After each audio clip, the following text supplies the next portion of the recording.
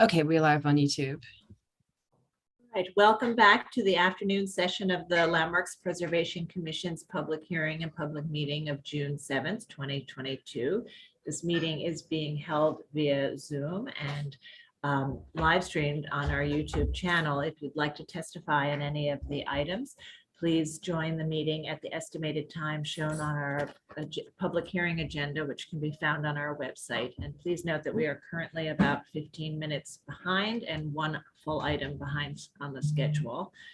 And the meeting is also being held, as I said, on being live streamed on YouTube. So if you would just like to watch the proceedings, you may do so on our YouTube channel. And so with that, I will turn it over to our Director of Preservation, Corey Harala, to take us through the afternoon agenda. Okay, thank you, Sarah. We'll start back up with public hearing item number 5, LPC 22-10327, an application for a certificate of appropriateness in the Borough of Manhattan, Block 513, Lot 33, 149 Mercer Street in the Soho Cast Iron Historic District. This is a federal style dwelling built in 1826. And the application is to replace entrance and storefront infill and install signage. Okay, commissioners, the applicants have entered the hearing. Erin, you now have control of the presentation. You do just need to click on your screen and then you can advance the slides. Please state your name for the record and you may begin. Hi, Commissioners. Erin Ruley, Higgins Place Barth and Partners. I'm joined today by Marlene Pereira of Kenneth Park Architects. They are the architects of record for the project. Let's see, did I do it? Sorry. As Corey mentioned, this is an application for 149 Mercer Street, 3-story federal period row house with an existing contemporary storefront. The building was restored in the early 2000s, and at that time, the commission approved this existing infill at both the entry bay and the storefront. And it's a simple modern design, and we really view this as the sort of next generation of that infill. The building is located on the west side of Mercer Street. We see it here, just north of Prince Street between Prince and Houston. The building is just north of the Mercer Hotel.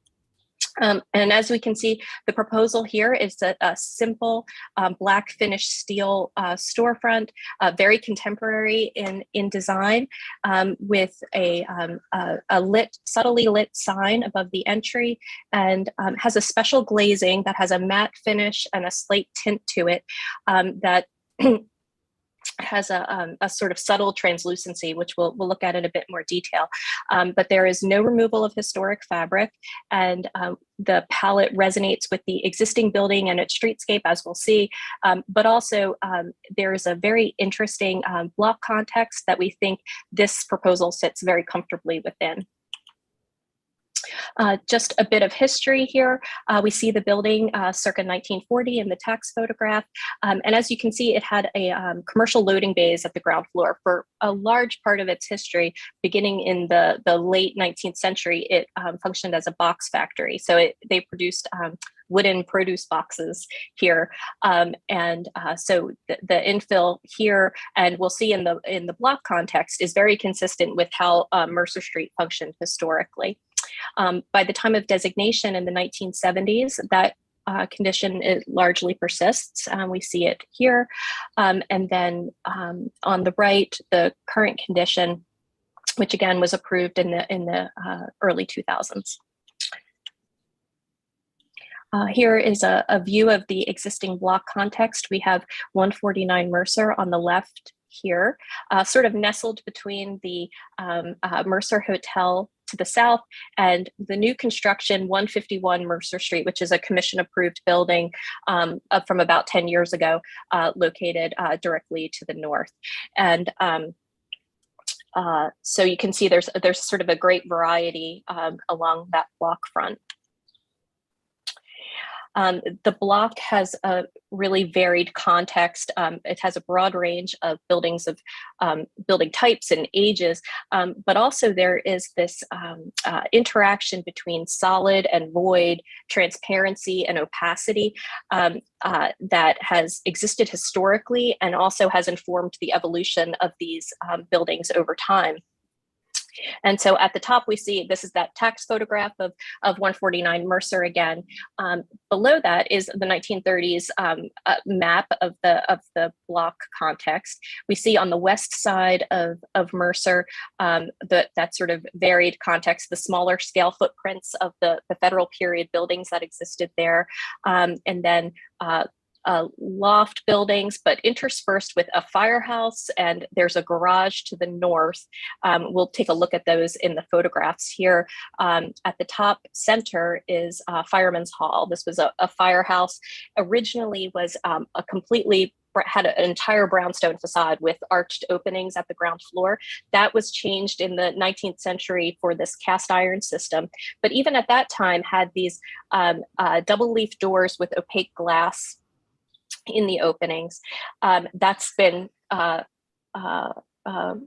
rebirthed as a storefront currently. 171 Mercer Street, which has a system very consistent with what we see at 149 Mercer, that sort of commercial infill. And then 165 Mercer, where we're seeing that a garage here. It was originally constructed as a loft building, converted for use as a garage, and then now it's been converted back for storefront. But there's always been this exchange, this interplay between opaque and transparent storefronts. And then on the top right, we see this is the east side of Mercer Street, where we see the these are the back sides of all the Broadway fronting buildings. The buildings from Broadway all extend through block to Mercer Street. And so Mercer Street functions as this receiving or back of house condition. And what you get are these shuttered cast iron openings all along Mercer Street. And so in that context, we see this really varied block situation that is not your standard issue glazed storefronts, and it's less typical than what we see in other blocks in the district. Here, just a bit of context, some special glass you see throughout the district, applied films to windows where to obscure the views into the primary spaces, prismatic glass lit from behind, textured glass, the vault lights that exist all throughout the district, bringing light into the cellar levels, and then another example of prismatic glass. On the top right, we see Mercer Street. So this is that sort of back of house condition that I was talking about. These are also, they all have raised basements. It's sort of a unique condition because of the grade, mediating the grade change between Broadway and Mercer. So you get a raised basement and then this closed shutter system.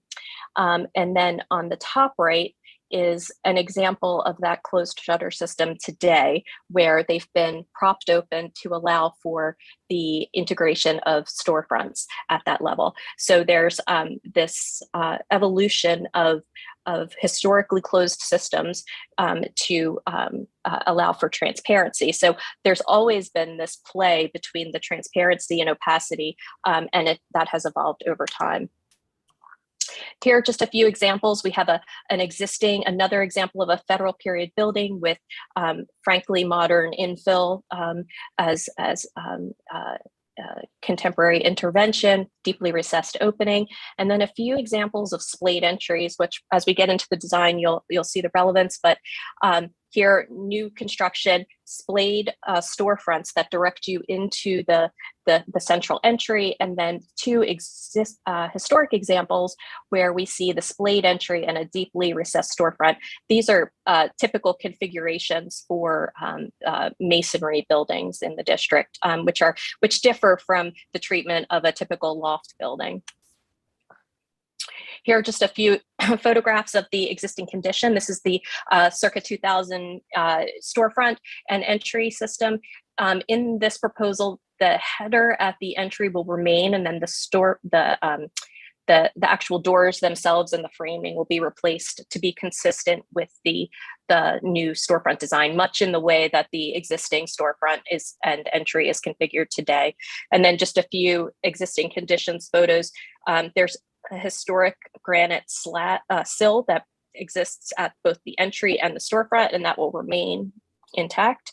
And You can see here that there's been some weathering and deterioration of the existing system, although it's all contemporary. And the contention is not that it's the material failure for the replacement, but just the simple desire to have a new storefront installed here, replacing the existing modern one. And here we have the overall proposal. So this is a finely detailed contemporary intervention, and it's for the French luxury brand Alaya. It's their flagship store in New York.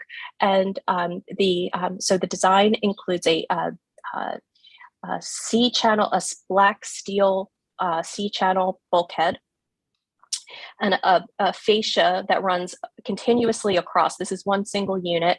It's all framed. It has a black metal sleeve that sort of inserts within the masonry opening. And then it all sort of rests within that sleeve. And then the glazing, which acts as a sort of scrim, it maintains all of the visibility into the storefront and has a sort of active and vital life, but gives it a sort of softness in its reading. And that's created through a matte exterior finish to the glazing and an integral layer of, it's actually a 3-part layering of very specific colors that happen within that glazing unit. And then this recessed angled entry within. The lighting or the signage is very subtle. The brand is very subtle and discreet, and none of this is meant to be overt or over the top in any way. It's supposed to be quiet and reserved and resonant with the existing building. And so this is actually a perforations in the metalwork. That continuous metal panel we'll look at in a bit more detail. And there's a light box behind, and it'll just give it subtle, soft lighting through that, through the perforations. I'll skip. This is the existing elevation and then the proposed. And so here you can see this is that recessed entry. So it's a modern take on that splayed storefront condition where you're creating a sense of arrival into the storefront. So instead of having splayed storefront bay, you have a splayed entry that sort of escorts you into the space. Here when we presented to the community board, we had proposed a ramp within this opening, but we've subsequently been able to study that and been able to achieve it as a ramping of the sidewalk. So we don't need to intervene at the building. It's just a couple of inches that'll be feathered out over the grade of the sidewalk. Existing section. Here's the proposed section. So you can see it here, the metal sleeve that extends over within the opening, masonry opening, the sign band here. This is the light box set behind, and it is a light box, so there's not actually exposed light. It's just a consistent light, so there won't be hot spots within that perforated screen.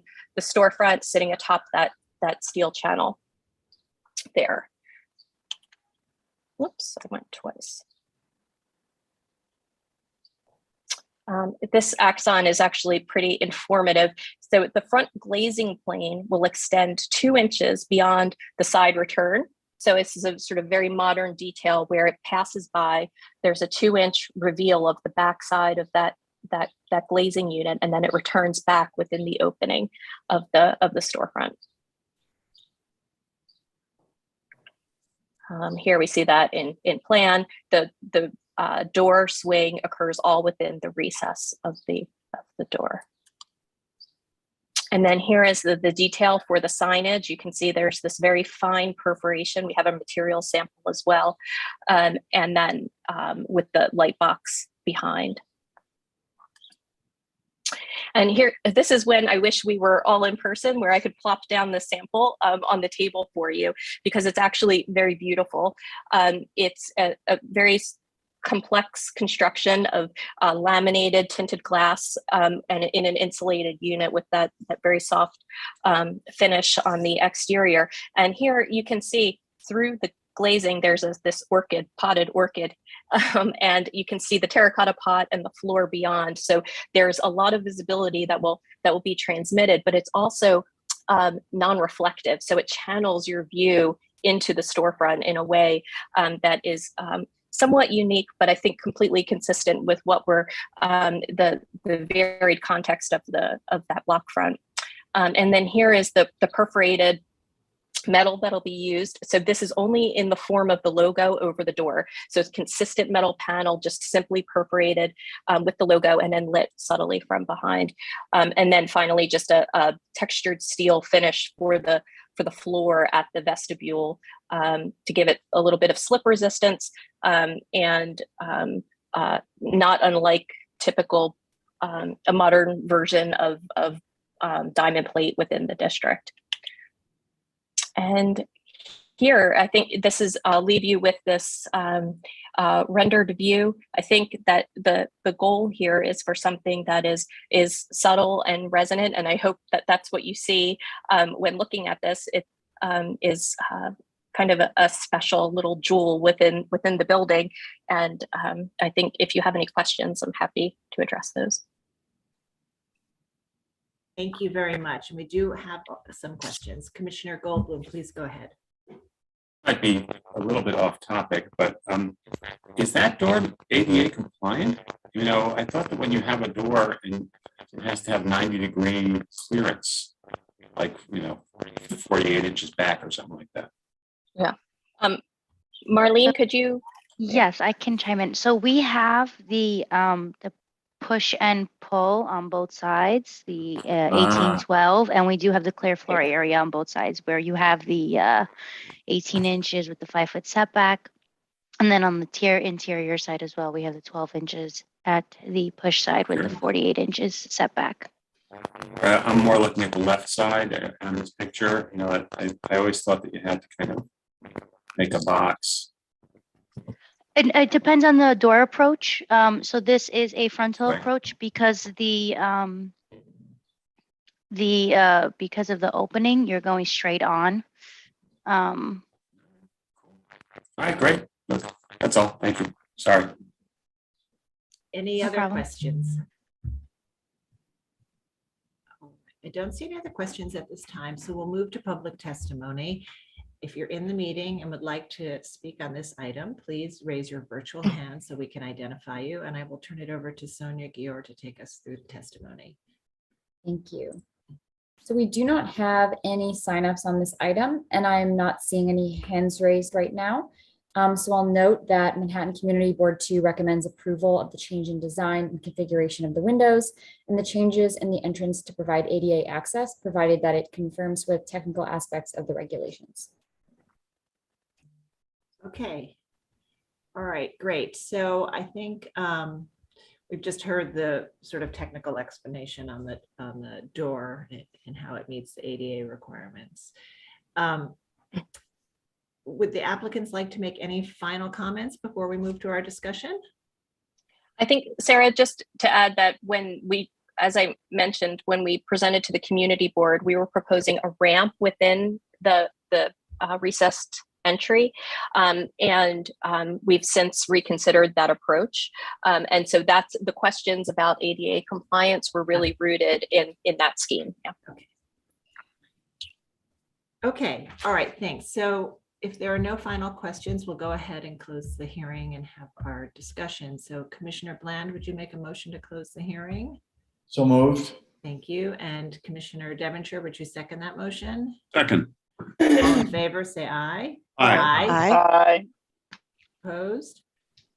All right, the hearing is closed and we'll begin our discussion. And so this is a building that we have seen a couple of times, and we've approved the previous modern storefront at the ground floor. The applicants presented it in this sort of layered context of this streetscape, which represents periods, buildings of different periods and typologies. And the storefront infill is fitting within the existing opening that we have approved and that we've worked with in the past. So we'll begin our discussion. Commissioner Lutfi, would you start this one? Sure. So thank you for the presentation. And this is a lovely, understated, and I agree with your characterization of it, Erin. It's sort of like a jewel-like insert into the street level of this building. It sort of fits in like a glass slipper. And there are so many things that I think work. You know, the bulkhead and the sea channeling that you did with it, the interesting way that you that the ramping was done so that a ramp was not necessary, very understated. The perforated signage with the light coming through. I mean, everything's very understated and elegant, and certainly in keeping with this brand. And definitely works within the streetscape and within the larger district streetscape. The only thing that gives me a little pause is the the tinting of the window.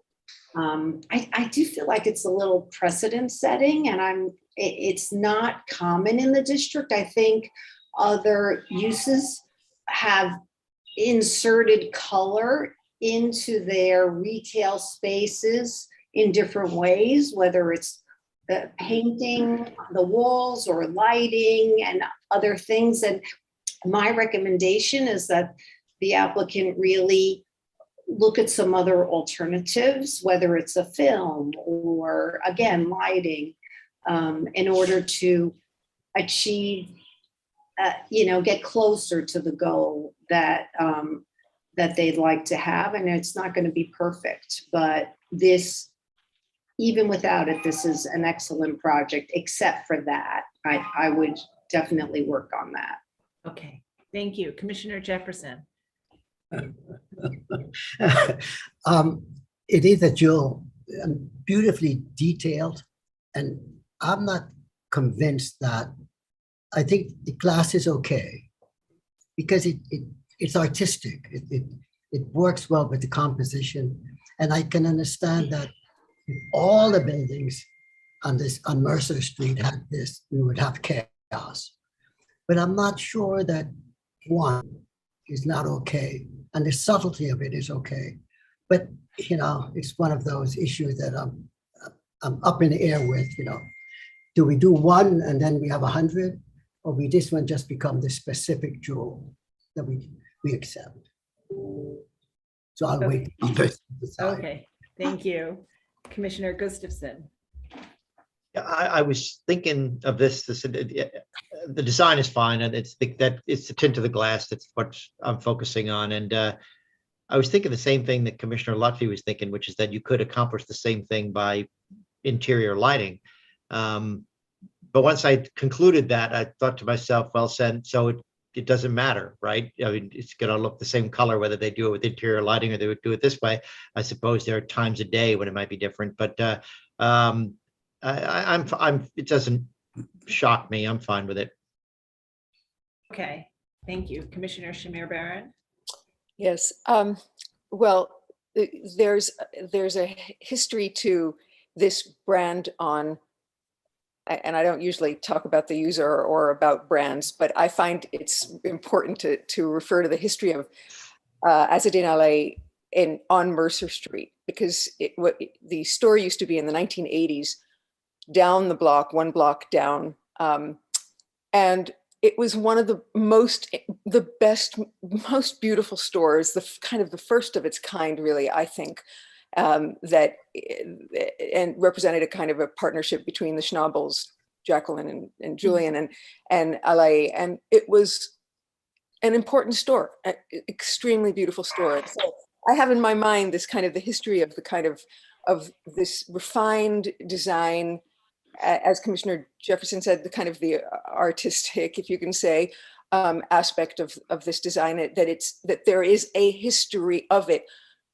on this street, on this block, up the block, and in this fabric of the district. And so I think that the approach here is incredibly refined, subtle, careful, and and I think actually this, and I didn't understand that the color was trying to reference something, and I'm going to just say that I am imagining when Erin mentioned the terracotta vase, it all sort of made sense to me, and maybe this is not the architect's intent, but you know, Ali was such an important designer and Tunisian designer, and so the color is not, you know, and the terracotta, it's the kind of the history of the brand, the material and the history of of that presence on this street, and then further kind of the history of the sensibility of the designer. So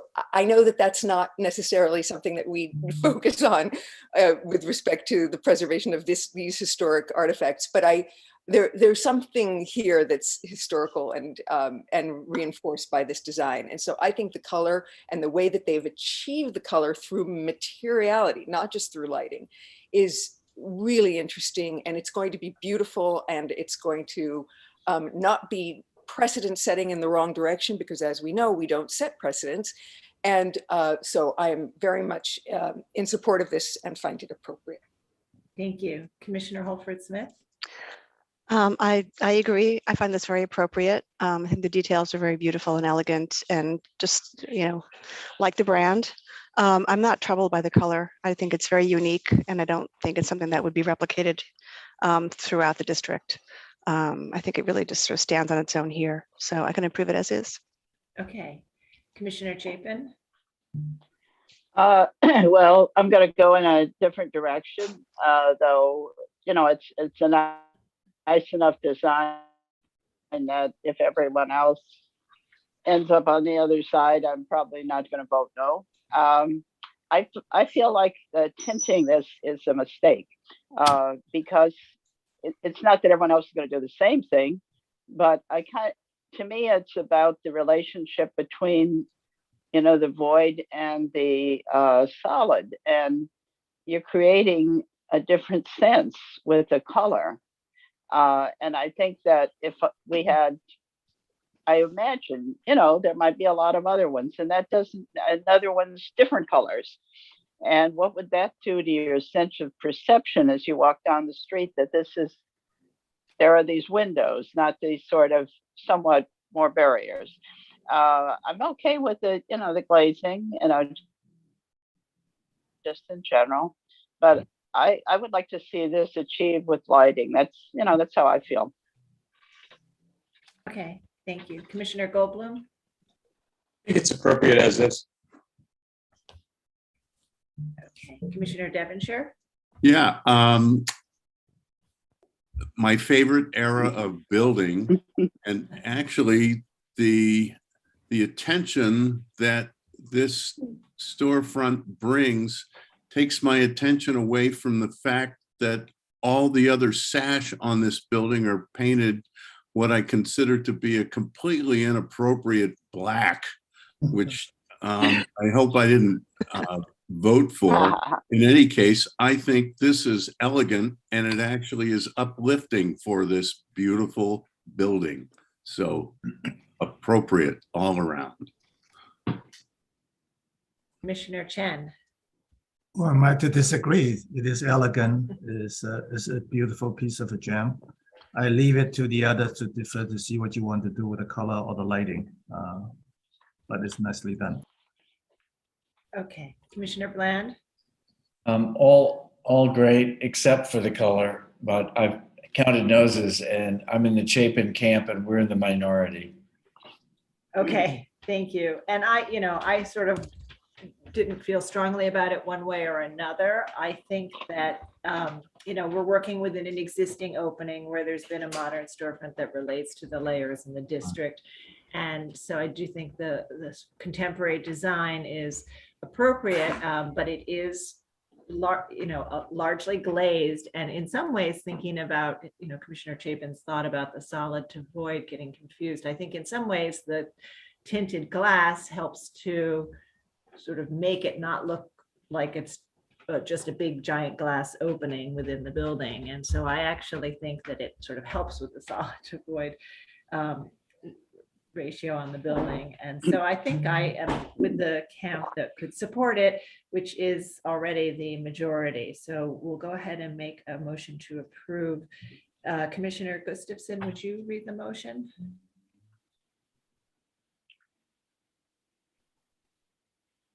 In the matter of LPC 22-10327-149 Mercer Street in the Soho Cast Iron Historic District, a federal style dwelling built in 1826. The application is to replace entrance and storefront infill and install signage. I note that the building style, scale, materials, and details are among the features that contribute to the special architectural and historic character of the Soho Cast Iron Historic District. I recommend approval, finding that the proposed work will not eliminate any significant architectural features, that the simple modern design with a dark finish will harmonize with the range of storefront infill found on this varied block, that the configuration of the storefront featuring a large display window, bulkhead, and recessed entrance will recall those aspects of historic storefronts found at buildings of this age and type, that the angled storefront entrance and glazed returns will be set back from the plane of the facade, helping these installations to remain a discrete presence, that the textured steel-clad curb will recall materials found at the bases of buildings and sidewalks throughout this historic district, which often feature cast iron or diamond plate steel vault covers,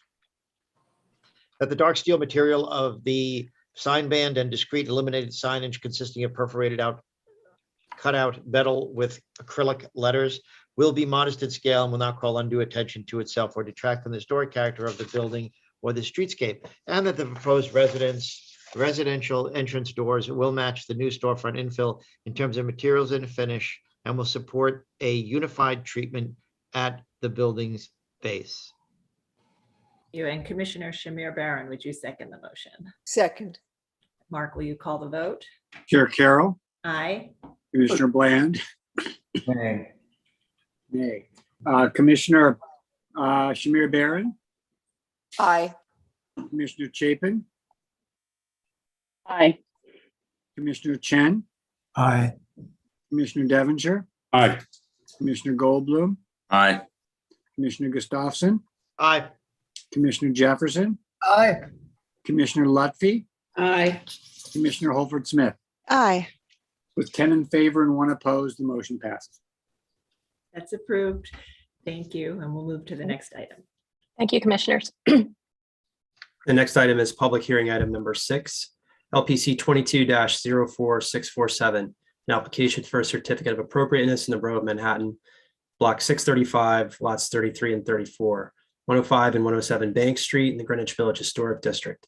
It's a Greek Revival style row house built in 1846 and a Greek Revival style row house built in 1846 and later altered.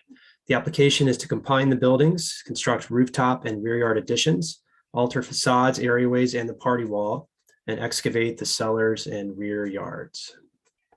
Okay, commissioners, the applicants have entered the hearing. Kate, you now have control of the presentation. You can advance the slides using your arrow keys or your mouse. The project team may begin. Please state your name for the record. Good afternoon, commissioners. I'm Bill Higgins of Higgins Quaysbarth, and we are the historic preservation consultants for this project with Ramza, Robert A.M. Stern Associates as architects, as the architects. And I'd like to begin with some background, historical and architectural. So these are the two buildings. 105 Bank is the cream-colored stuccoed building, and 107 is the brick building to its left. They are two buildings in a 4-building Greek Revival row, which you will see later, constructed in 1846. They are located on the north side of Bank Street between Greenwich and Washington, with Bethune Street behind them. You see them outlined in red below. Next. And this is the view from above and in context. To the right of 145 is that 1940s apartment building. And there is, I think you can see in the large aerial view on the left, an open passageway between the 105 and the 1940s building, which renders the side elevation of 105 visible from the street. Also, if you look at the top of that block, there is a little slot from Bethune Street. Yeah, right there, where you can see into a portion of the rear yard and a portion of the rear of 105. So we will be covering visibility of the proposal from those locations. Next. So some context views. Upper left is showing the view from almost across the street, across Bank Street. You can see that slot behind the tree, the 1940s building at the right. And then in the center, excuse me, you see that you begin to see the 4-bay row with the 105 being sort of legible as part of that row, but obviously sort of visually disconnected by changes, many of which, as you'll see, we are proposing to reverse. And then the lower left is the view to the east on Bank Street from sort of the west portion of the block, showing that the buildings are largely obscured by trees with and without leaves, depending on season. Next. So a series of maps give an idea of begin to give an idea of evolution over time. The 1854 Paris map on the upper left, you see the buildings always, the 4 of them outlined in red. We'll look at this in more detail, especially as we get to the back. But if you look closely at the Paris map and at the other maps, you'll see that the 2 end buildings of this row, 105 on the east and 111 on the west, the rear elevations project slightly from the rear elevation planes of the 2 center buildings. You can see in the 1895 and 1921 maps that there were changing wood constructions beyond the masonry planes of the facades. And then finally, the 1956 map on the lower right shows that both 105 and 107 have 1-story industrial extensions that pretty much cover the rear yards. Those were done in the 1920s to accommodate an industrial use sheet metal fabricator at the lower levels of the 2 buildings. Next. So this is a really useful photograph and an interesting one from 1932, showing the row pretty much as it was originally. It's a very tricky photograph because your sort of instinct is that the row begins with the building to the left of the little junk shop building. But in fact, that's 103 Bank Street, which was not part of the row and which is now demolished. So everything at the right-hand portion of that photograph is covered by the current 1940s apartment building and that passageway between the apartment building and the east wall of 105. So 105 Bank Street is the one with the red triangle above. And then 107 is the one with the yellow triangle above. 107 is a little bit more elaborate than the other buildings in the row. It's got a little finer Greek Revival enfrainment around the entry. You'll see a bit later that the quality of its facade brickwork is a little bit better. It happened to be the building where the developer of the row lived. And so we think he gave himself a little bit of a deluxe accommodation when he built this particular building.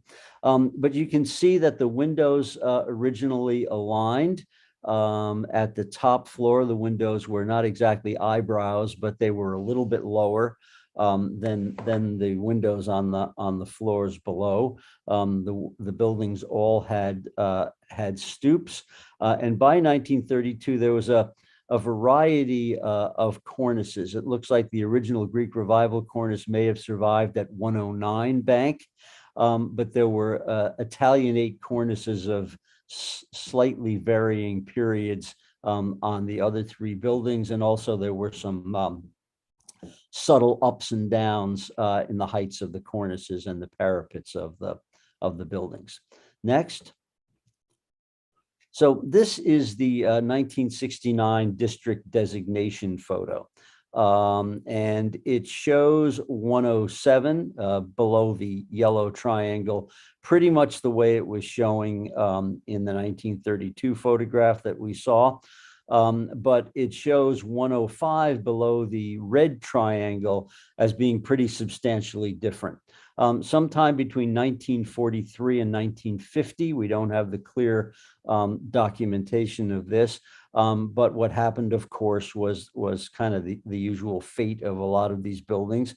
The cornice, the stoop came off.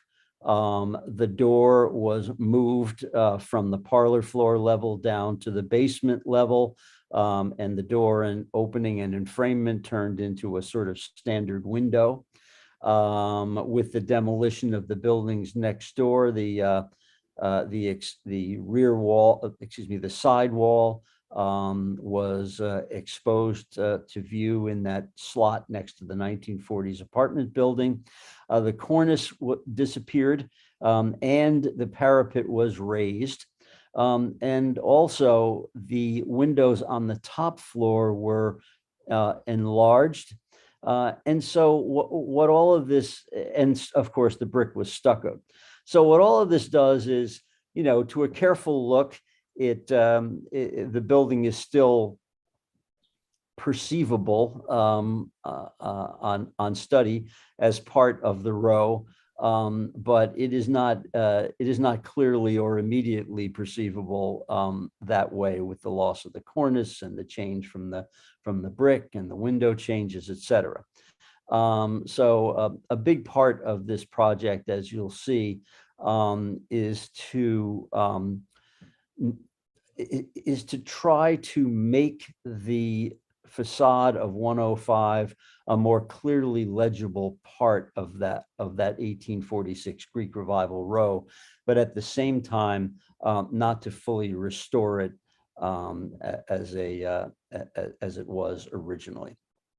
Next.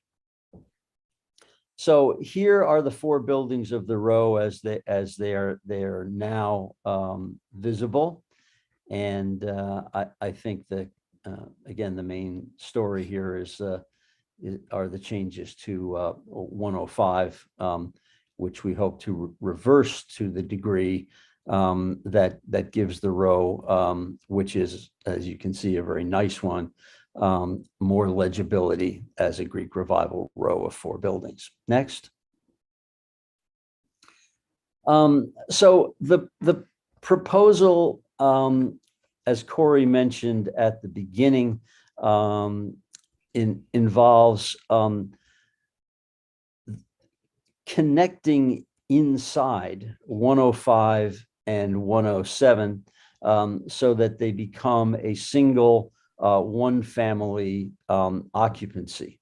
The goal at the same time is to retain a clear legibility of these buildings as part of a row, but also two separate buildings, not the whole thing getting sort of subsumed into one sort of double wide mansion kind of concept. They are meant to read as two row houses.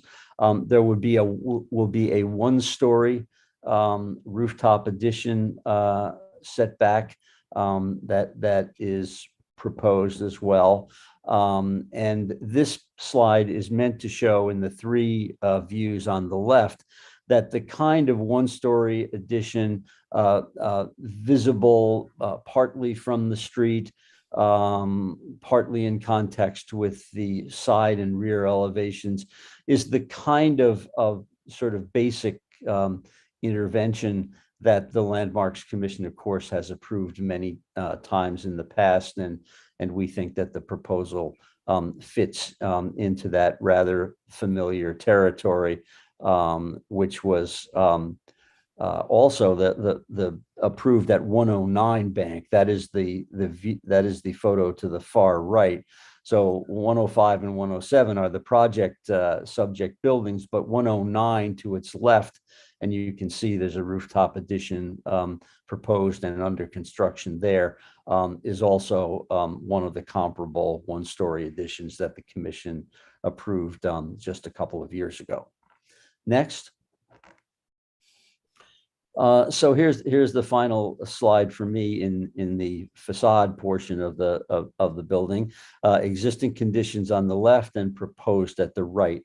And again, I'd just like to say that the intention here with respect to the facades of 105 and 107 is to have them function as the two facades, but have the interior function to be one that is a single occupancy.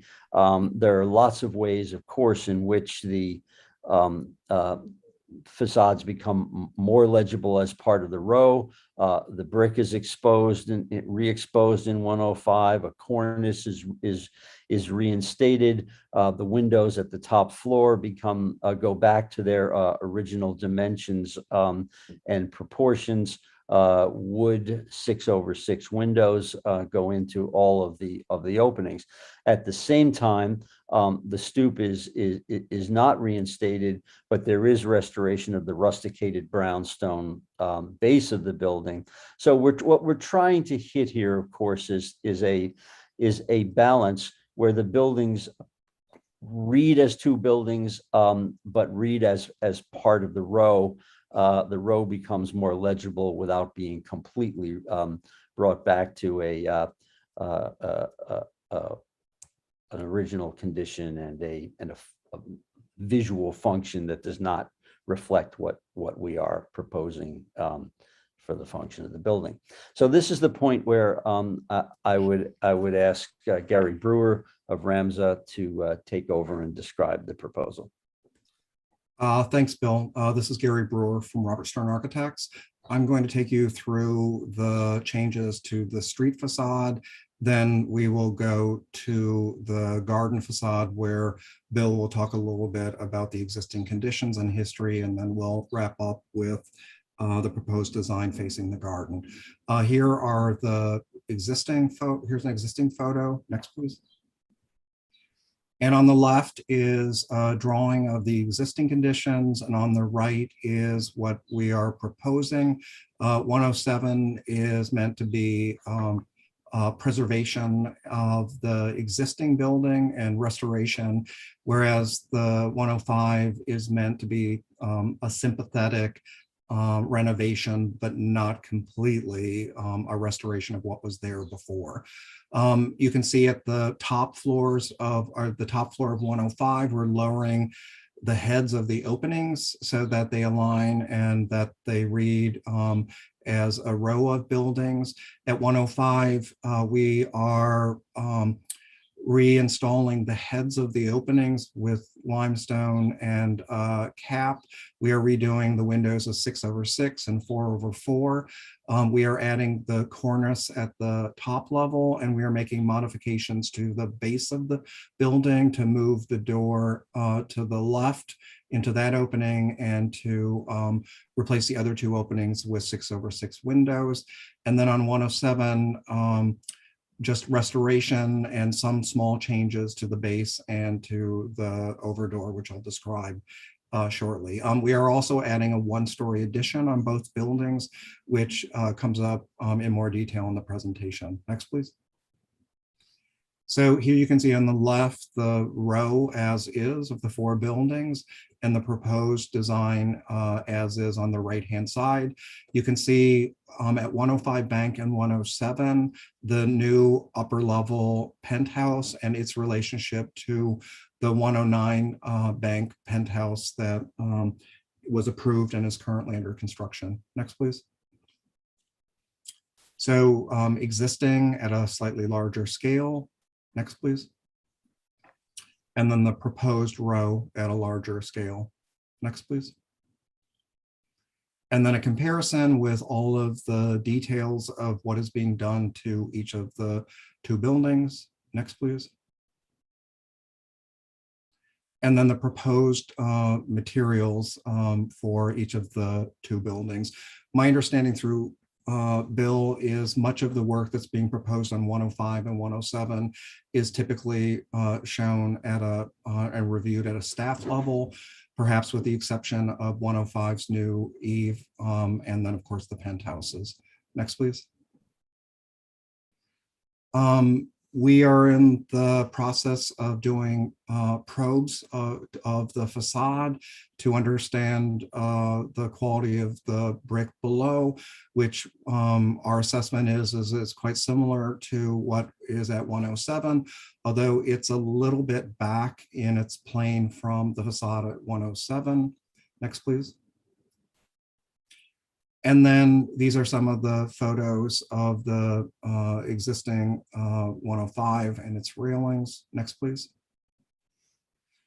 And then on the left is, this is a part of the presentation. We'll take you a tour in more detail of what's happening at 105 and 107.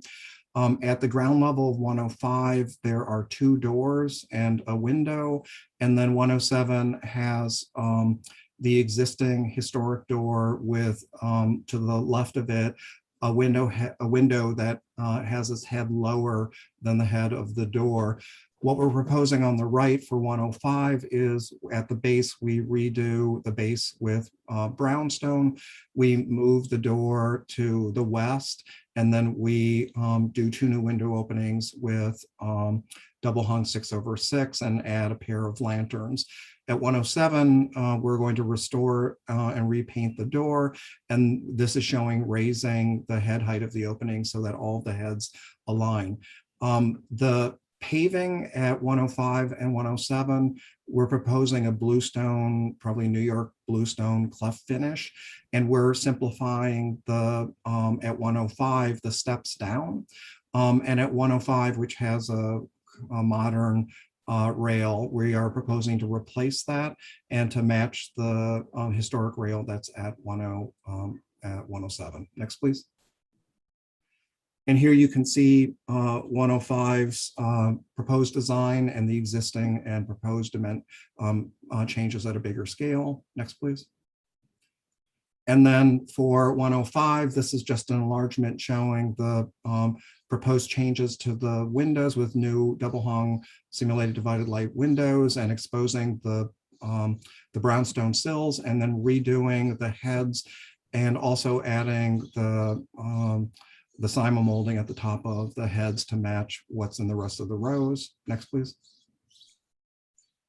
And then the cornice, we spent a fair amount of time studying it, and I think as a team we decided that to make the buildings read as individual buildings but still read as a row, we are adding the cornice back to 105, and we're making it slightly higher than the cornice at 107. We are proposing to keep the existing brick parapet to help buffer the view of the penthouse beyond.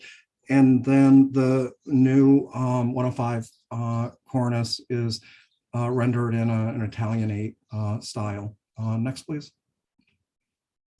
Moving around to the alley, the current facade of the side of the building is covered in stucco. Next, please. This is the existing facade. Next, please. And then our proposed design is we are in the process of starting to do probes to see if we could, if the brick at this wall is suitable to expose. Our intent is if it is good enough to expose, that's the direction we would take.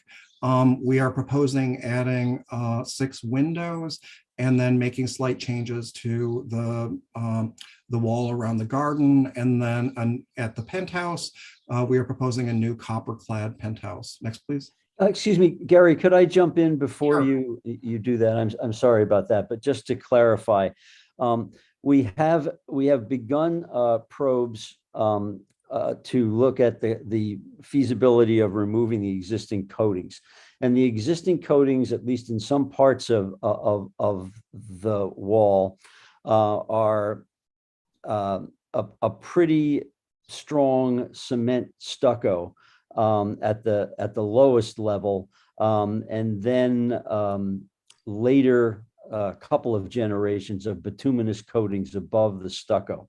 And unlike the stucco that you saw coming off of the facade, which comes off very easily, this stucco appears to be much more firmly adhered, and the quality of the brickwork below it seems to be a lot lower than the quality of the facade brickwork. So what I want to make clear to the commissioners at this point, so there's no confusion later, is that the intention remains to expose the brick on this elevation if that is at all possible. However, there is a good possibility that removal of the stucco and condition of the brick below might be such that the best thing to do would be to reapply a new coat of stucco to the brick, possibly on a new wire lath base, rather than trying to put stucco onto a combination of stucco and bituminous coating. So I just want the commissioners to know what the intention is, but the possibility that this could end up as a restuccoing approach. Thanks, Bill, for the clarification. Next, please. So here you can see the proposed on the right and the existing on the left. The proposed has in red dotted line the existing slope of the side of the building, and showing that the penthouse facing north is adding height above that. Next, please. And here you can see it at a larger scale. It's 9'2" for the penthouse on the street side, and then 5'10" above the existing height of the existing building. Next, please. Gary, not to break in again, but the proposed ceiling height is not the 9'2", as I understand it. The proposed ceiling height is something like, is it 8 feet 10 or something? Yeah, that's coming up on this drawing. Sorry. And so on the left-hand side is a roof plan of 105, 107, and 109. And the proposed addition at 105 is in green.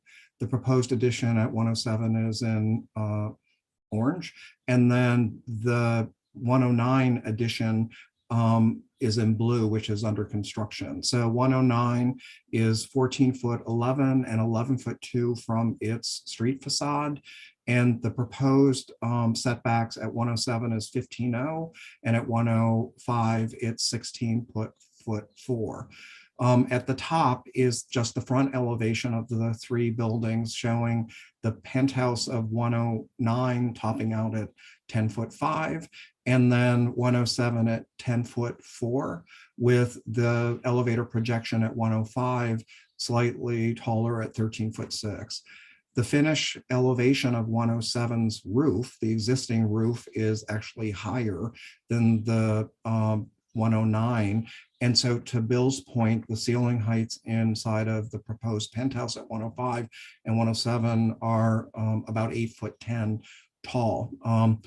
At the side elevation, which is set back facing the alley, we are proposing the copper cladding and no windows. And then at the bottom, there is the rear elevation of the penthouse with windows at 105 and then no windows at 107. As I said before, it's a flat roof with copper clad siding, and then a small building eave that wraps around each of the two additions.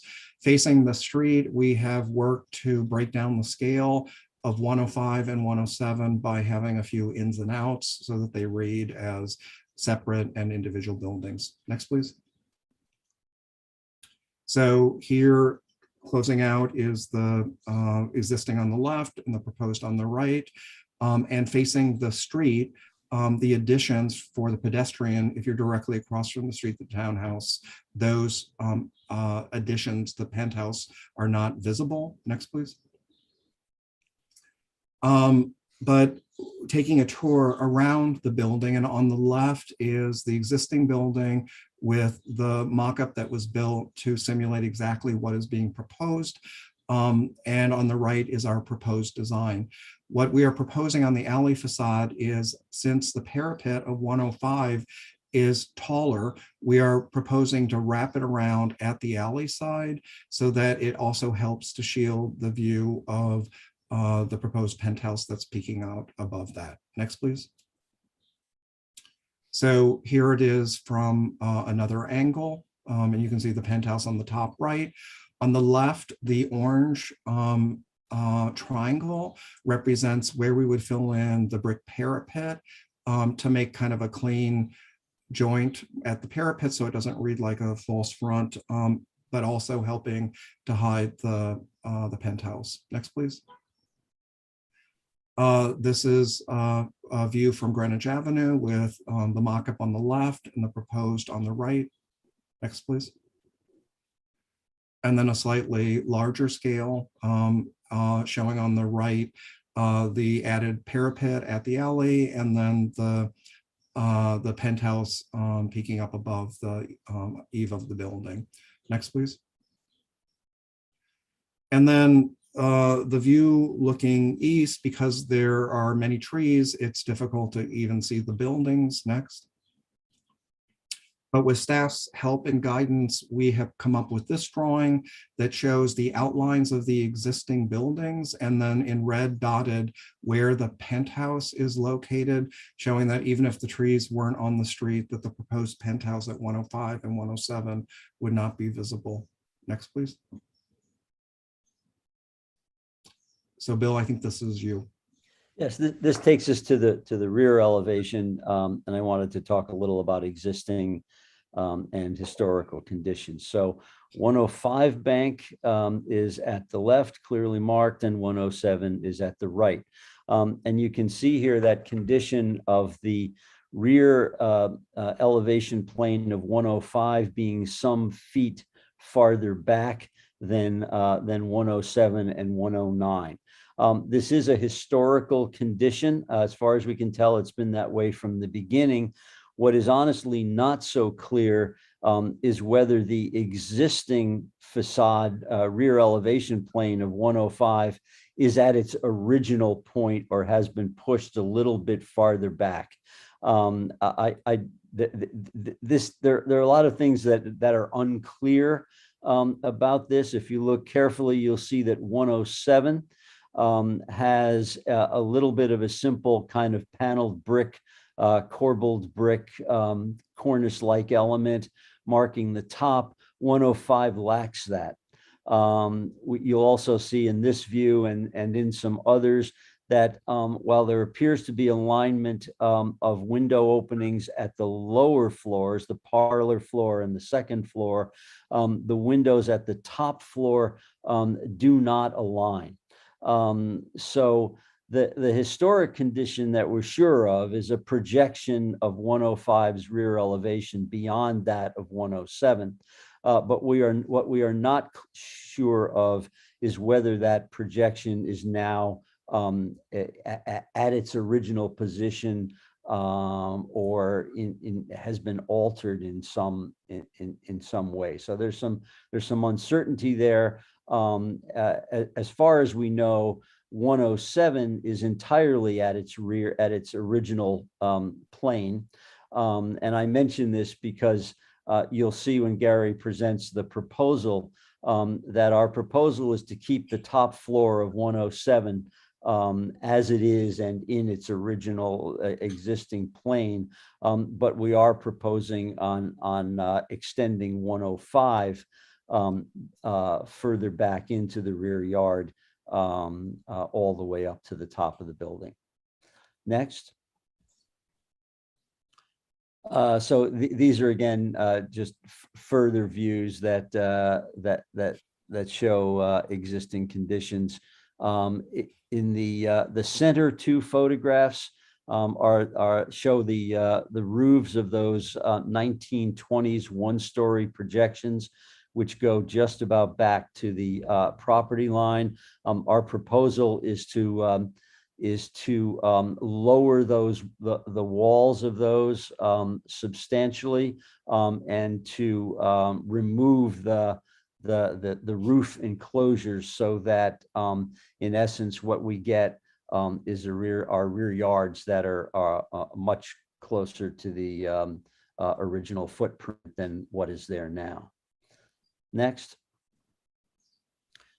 These are just views, various places on the roof. And next. So the map views, again, I think we've talked adequately about the issue of the different projections of the rear walls. And next. Yeah, so this one on the left is the 1904 Sanborn map.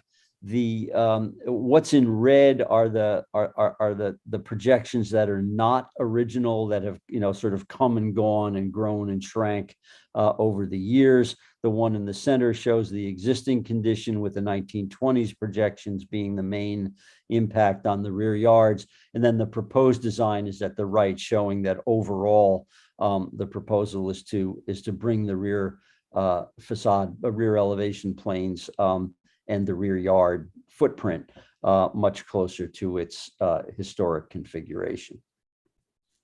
Next.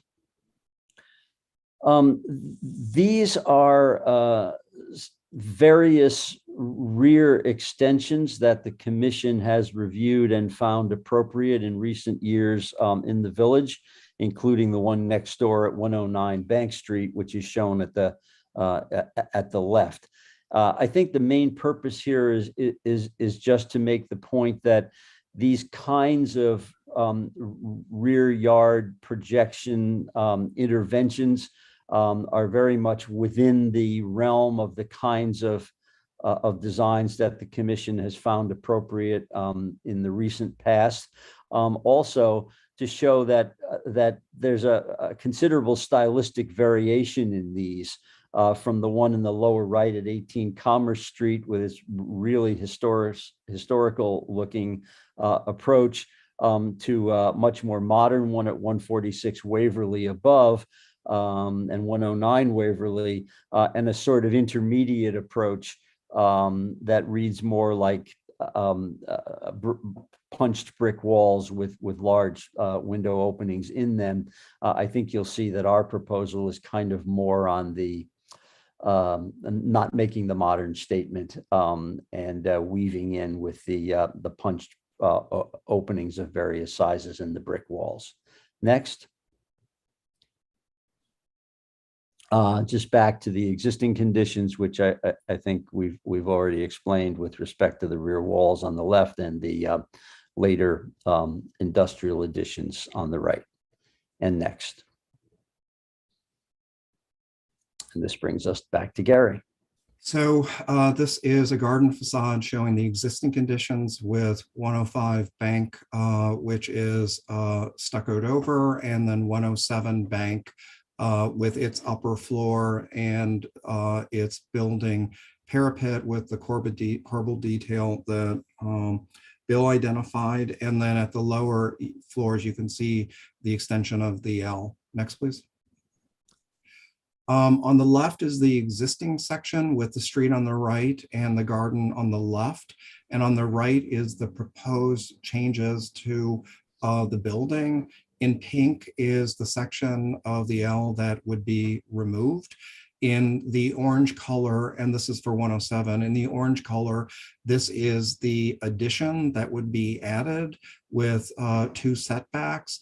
And in the green is the portion of the existing brick facade with the corbel detail that's historic that would remain. And then at the orange is the proposed penthouse that we just described. At the cellar level, we are lowering the cellar level from what's existing, and we're extending it towards the lot line within 6 feet. Next, please. And this is a similar drawing for what is being proposed at 105. Its L is being demolished and removed. On its garden facade in orange is an addition at 4 floors, and then the penthouse above, and then similar changes to the cellar level at 105. Next, please. So existing facade on the left and the proposed facade on the right.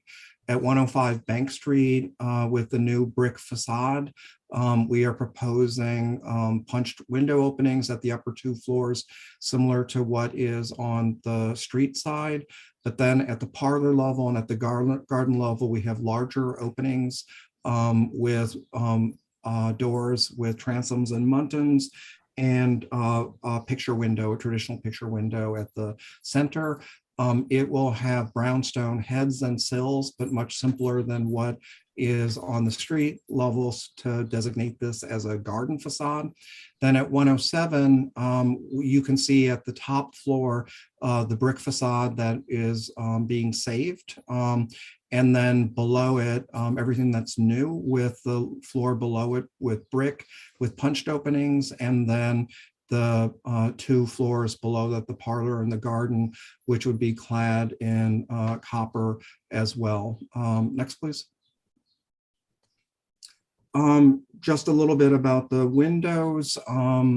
Although this is traditional / transitional, we are proposing some picture windows, which, as you all know, are also part of the world of traditional architecture. And so we are pairing the picture windows with transoms and doors with simulated divided light so that they work, we think, into the composition. On the right is Waverly Place that takes a similar approach, only done in a more kind of transitional or modern style. Next, please. So here you can see the proposed design with the row with 109 and 111. Next, please. And then some views. This is the view towards the garden. And although it is a little bit of an invented view, but this is the existing, so you can see 105 and 107. And then at the lower portion of the building, the existing extensions, the Ls. Next, please. And then the proposed design with 107 moving slightly forward, the removal of its L, all being 105, all being done in brick. Then 107 having the 2 setbacks with the upper existing brick being saved. And then you can see the proposed penthouses peeking out above. Working on this, we all joked that this was the Jimmy Stewart rear window view. Next, please. And then the existing on the left and the proposed on the right.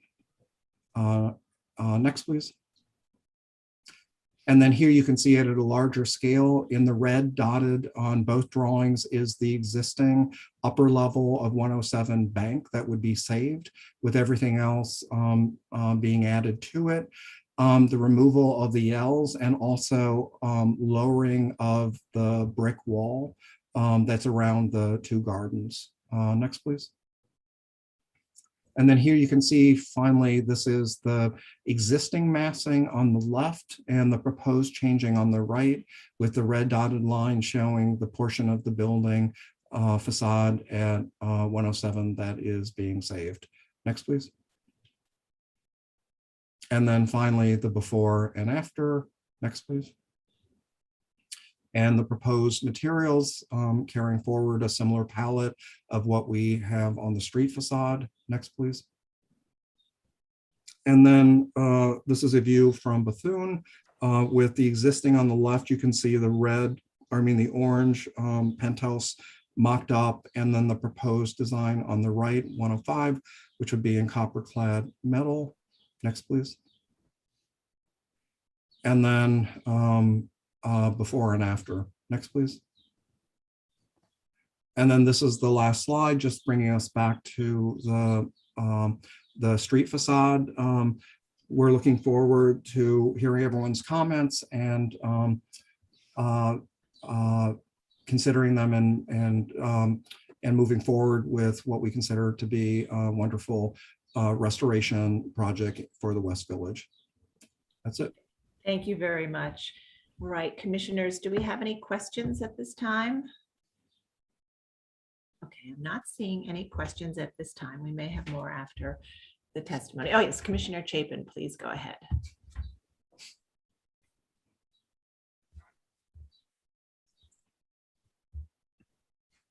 Commissioner Chapin, I think you just need to unmute yourself.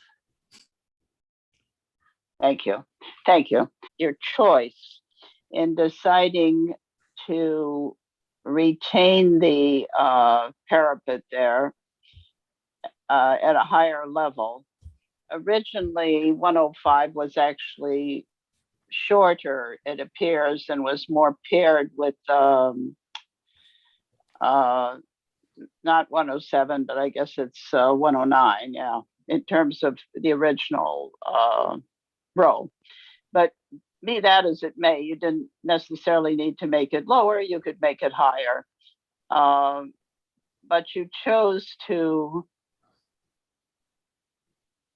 raise the cornice, but then have the parapet sort of protrude above it. And I just wondered about, your thoughts about that. In other words, it could have been paired with 109 and then, I guess, more even at this point, since 109 is, I guess, higher than it used to be, maybe, or in any event. It doesn't line up with either, it doesn't line up with the row, the cornice, and also the parapet sticks beyond it. So just, if you could just speak about that for a moment, what your thoughts were on that. Sure. Thank you for the comment.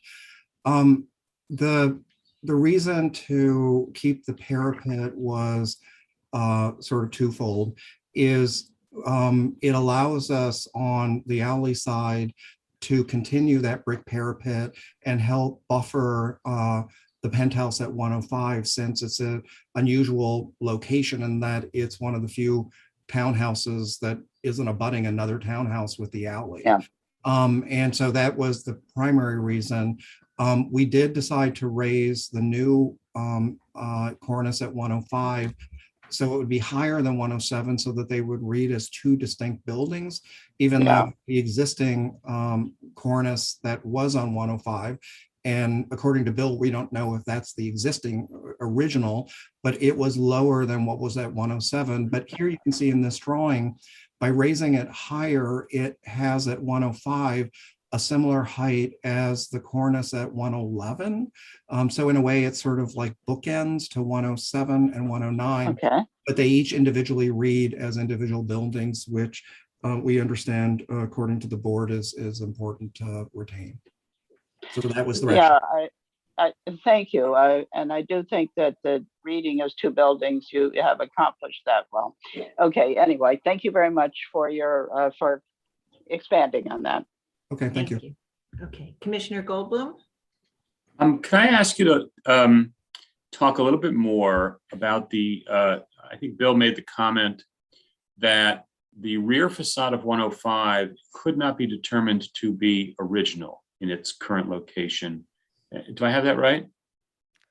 Yeah, there's evidence in both directions. Yes. Can you talk a little bit more about what that evidence is? And why you felt you couldn't make that determination? Yeah.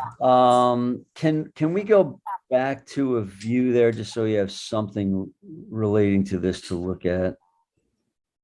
Maybe the one where you can see a little bit of that side return wall.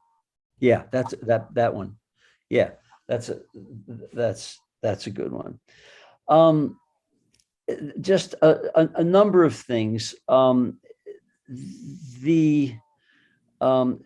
can see at 107 there is that corbelled brick element that goes across and kind of creates a little bit of a cornice or a little bit of a termination of that wall, and it struck us as interesting and a little odd that doesn't happen on 105. But it doesn't happen on 109, does it? It doesn't happen on 109 either. Things are kind of irregular back there, and I think that is an overall thing that's important. Is that on the back, this is a row that doesn't read as consistently as it does on the front. Also, the top windows at 105. They are not the same dimensions or proportions. They're more squat than the windows on the other buildings. Could you do any interior probes to show if the joists look different or there's a brick seam or something like that? Yes, we did some interior probes, and there is an odd. Sorry, I don't have a photograph of this. There is an odd seam on the inside. You see that projecting bare brick wall where, right there where the projecting, that would be the west wall of 105. On the inside, there's a kind of peculiar seam that occurs. On the inside, that wall is there. There's the window on the right as you're looking at that wall from the inside. There's the window on the right, and then a projecting fireplace chimney breast on the left, and the wall between those two is not consistent. It's at two different planes. The plane at the chimney next to the chimney breast is about a brick farther back than the plane of the brickwork to the right. I mean, this all could be original with alterations. It certainly could be, but it's kind of garbled, kind of messy. Not a dead certainty that, oh yeah, this is exactly where the original was. The other thing I would add is that the quality of the brickwork on the side and rear elevations, and also on that little projection, is much different and much lower than the quality of the brickwork on the facade. Not just that one is face brick and the other isn't, but they are really not very well constructed. Does that distinction apply to the interior of the front wall and the side walls in other places? It actually doesn't. The rear wall of 107 is a lot better built than the rear wall of 105. So again, I just want to, none of this would lead me to clearly say, oh no, this isn't original. What it does lead me to say is that there have been alterations. There are some real oddities and peculiarities, and there are some real issues with the quality of construction in all of these walls. Thank you. Thanks. Commissioner Devonshire?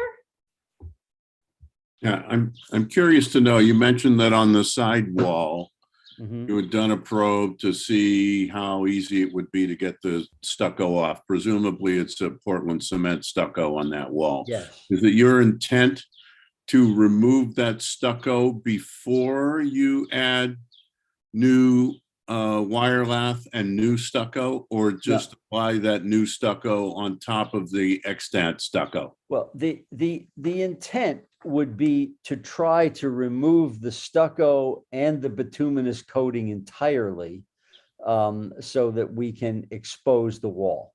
That what we would like most is to have an exposed, repointed and repaired brick wall. But it's not going to be good brick anyway. It's going to be party wall brick, right? Less vitrified than facade wall brick. Exactly. That's the likelihood. So, I mean, I just wanted to, the aesthetic intent, if we can somehow find a way to achieve it, would be to have repaired exposed brick. But my guess is that what's going to happen is that the existing cement stucco is going to be too hard and too firmly adhered to the brick, so that attempting to remove it would further damage the integrity and the quality of the brick. And so the right thing to do is probably going to be to apply wire lath above the existing brick and stucco. The existing brick and stucco. So that will create an additional 1.5 or 2 inches of stucco on that wall. How will that detail be finished at the front edge? Not certain, but the idea is certainly not to leave ragged stucco. Maybe there's a way we can. Maybe there's a way it can have brick for just that one little area. I'm not sure, but certainly we'd work closely with staff on that. And the idea is for it to be a finished edge and not a sort of accidental collision. Thanks. Okay. Are there questions? Okay, I don't see any other questions at this time, so we'll move to public testimony. And if you're in the meeting and would like to testify on this item, please raise your virtual hand so we can identify you. And as always, we'll start with anyone who signed up in advance and then get to everybody else. And whether or not you signed up in advance, please do raise your virtual hand so that we can find you as we are looking for your name from the sign-up sheet. And I will turn it over to Sonia Guillor to take us through the testimony. Thank you. So our first speaker is John Graham. I will be promoting you to panelist.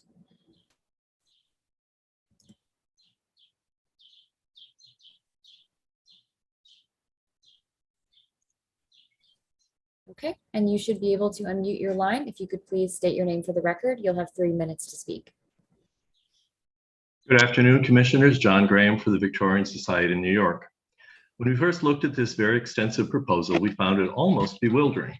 Then we realized that the applicant has divided it into 3 neat sections: restoration of selected historic elements at the front, addition of new obtrusive elements at the roof, and destruction of important historic elements at the rear. The VSNY supports the proposed restorations at the front of 105, including the areaway alterations, the removal of stucco cladding, modifications to the size of the window openings on the 3rd floor, and the installation of a cornice. We also support the installation of windows in the secondary facade facing the alley, exposed when 103 was demolished in the 20th century, as well as the changes to the entrance at 107. However, we question the proposed cornice location at 105. The original cornice seen in a historic photo on board 29 was set below the cornice at 107. The new cornice is inexplicably set above the one at 107. The proposed rooftop addition is seen most clearly on board 40 from Greenwich, although you'll note it's also visible from Bethune looking down an alley. We question its location, set on the easternmost parapet, its size in an already large mansion, and its copper cladding, detailed with the panache of a Beaux-Arts mansion on Carnegie Hill. We urge the applicant to set the addition back from the east wall and simplify the cladding to more closely resemble historic metal-clad stair bulkheads. We also urge the applicant to drop the east wall by several courses of brick to allow the parapet to rise above the side wall, as is typical for row houses. But most disturbing is the proposal for the rear of the building. The applicant doesn't meet even the Commission's liberal guidelines for rear yard additions. Instead, only 2 window openings in the adjacent historic masonry on the 3rd floor at 107 would be retained. Everything else, including both rear facades and the historic rear yard extensions with their distinctive sawtooth skylights, will be destroyed. I'll thank Bill for the information that these extensions, which they would demolish, are now 100 years old. The demolition of these extensions, which document the 20th century evolution of the village, from upper-class residential through its gradual drift down to the point where commercial uses invaded original row houses is especially problematic. These are skilled architects. We urge them to find ways to reuse the historic elements still in place at the rear facades with the same care they showed for the original features on the street facade. Thank you, commissioners. Thank you. And our next speaker will be Anna Markham from Village Preservation. And Anna, I will be asking you to join as a panelist.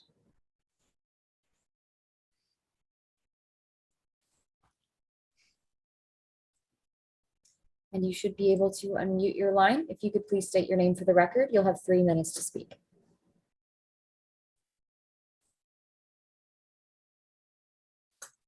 Good afternoon, commissioners, and thank you for the opportunity to testify. My name is Anna Markham, and I am the Director of Research and Preservation for Village Preservation. I am speaking on behalf of the organization today.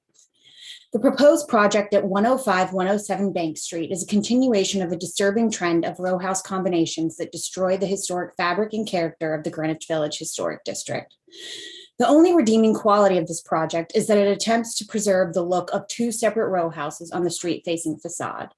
Apart from that, the project is rife with burdensome and overly large additions at the rooftop and rear building, inconsistencies between the rendering presented today and the physical mock-up, overzealous glass washing, and aggressive excavation that could destabilize other nearby historic buildings. We also believe that the proposed changes to the doorway and tablature are not necessarily historically accurate and should be reconsidered.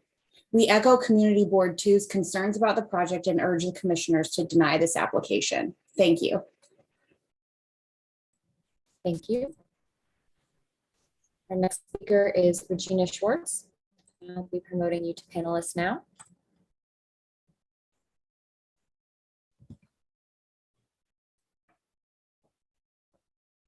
And you should be able to unmute your line. If you could please state your name for the record, you'll have 3 minutes to speak.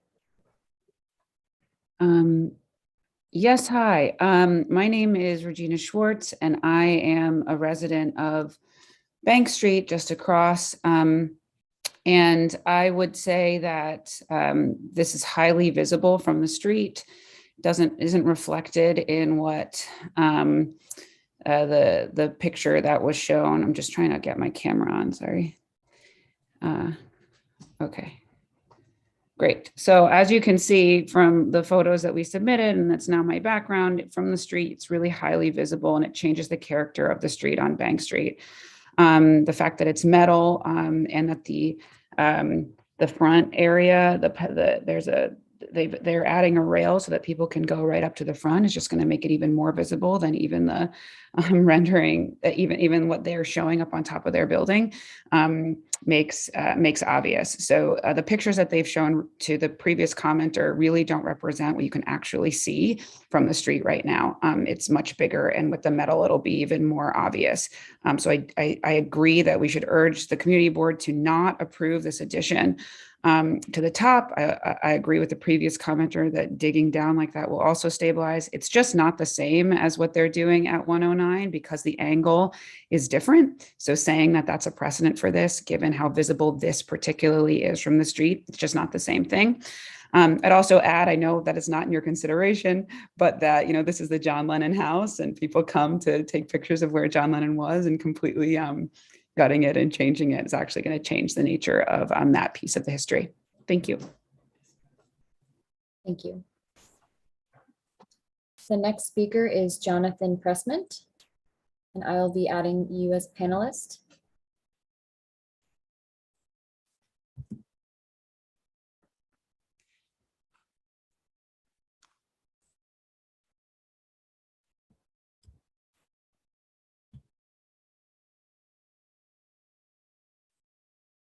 And Jonathan Pressman, if you could accept the request for a panelist.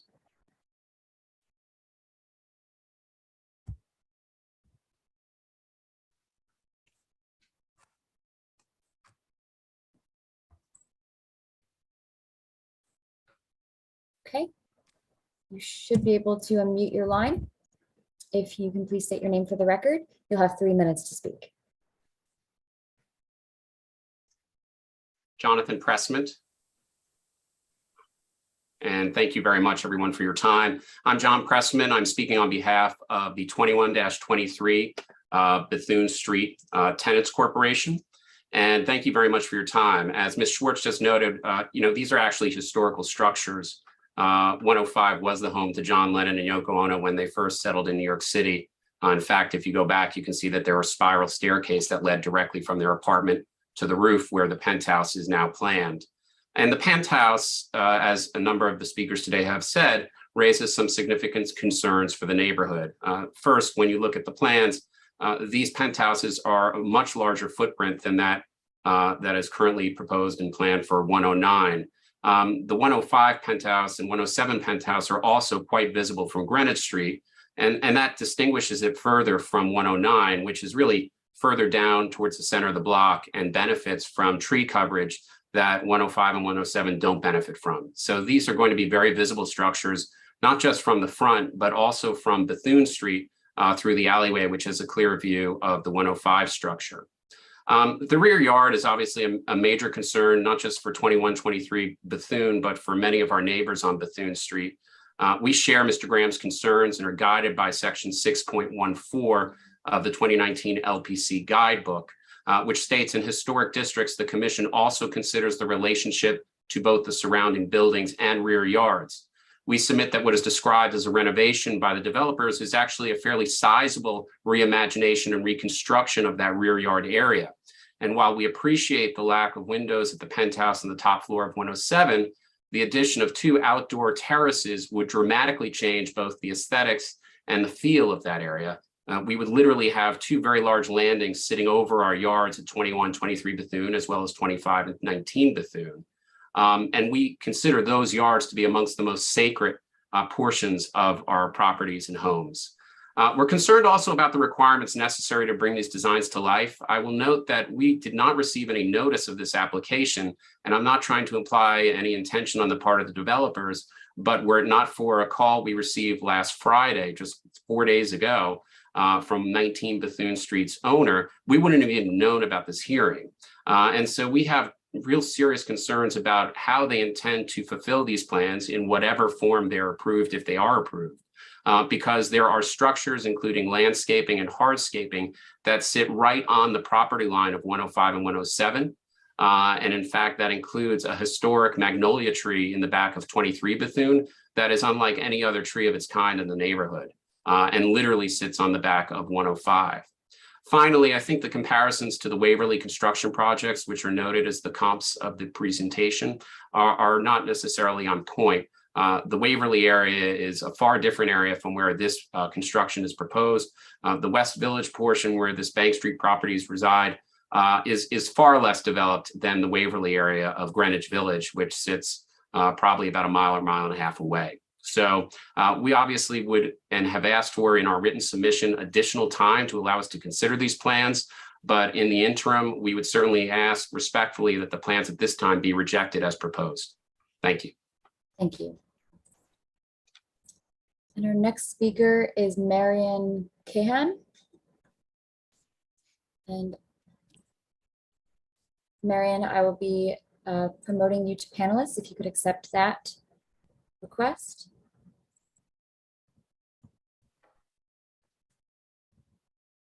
All right, I see that you are a panelist. If you could please unmute your line and state your name for the record, you'll have 3 minutes to speak. Hi, this is Marian Khan. I am, I live also across the street at 100 Bank Street. And I'm opposed to this construction, mostly because yes, it can be viewed from the street, as many other people have already said. But I also feel like the penthouses are not congruous to what is going on with the rest of the neighborhood. They're oversized. The materials being used, the copper cladding, does not seem in my visually appropriate. And I just think that it changes and affects the actual neighborhood and how the historic nature of the neighborhood in particular. I'm also very concerned, and I know, again, this is not part of the landmarks issue. I'm very concerned about the continued excavation. The 109 has been under construction for many years, and they have already excavated down several floors. And now these two structures will also excavate down 2 more floors. The other point I want to make is the architects have said that the 3 penthouses are equal to 109. And like Regina pointed out, it is right outside my window, and they are not equal. And I have submitted written testimony with visuals that show this. They are not the same, they are not even, and they are really quite high. So I'm in agreement with everybody else that says that this application should be rejected. Thank you. Thank you. So now we'll move to hands raised.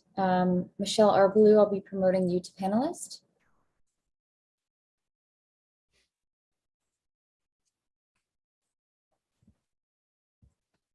And you should be able to unmute your line. If you could please state your name for the record. You'll have 3 minutes to speak. Hello, Michelle Arbalou for the Historic Districts Council. HDC finds this application to be generally appropriate and a good example of how one can combine row houses. We do have 2 concerns. We find the displacement of the rear yard bulk to be a bit too random and a bit oversized. And we also note that the applicant has not retained the top floors of the 2 row houses or their corbelled cornices. We recognize that there may be structural reasons for this, but believe that the applicant could continue to manipulate these forms into a somewhat more modest and simple form.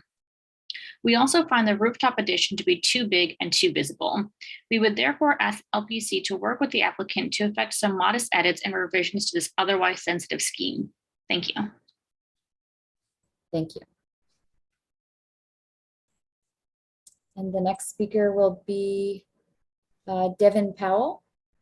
Devin, I'll be promoting you to panelist. If you could please accept. And you should be able to unmute your line. If you could please state your name for the record. You'll have 3 minutes to speak. Thank you for giving me the chance to speak. My name is Devin Powell. I'm a resident of Bank Street. And I'm calling today to object specifically to the addition on top of the building. I'm going to be echoing a lot of what people have said here, that it is quite large, it is quite visible, and I simply can't understand how it's in its mass, its style, its form, any of that is in keeping with the neighborhood that so many of us have lived in for so long. So I urge you to reject that part of the application for the addition on top. Thank you so much. Thank you. And the next speaker will be Roberta Saint-Amour.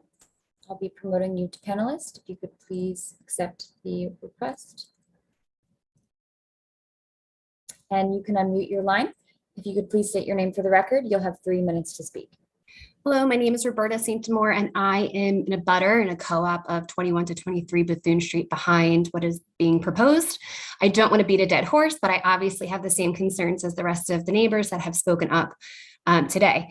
The thing that I do want to address is that Mr. Brewer said, quote, he invented the rear view, and that is absolutely correct. And I'm really glad that he mentioned that when he was talking about some of the drawings. And I would like to just ask the panel to look at the pictures that we submitted that actually shows what the accurate back, rear, abutting properties look like. And I would ask that the applicant, when they resubmit, would submit accurate renderings of what all that really looks like, because none of that is being captured properly. Thank you. Thank you. I do not see any other speakers or any other hands raised. So I'll just note that Manhattan Community Board 2 recommends approval of the front facade restoration, recommends approval of the lot line windows and the addition of a parapet on the east side, and recommends denial of the penthouse on 105, denial of the rear addition to 105 unless it is reduced by 1 story, and that top story back wall preserve the line of the original back wall, and denial of the rear addition to 107 unless the windows on the basement and parlor floors are of a design more suitable to the building. Thank you, Sonia. Right, I'd like to turn back to the applicant team and ask if you'd like to respond to the comments we've heard. Yes, I think we would. I will say, though, that all of the issues that everyone has spoken about are issues that we thought about. And so we tried to incorporate those into the design and into the presentation of the design. So I don't want to be repetitive, but a few highlights. We were extremely careful to maintain a sense that a reading of two buildings rather than the reading of a single building or something that had changed the scale and the fundamental, reading of these as two row houses. They are certainly connected and their function integrated, but we were very careful about maintaining that reading. The reading of that row has always included ups and downs. The cornices have never aligned. We had a condition where at 105 there was already a raising of the parapet, and we thought that a very good way of integrating the proposed one-story rooftop addition into the whole row and the neighborhood would be to keep that tall cornice, which also allowed us to keep a reading of the cornices being at different levels. Originally, of course, the 105 cornice was a little bit lower than the 107 cornice, but we thought that because the existing parapet was a bit higher, the reading of the 105 cornice as a little bit higher than the 107 cornice would be in that same basic spirit of not having a continuous cornice all the way across. What we are proposing is a one-story rooftop addition, and it's a rooftop addition whose interior ceiling height is less than 9 feet. This is certainly not a situation where we're trying to propose a rooftop addition whose ceiling height was unreasonably high. A height that comes in at below 9 feet is not something that we think of as being aggressive.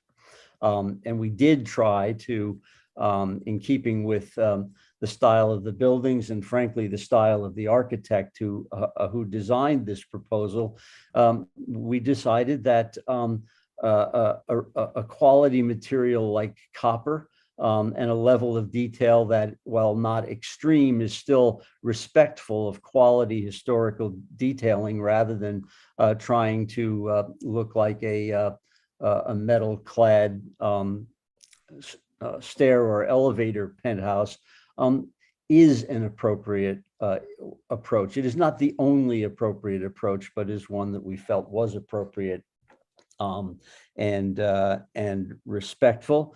The excavation, I am far from an engineer, but the team has retained one of the very best of foundation and excavation engineers, knowing that this is certainly an important issue. And finally, with respect to the rear masses, we had a lot of discussion about where the original walls are or aren't or might not be. And so we're in that place where we did have a rear wall that at the top of the building that we knew was original, we proposed to keep that. I appreciate HDC's remarks, by the way, but one slight factual issue there is that they mentioned that both of the rear elevations had corbelled cornices. 105 does not. If it did, I think this proposal would have treated the rear elevation of the top floor of 105 quite differently. But there is not a corbelled cornice there. So I would just conclude by saying we certainly think that all of the issues that have been brought up are the kinds of issues that the commission very validly thinks about. And we have thought about them as well. And I think in each case, we have made decisions that fall well within the the precinct of the kinds of solutions that the commission has found appropriate over and over again. And we very much feel that the commission can find these appropriate here. Thank you. Thank you. Thank you. Commissioners, do we have any final questions? All right, not seeing any questions. I'm sending you all requests to unmute so we can close the hearing and begin our discussion. All right, and Commissioner Devonshire, would you make a motion to close the hearing? So moved. And Commissioner Bland, would you second that motion? Second. All in favor, say aye. Aye. Aye. Opposed? All right, the hearing is closed and we'll begin our discussion. And we have many components to this application. One is to do some restoration work on the front facade to bring it closer to its earlier design and style. We have the rooftop additions and we have the rear yard additions and then the excavation and of course the removal of the existing rear yard additions. So we'll begin our discussion. Commissioner Holford Smith, could you start this one? Sure. So I'll start with the front facade. I appreciate everyone's comments about the cornice and the different heights that, or the raised height that they're proposing for 105. For me, since they're not really restoring that facade back to its original configuration, I can find that location of that cornice to be acceptable. I think the other work that they're doing looks appropriate. I think adding the 2 windows to 105 and moving the door, that all seems appropriate to me. So if that's for the front. Now, for me, the addition, I look at the section, and when I look at the section of the original massing of the 2 different buildings compared to what they're proposing, it seems like the additions are subsuming the original buildings, both in height and in depth. I appreciate that they're keeping the rear facade at 107 at the top floor. And even though they can't say for sure that the rear facade at 105 is the original, it appears to be in the same plane as the sister building on the 111. And so for me, I would ask them to keep that top floor of that building as well. That it would obviously, have an impact on their rear facades that they've designed. I think overall the design of the rear facades are appropriate, but I do think that they're the scale, both of the additions and the rooftop addition, overwhelm the existing building and should be scaled back. I think that the additions are too visible from Greenwich and should be set back further, maybe lowered slightly. I think in general, those would be my comments. Thank you. Commissioner Chapin? Yes, I agree with Anne's comments in general, and I do think that there's too much being added to the building. In particular, I think the size of the penthouses is too large, and maybe they're not too high, but maybe they're too large in general. And I agree with her comment about, also just the volume of the expanded volume of the rear extensions, and that there should be some cutback of those, and perhaps the top floor of 105 is the way to do that. Anyway, I think that they did a good job of dividing the appearance of the 2 buildings from the front, but I find that parapet extending beyond the cornice as very odd, and I think disruptive of the front facade. And I think that the parapet should be lowered at least right in the front, below the cornice, so the cornice doesn't have to come down necessarily to match the other one that where it would originally probably have been. but, and I think it could stay up at the height it's at, but there shouldn't be something sticking up beyond it from the front. I just think that's a very odd way to resolve that row. To me, it just calls attention to itself and disrupts your sense of the streetscape. So I'd like to see them lose that. And basically, a lot of the reason they're keeping it is to help diminish the penthouse beyond it. And the penthouse is large enough that that's not really going to do it.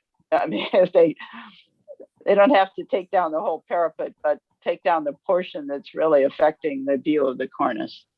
So I think those are my principal concerns, just the, some of the size of the volume of increase and specifically the sense of how visible those penthouses are and the way the building looks from the front with that with a parapet extending beyond the cornice. Other than that, I think that's well done in terms of the design. I guess there's a little bit of question about how far the rear yard excavation is going and whether that's a problem. I don't remember. I have to look back at my notes on that, I guess, but obviously that all needs to be done with a lot of care, which I'm sure we'll monitor. So that's my main concerns. Okay, thank you. Commissioner Goldblum. Thank you. I mean, it's a very interesting, thorough presentation. I think that the front facade work is generally appropriate. I hear what Diana is saying about the cornice on 105. It is peculiar and non-historic to have that parapet peeking up beyond. What might be a better solution is to, like they say, they're taking the inspiration from the up-down nature of this cornice as it was.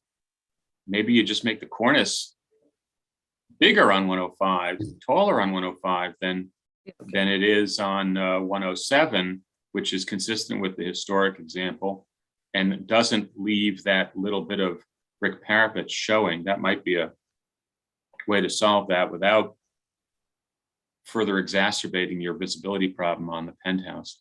I think that the party wall modifications are fine, the sidewall.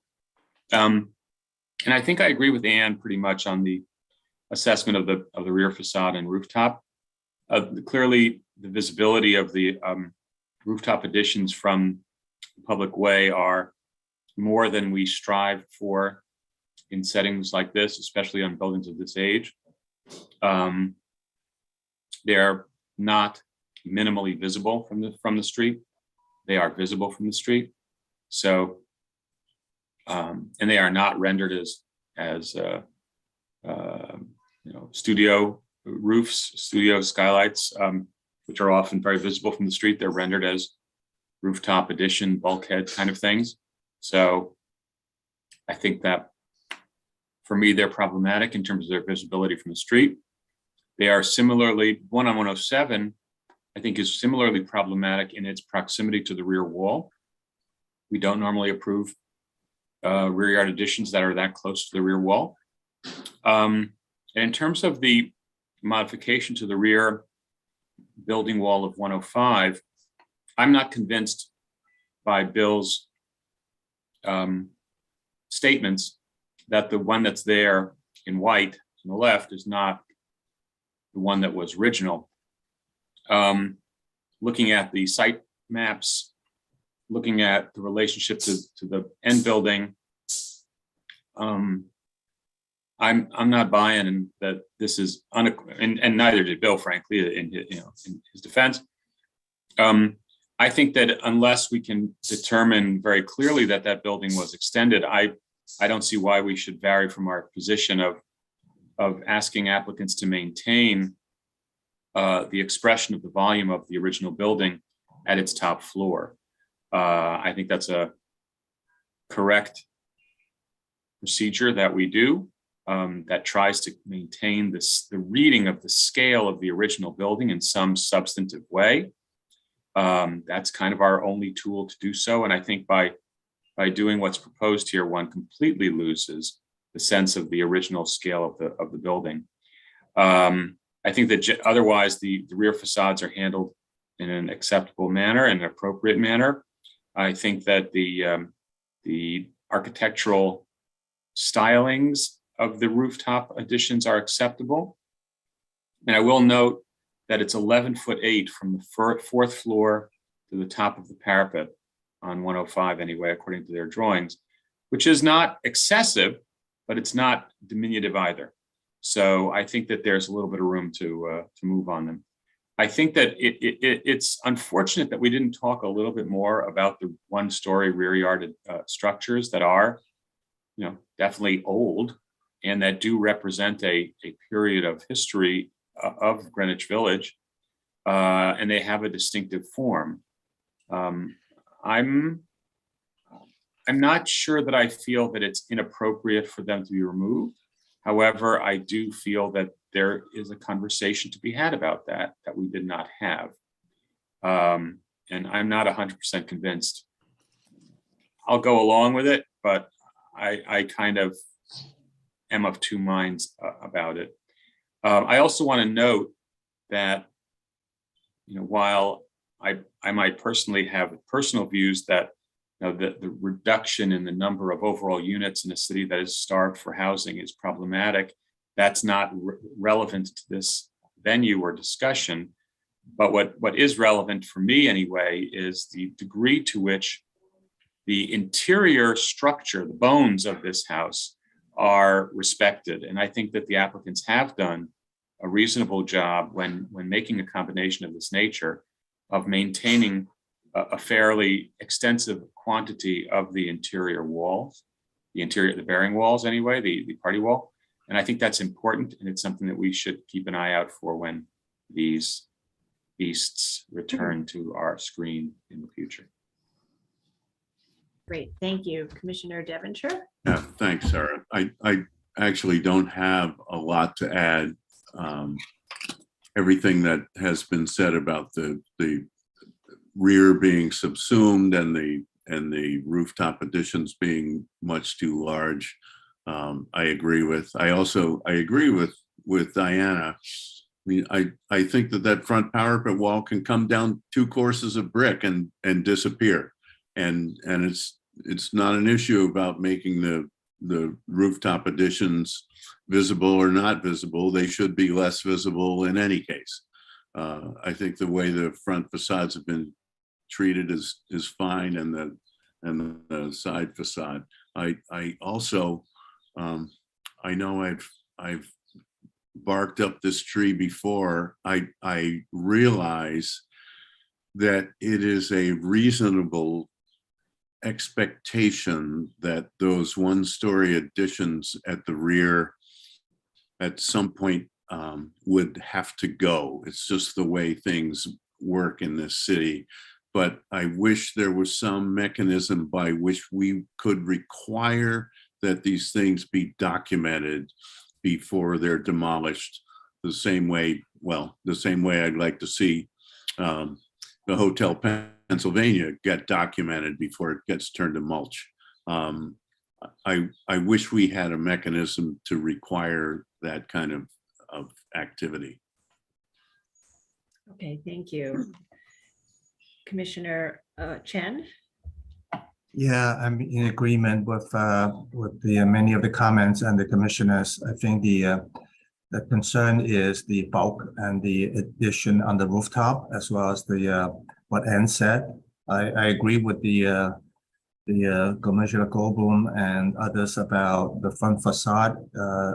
Seems fine. I think the main problem remains the rooftop addition.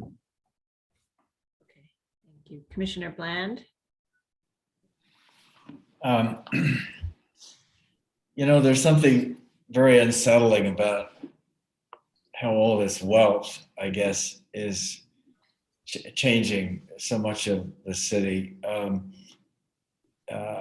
The grittiness of the West Village is fast disappearing. On the other hand, I think this is the natural ebb and flow of our city over time.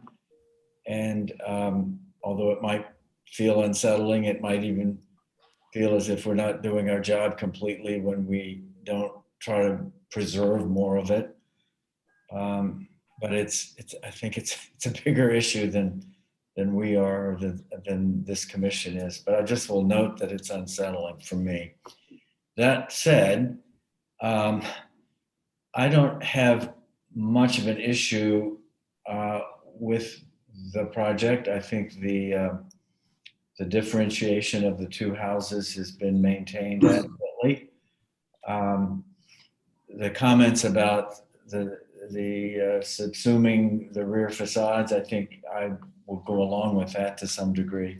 But my biggest issue, I think, is the view from Greenwich, although fleeting, how the rooftop additions seem to overwhelm the building. So it's just too big, too high, too close, too something. We just need to see less of it.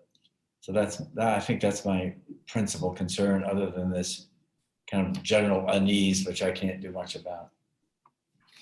Okay, thank you. Commissioner Lutfi. Hold on a second. Just want to check something. Can you hear me? Yes, we can hear you. Okay, great. Wait, I lost my.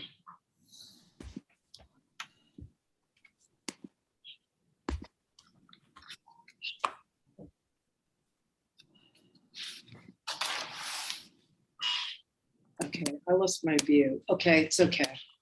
So, sorry, one more second. Okay. So I'm also in agreement with a lot of the comments here. Starting from the front, overall, the applicant has done a good job of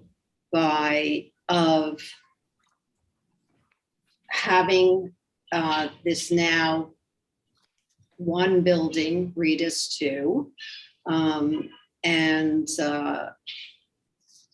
it works on almost every level, except I happen to agree about the awkwardness of the emplacement of the cornice. I agree with Diana that it makes sense to, take that parapet down, at least some footage, or like completely get rid of it. And what I'd like to do is address the penthouse before I go to the back, because, I don't think there's any reason to have, we're almost looking at this, we're looking at it as a penthouse, but we're looking at it as two penthouses, because there are two buildings that have been combined, but now it's only going to be one building.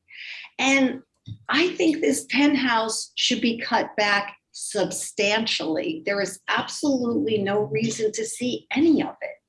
There's enough room there to have a nice sized penthouse in the see any of it from the side. And I think the positioning in terms of its being set too far over the back should be addressed as well.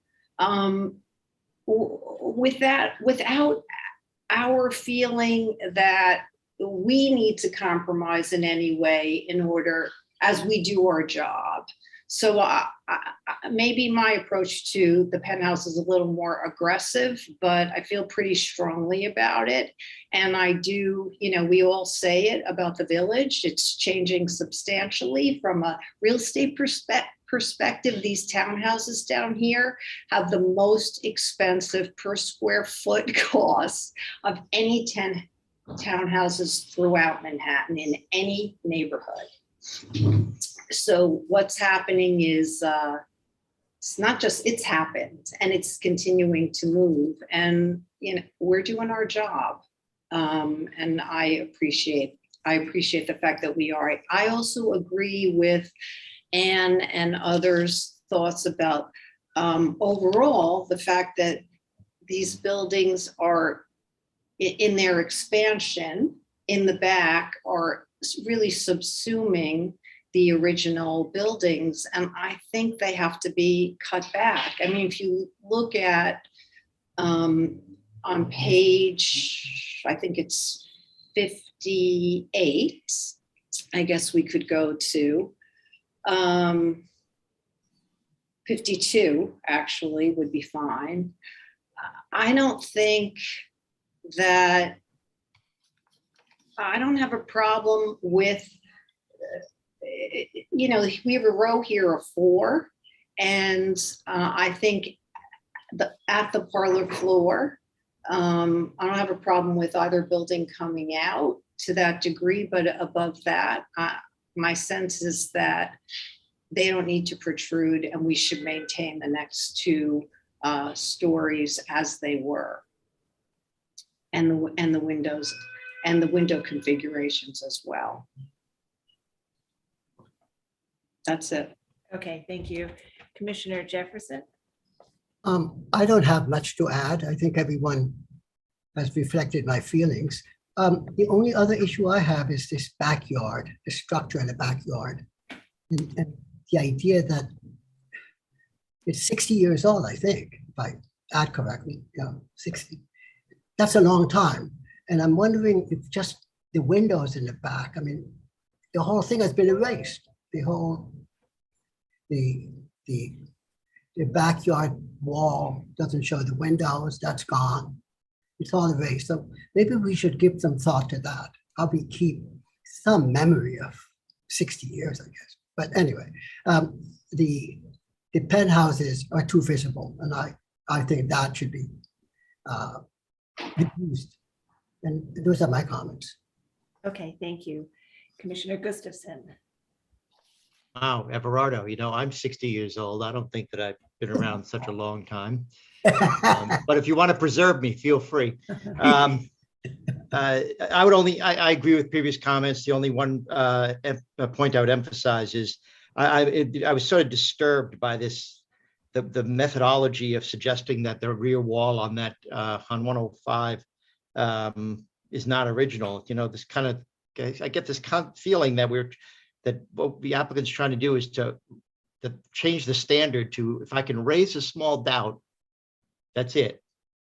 Because that's basically what we're hearing, and we cannot accept that as a standard.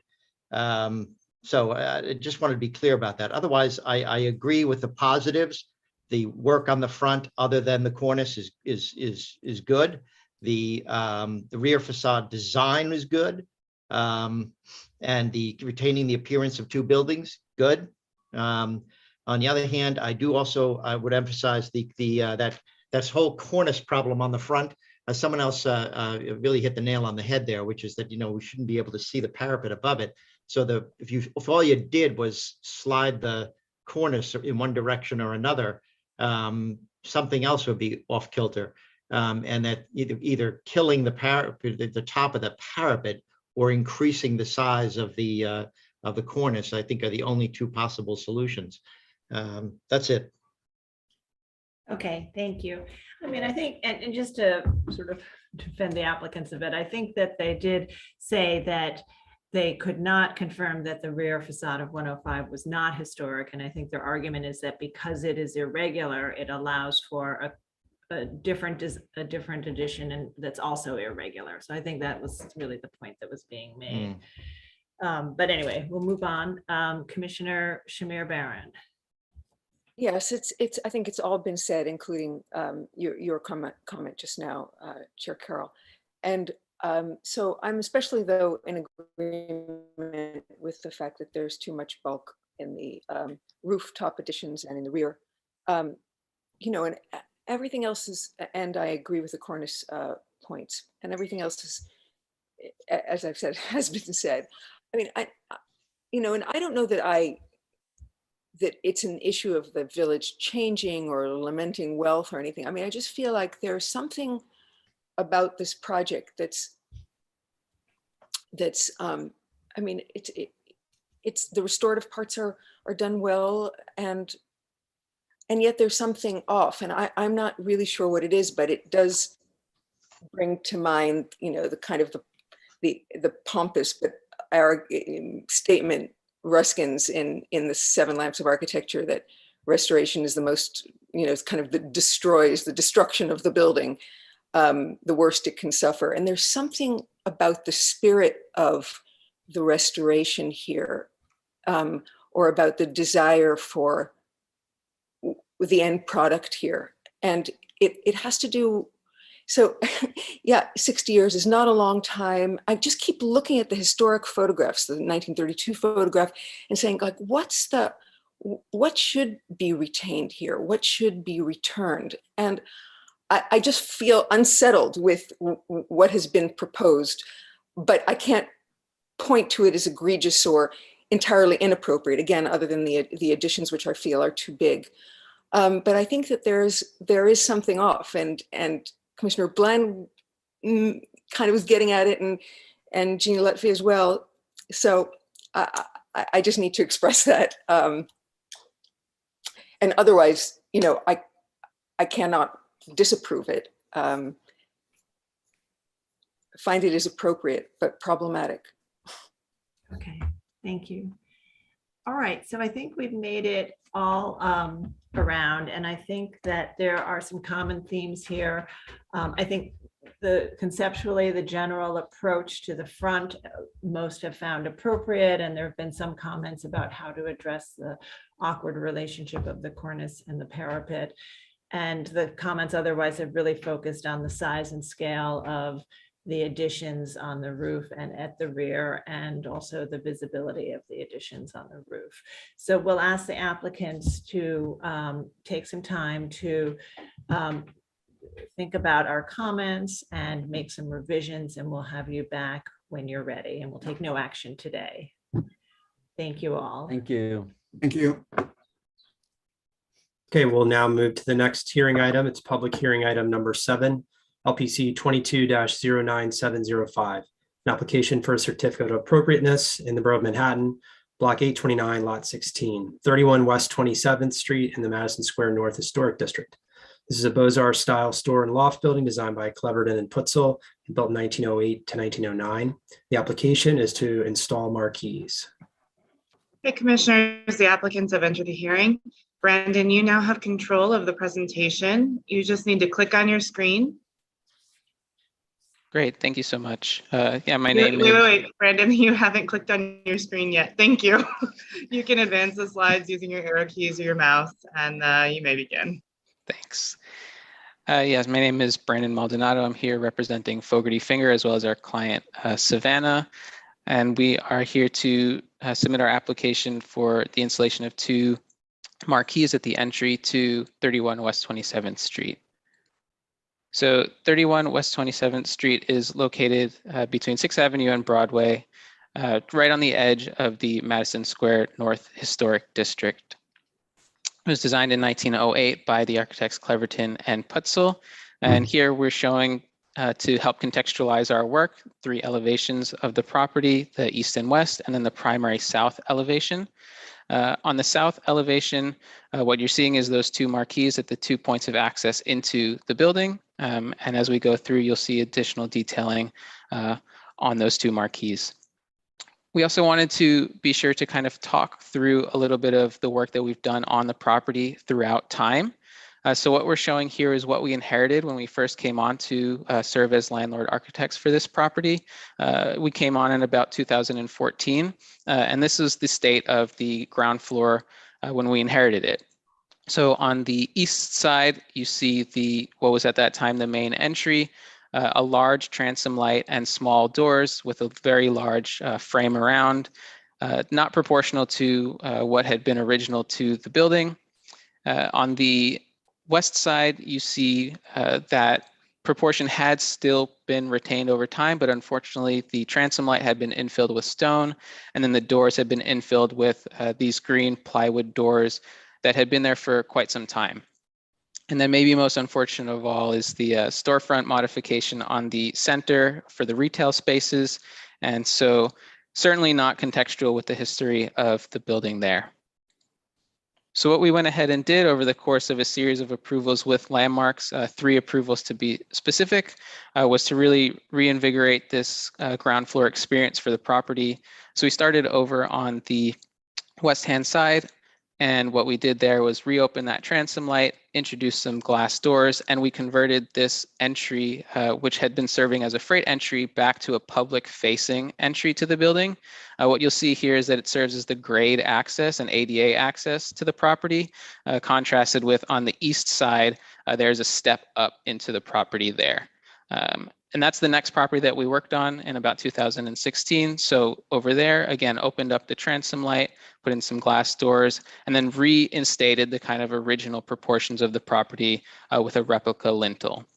And then we wrapped all of that work up with the storefronts in the middle, working again with the LPC staff to come up with a master plan for the storefronts and put something back in place that is certainly more contextual with the history of the property.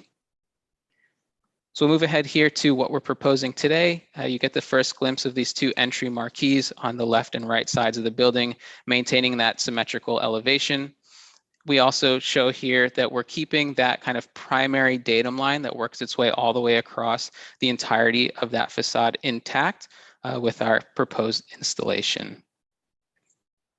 Moving forward into the plans, this will just help kind of contextualize the two entry approach to the property. So if you're, as I mentioned earlier, someone that needs an ADA access at grade, you're going to work your way over to the west side. If you're a guest of a tenant who doesn't require check-in, you'll also be most likely sent over to the west lobby where the elevators are larger, so you have faster throughput to your destination. If you're a guest of a tenant who does require check-in, or you happen to have just forgotten where you're going in the building, you're going to go over to the east side where there is someone at a reception desk to welcome you. And then if you're a tenant of a building, you're using both kind of equally. You're going to check in on the east side and poke your head in and see if there's a line at the elevators. And if there is, you're going to go over to the west side. As I said, those elevators are bigger and will get you where you're trying to go a little bit faster. Working our way over to the right side of this page here, just a little bit of detailing on our approach for the marquee itself. So kind of a simple picture frame approach here, a simple perimeter treatment, and then the marquee itself is going to be open to above and below, depending on where you're looking from top or bottom, and then tying into the steel directly to the side of the building. We also wanted to be really sensitive to the scale of what we were introducing on the property. So we went and did some site work. So you're seeing in photos A and B, the approach to the building. What you can see and is really evident, we feel in the photos, is how hard it is at the moment to identify the entries to the property. So you're seeing the entry here, which is largely in shadow. You can't see the doors to the entry whatsoever, and they're further obstructed by the awnings of the adjacent property. And the same is true here, again, fully in shadow. You can't see the doors. But we also wanted to be sensitive to not introduce a large overimposing marquee onto the property. So what you're seeing in the plan study here is that we're only projecting ourselves a couple inches past the adjacent awnings. And the reason for that is all we're trying to do is get the numbers of the address far enough out that when you're walking down the center of the street, you can actually read them. So that's substantiated here. Two views on the left-hand side, the existing, and on the right-hand side, the proposed. So exactly what I said, the address just sticking out enough that you can see it. We'll have a simple LED strip light on the underside so that at night we've got some light on the floor to direct you to those entries, and will also give us some indirect illumination on the numbers so that those stay visible too. Another added benefit that you can see from this view for the two marquee approach is that if you happen to be walking, let's say, tight to the facade of the property, you may still have this marquee obstructed. And we wanted, again, to be sensitive to not overextend it. So by having a second marquee in the distance, you'll still always be able to see that one. And that's true from both approaches because the storefront is unencumbered in between. Here we have some views a little bit more zoomed in to our approach for those marquees. So the left-hand image, you're seeing just how that stays proportional to the primary band and stays in that same height as the primary band, working its way across the entire elevation shown on those storefronts adjacent. And then you're also getting to see that sort of simple picture frame approach of the marquees. As I mentioned before, they're open to above, and we can talk about that a little bit more with this view. The idea with that is that we didn't want to create a gathering point underneath the marquees because there's only two doors in and out of each lobby. it can create a bottleneck if there's people gathering there. So that was the primary driver of not having a roof to it. And then the other element was, as I mentioned earlier, because these doors are so deeply recessed into the entry and are in shadow, we didn't want to introduce anything else that would add more shadow to those entry points. So that's why we chose to keep those open to let the light continue to pass through. And then these are kind of just simple summary pages so that you can see each entry in views over time. So what we inherited, the original proportions kind of lost as it stands today. And then what we're proposing over on the right-hand side, so keeping in line those proportions that we had restored over time. Some photos of the existing conditions a little bit tighter so that you can see all of the limestone work that's in place. And then the same series of photos for the west entrance that we went ahead and opened up and served as a public facing entry. Some views here of the limestone and existing conditions. And then here you can get the view of the tax photo. This is from 1910. So 2 years after the building was built in 1908. So really good snapshot of what this building originally looked like. And then helpful on the right-hand side is the section of what we're proposing. So what you see here is that we're keeping those lintels in place and we're simply cladding around them. So we worked with our structural engineer to determine what the shallowest possible piece of steel that we could use was. And we're simply resting that on top to connect to the sides. And that's what's driving the 1 foot height. So we're keeping it as minimal as we can.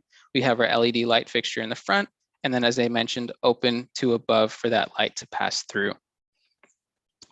We're introducing no new materials here. All the materials on this building are the ones that have already been approved with LPC. So this canopy will be clad in powder coated black aluminum, keeping in line with all the work that we've done on the property to date. And then we'll just wrap this up here with a little bit of precedence research that the Landmarks Commission helped us out with. So various different marquees here on ornamented buildings, on Beaux-Arts buildings, a very minimally detailed and open to above marquee here, 2 marquees to keep proportion and symmetry on this property. And then perhaps one that kind of sums it all up is 2 marquees, very minimally detailed on an ornamented building, open to above. And we'll leave it there. Thanks so much for your time. Thank you very much for your presentation. Commissioners, do we have any questions? I don't see any questions, so we'll move to public testimony. If you're in the meeting and would like to testify on this item, please raise your virtual hand so we can identify you. And I will turn it over to Sonia Gior to take us through the testimony. Hi, sorry, having a little technical difficulties. Okay, one second. There's one person signed up to speak, and it is John Graham from the Victorian Society. And so, John, I will be promoting you to panelist. If you can please unmute your line and state your name for the record, you'll have 3 minutes to speak.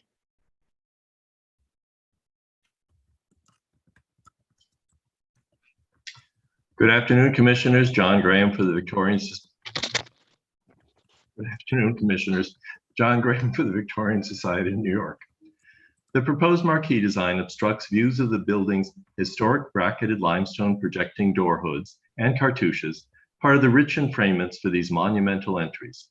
The dark powder-coated metal material shown for the marquees is not harmonious with the circa 1909 Beaux-Arts facade. Existing projecting limestone transom bars, one original and one reproduction, would be covered to accommodate this thick slab of a marquee, and its supports would invade the historic stone. If a modern style is desired, the goal should be a more transparent appearance. This could be accomplished by using glass and minimal framing so as not to cut the tall entry bays horizontally into 2 sections with an opaque cantilever such as this. We note, however, that both entrances are already well protected by recessed doors and projecting hoods. We also question why 2 marquees are needed. Although not often found on commercial buildings, the main entry is the usual location for a marquee when there is one.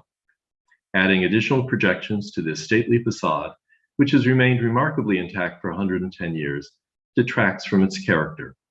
Thank you, Commissioners. Thank you. And we do not have any other signups, and I do not see any hands raised. So I'll just note that Manhattan Community Board 5 recommends approval. Okay, thank you. All right, would you like to respond to the testimony? Absolutely. So well heard and well received. We did try to be sensitive to that one lintel that was historic to the property by going ahead and cladding over it. We did work with our engineer to find the most minimal method of attachment, is what I'll say. And that's how we arrived at the height of this installation. We did look at other ways of, for instance, attaching to the front of the existing lintels. And we were unable, we would have to disturb more of the historic material in order to achieve a connection to the steel within the columns. So this did feel like the most minimally invasive approach that we could present to the commission. Okay, thank you. All right, any final questions for the applicant? All right, not seeing any questions. I'm sending you all requests to unmute so that we can close the hearing and begin our discussion. All right, Commissioner Shamir Barron, would you make a motion to close the hearing? So moved. And Commissioner Chapin, would you second that motion? Second. All in favor, say aye. Aye. Opposed? So we'll begin our discussion, and so the proposal is to install these marquees at the entrances of this symmetrically composed facade, and so I think that is the reasoning for the two marquees as well as function. And there is one historic remaining sort of fragment of transom bar, and the applicant is proposing to clad that to preserve it in place and install the canopy over it. So we'll begin our discussion. Commissioner Chen, would you like to start this one? Sorry, unmute button. Okay. No, I think this is acceptable, and I have no problem with it. Okay, thank you. Commissioner Bland? No. All right, Commissioner Lutfi? I agree. It works well in terms of form and function. Okay, Commissioner Jefferson? Appropriate. Okay. Commissioner Gustafson? Yep, agreed. It's appropriate. All right, and Commissioner Shamir Barron? I don't think it's ideal, but I do think it's appropriate. Commissioner Chapin? I can approve it. Commissioner Goldblum? I agree. I think it is appropriate. I used to work down the block at 49 for many years, and I know the block pretty well. I knew it pretty well. And it is a rough block. It's got a lot of variation. It's not a pristine place. And I think that this kind of manipulation of the front facade is very, very appropriate for that neighborhood. It could be skinnier. It would be better if the canopies were not so tall, and they could work with staff on that if others felt that way. But I think as is, it is appropriate to the district. Thank you. Commissioner Devonshire? It's acceptable. Okay. All right. So I think that we have a consensus to support. So Commissioner Chen, would you be able to read the motion? I will. Give me a second. This is the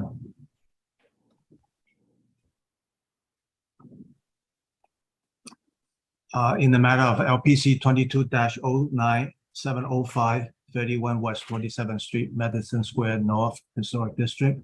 The application is to install marquees, noting the building style, scale, materials, and details among the features that contribute to the special architectural and historic character of the Madison Square North Historic District. I recommend approval, finding that the proposed work will not eliminate or damage any significant architectural features that the historic masonry, transom bar, and modern replica are simply designed as small, less prominent elements in relation to the decorative entrance elements. Therefore, concealing those transom bars will not obscure unique decorative features or detract from the overall composition of the entrances.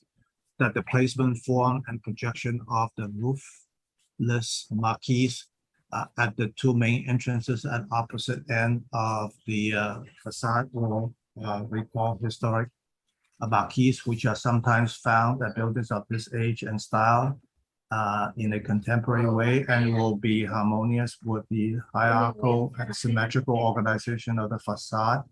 That the roofless marquees will be well scaled to the entrance and in keeping with the existing ground floor infill in terms of their simple design, materials, and finish, and will have a harmonious secondary presence. That the address numbers and downlights will be simply designed well scaled to the framing of the marquee and compatible with the overall designs. That the proposed work will not detract from the special architectural and historic character of the building or the Madison Square North Historic District. Okay, thank you. Commissioner Lutfi, would you second that motion? Second. All right, thanks. Mark, will you call the vote? Chair Carroll, Aye. Commissioner Bland. He's He gone. left. He's gone. Yep. Commissioner Shamir Barron, Aye. Commissioner Chapin, Aye. Commissioner Chen, Aye. Commissioner Devonshire, Aye. Commissioner Goldblum, Aye. Commissioner Gustafson, Aye. Commissioner Jefferson, Aye. Commissioner Lutfi, Aye. Commissioner Holford Smith. She left after the last item. With 9 in favor and none opposed, the motion passes. So that's approved. Thank you. And we'll move to the next item. Thank you. The next item is public hearing item number 8, LPC 22-02823, an application for a certificate of appropriateness in the Borough of Manhattan, block 1413, lot 71, 895 Park Avenue, aka 893 to 899 Park Avenue, and 100 to 114 East 79th Street in the Upper East Side Historic District. This is a classicizing Art Deco style apartment building designed by Sloan and Robertson, built in 1929. The application is to establish a master plan governing the future replacement of terracotta units. Okay, commissioners, the applicants have entered the hearing. Dan, you now have control of the presentation. Just FYI, it might be, there might be a lag. So please do note that. Please state your name for the record. Once you unmute yourself, and you may begin.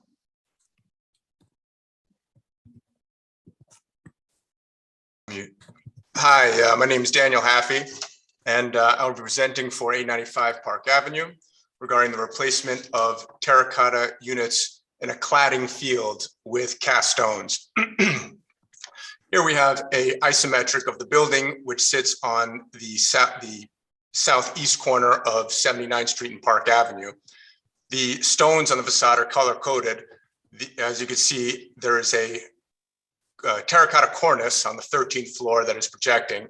Below that is in purple. Below that is the stones in green or limestone. And the red stones above that, which are between 13th and the 16th floor, are the stones that are in question, that are in the cladding field, the terracotta units in a cladding field. You can see that they also have a interior court on 79th Street and side courts on Park Avenue to the south and on the east on 79th Street.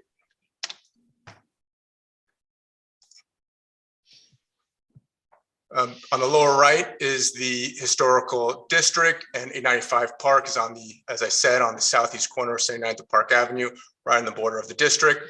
On the top right, we have the 1940 tax map photo, a clearer historical photo in the middle, and you can see that the 13th floor projecting terracotta cornice, and below that is the limestone, and above over here is the stones in question that are the terracotta units in the cladding field. Again, over here is a more current photo, and the stones in question are above the 13th floor that my cursor is currently on.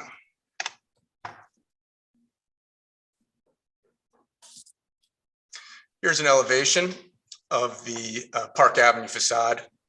A better representation of the stones in red here are the terracotta units in the cladding field.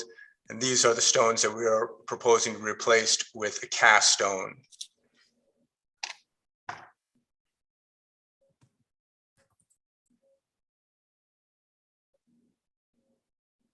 This is the 79th Street facade. Again, the purple is the 13th floor projecting cornice, and the red above is the cladding field, the terracotta units in the cladding field that we are proposing to replace in a cast stone.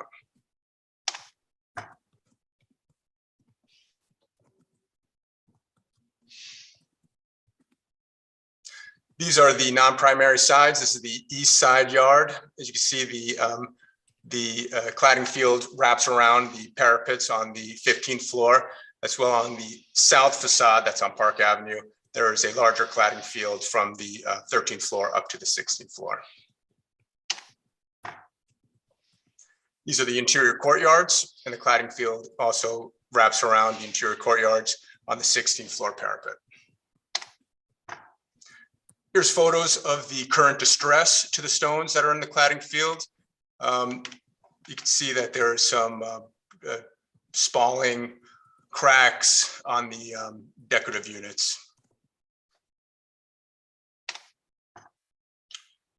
This slide shows terracotta stones that were replaced with cast stones in a previous alteration in 2018. These are units that were terracotta that had distress and were replaced with cast stone. You can see here is a before and after. So here is the terracotta unit in the cladding field that was had distress to it, and here's the cast stone that was replaced with on the right. Again, here's another unit, a terracotta unit that was distressed and replaced with a cast stone on the right. Over here, you have the medallion units above the lintel that are terracotta and replaced with a cast stone.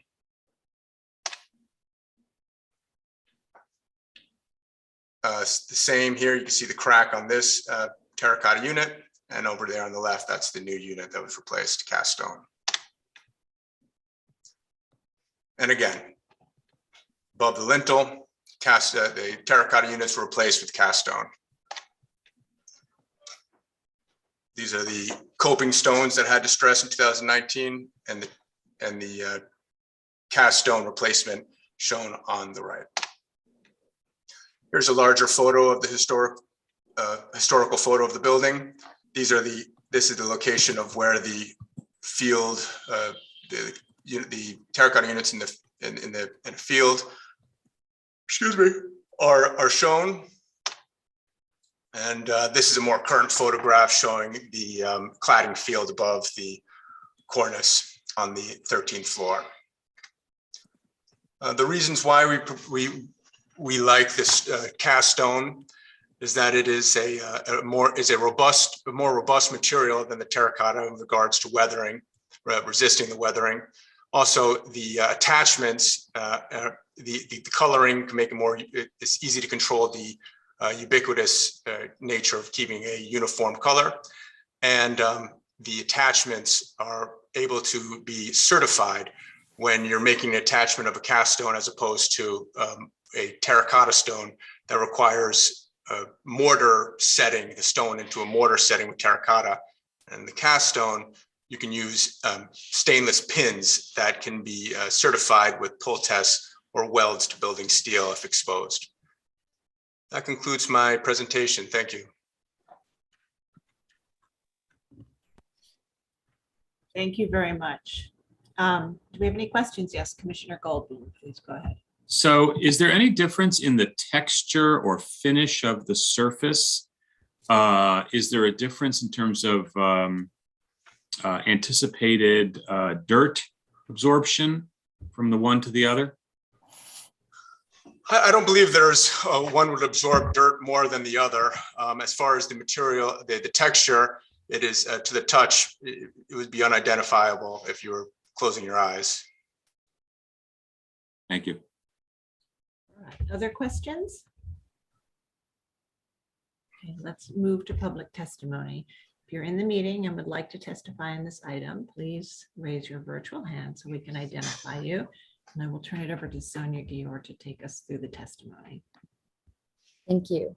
So we do have one person signed up, Laura Variale from Friends of the Upper East Side. And Laura, I will be promoting you to panelist if you could accept.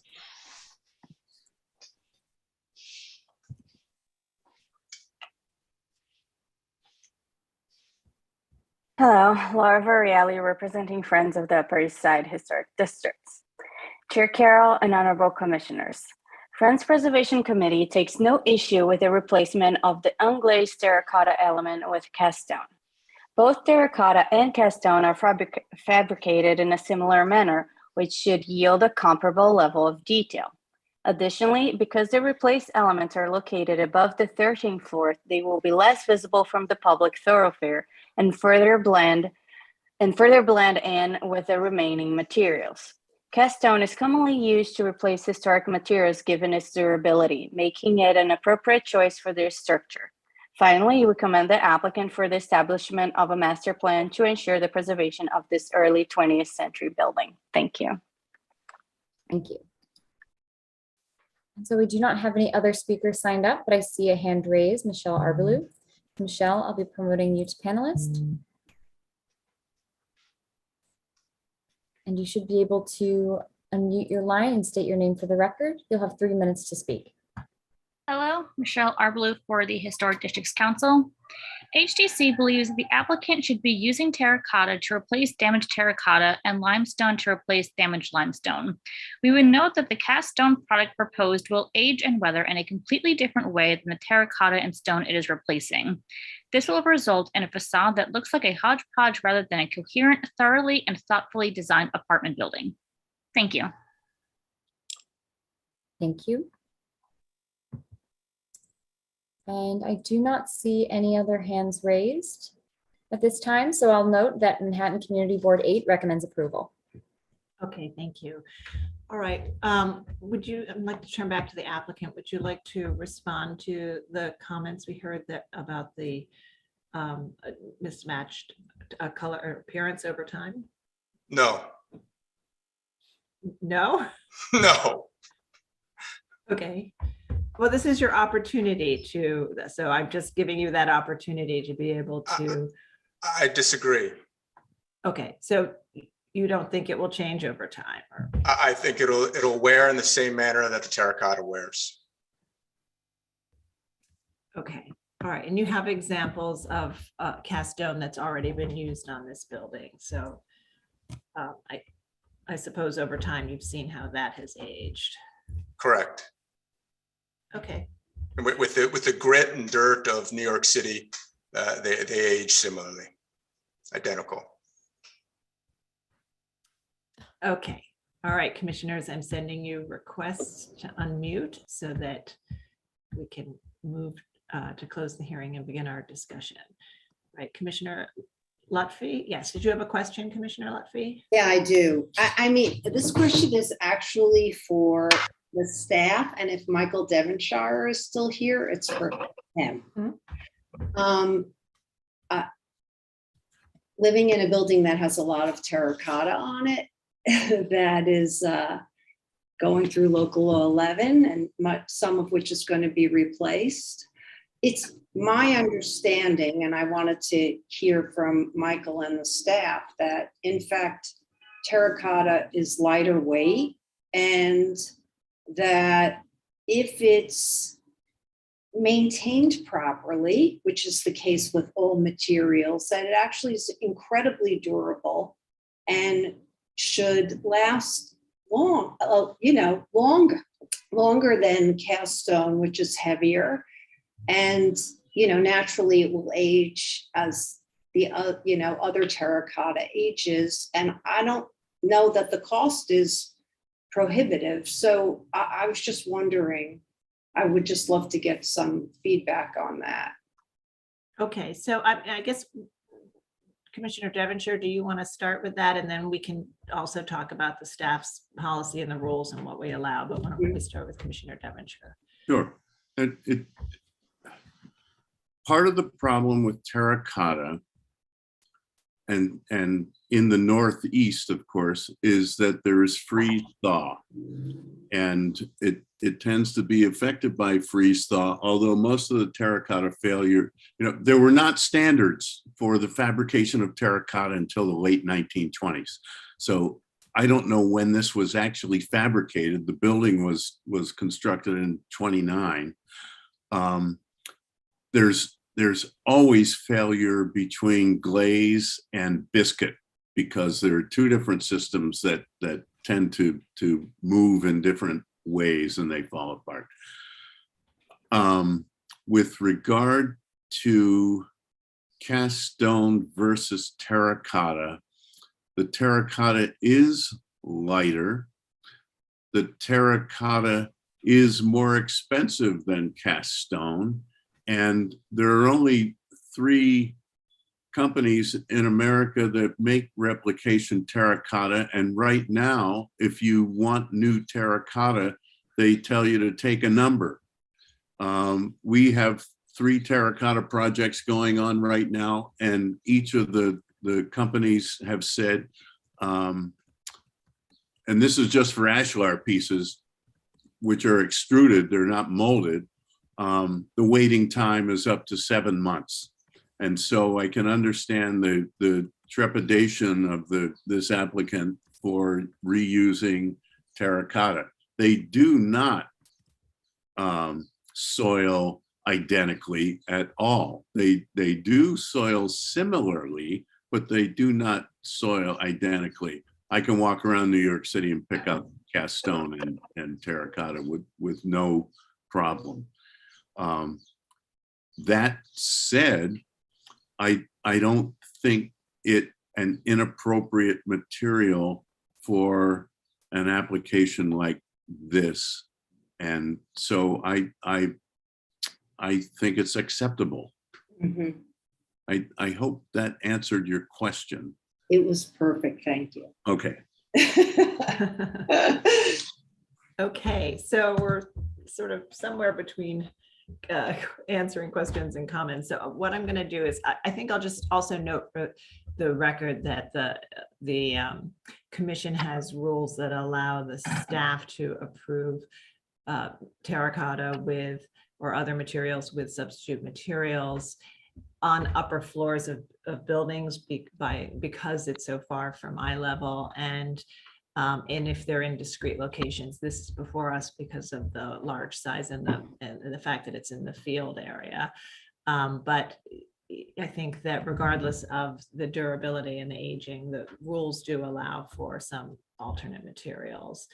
And we do appreciate Commissioner Devonshire's advice on this and technical expertise. Okay, so let's go ahead and close the hearing so we can formally begin our discussion. Okay, Commissioner Chen, would you make a motion to close the hearing? So moved. Thank you. And Commissioner Jefferson, would you second that motion? A second. All in favor, say aye. Aye. Aye. Opposed? Okay, so the hearing is closed and we'll begin our discussion. And I'd like to actually go back to Commissioner Devonshire. I was going to start with you, and I think you've started your comments already, so please go ahead. I think I've already gas bagged enough. No, it was great. It was perfect. But I think in this situation, it would be acceptable. Okay, thank you. Commissioner Chen, I agree. Commissioner Lutfi, I would agree. okay. Commissioner Jefferson, Agree. Commissioner Gustafson, Agreed. Commissioner Shamir Baron, And don't think I agree. Because if the two issues are availability, and that's in a sense a hardship issue, then that's what it is. And then the other issue is the distance from view, right? So from the street level. And I actually don't agree with that premise. So I think terracotta should be replaced with terracotta. Commissioner Chapin. Pardon the background for a moment. I think that it's high enough up that it's not going to be perceptible enough that I can agree with it. Okay, and Commissioner Goldblum. I'm with Michael. I think it's appropriate. Okay, so I think we have enough to support this application. Commissioner Devonshire, would you read the motion? Sure, Sarah. In the matter of LPC 2202-823, 895 Park Avenue, 893, 899 Park Avenue, and 100, 114 East 79th Street in the Upper East Side Historic District, an application to establish a master plan governing the future replacement of terracotta units.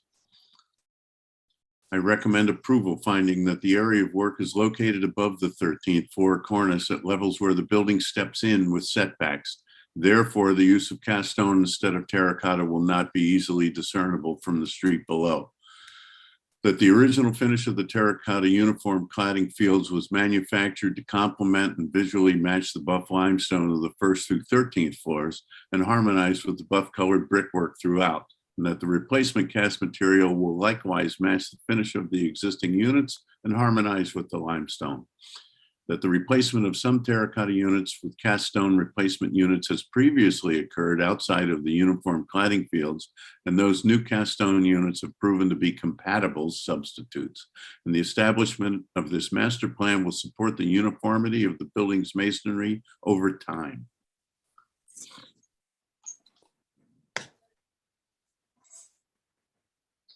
You need a second? All right, yeah, I was muted. Commissioner Chen, would you second that motion?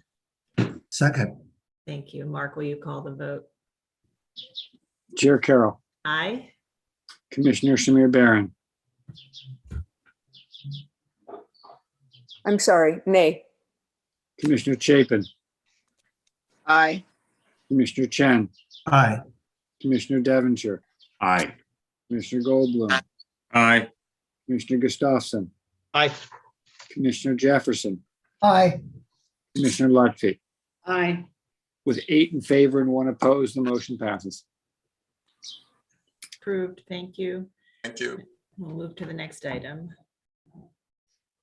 Okay, the next item is public hearing item number 9, LPC 22-07090.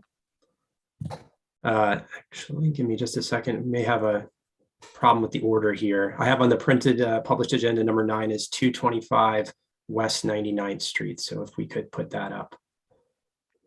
Yes, that's Sorry about that. Thank you.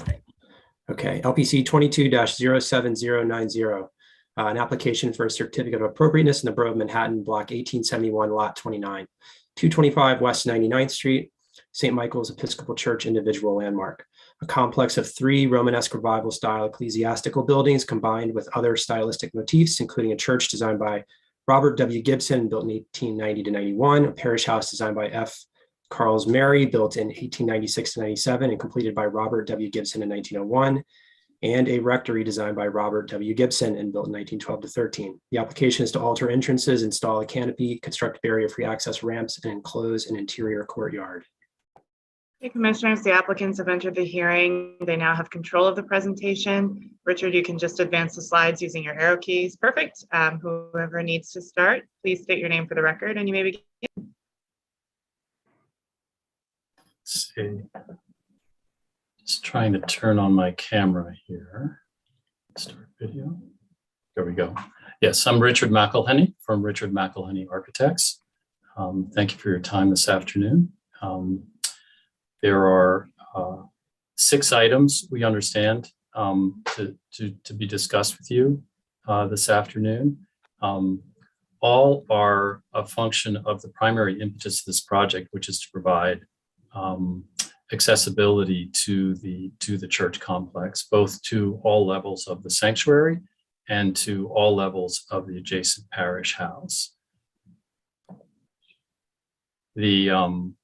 Here's some images of those buildings, which you're probably familiar with. As was mentioned, the sanctuary was completed around 1890. That's on the right.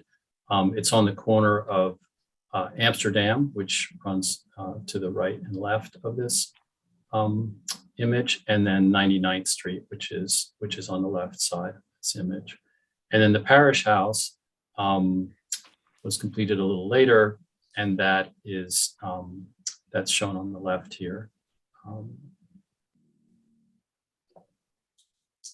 This is an aerial perspective, of course. The Amsterdam is on the right again. 99th Street is on the south side of the slide. The sanctuary is on the right. The parish house is in the middle, and the rectory is on the left. The rectory, there's no work proposed for the rectory as part of this application. And then, of course, there's the garden in front of it, sort of enclosed by the three buildings, which I hope you know, it's one of the sort of beautiful oases on the Upper West Side. This is the south elevation facing 99th Street with some images of the existing buildings below. This is the east facing elevation of the sanctuary facing Amsterdam, again with some images below. This is north facing, not really visible. As you can see in the images below, this is sort of a narrow alleyway back there. So that's why those images are oblique. And then this is the west facing elevation, which faces other properties. The forward part of it embraces the garden itself. So the first topic of conversation is that garden. As I mentioned, the impetus for this project is the accessibility of the entire complex. So in order to do that, we've added ramps in the garden, and that entails modifications to the pathways and to the existing walls that are there. So again, it's on this pathway, which now is relatively flat, and stairs are necessary to get down to the lower level. The intention is to ramp this pathway, give access to the lower level and to a new elevator which connects all the levels of the parish house with all the levels of the sanctuary. That requires us to reconstruct the garden walls on the eastern portion of the garden and to replace the gates because there are steps at the sidewalk where those gates are located. So here again is a photograph of an early photograph of the parish house. You can see the existing fence and you can see the existing garden, which is at grade, and the fence is fairly simple. The pathway you can see is to that portion of the parish house is level, if not slightly sloping upward. And here you can see a view of the current garden. The garden's been built up with cobble walls on all sides to provide more depth to the topsoil. And you can see that the fence at the 99th Street side has been changed. It's a wrought iron fence, 4 or 5 feet tall. So this is the existing plan of the garden. The main gate gives more or less in the center of the garden is the current primary entrance to the parish house.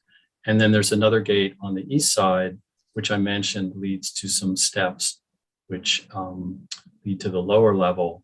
And it's that lower level which we would like to access with an accessible route. It gives access to an elevator, again, which connects all levels of both buildings.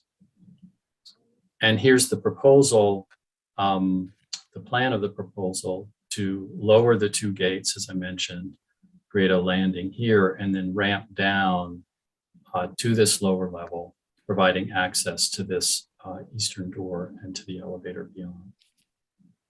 I should point out that because the ramp slopes down, we've also stepped the garden down in this corner so that it doesn't sort of rise up too high next to you as the ramp goes down. Here's some details of the ramp. You can see a section through that ramp leading to that lower door. And here you can see how we've stepped that corner of the garden down to diminish the impact of the height of the walls in that corner. We're going to salvage those cobbles and use them to rebuild those walls. Right now, there's no footings on those walls. There's no bracing to those walls. So we are, when we do reconstruct them, put a footing under them, put some concrete back up so they are stable.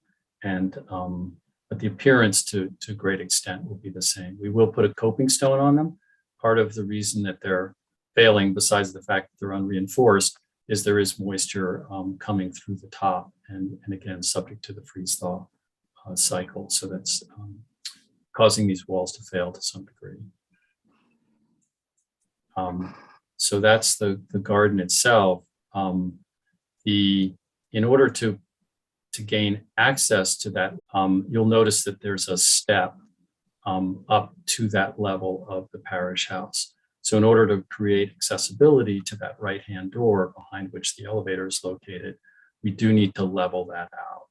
So you'll see on the right the proposal to level that out at the bottom of the ramp and provide unencumbered access to the right-hand door and the elevator beyond.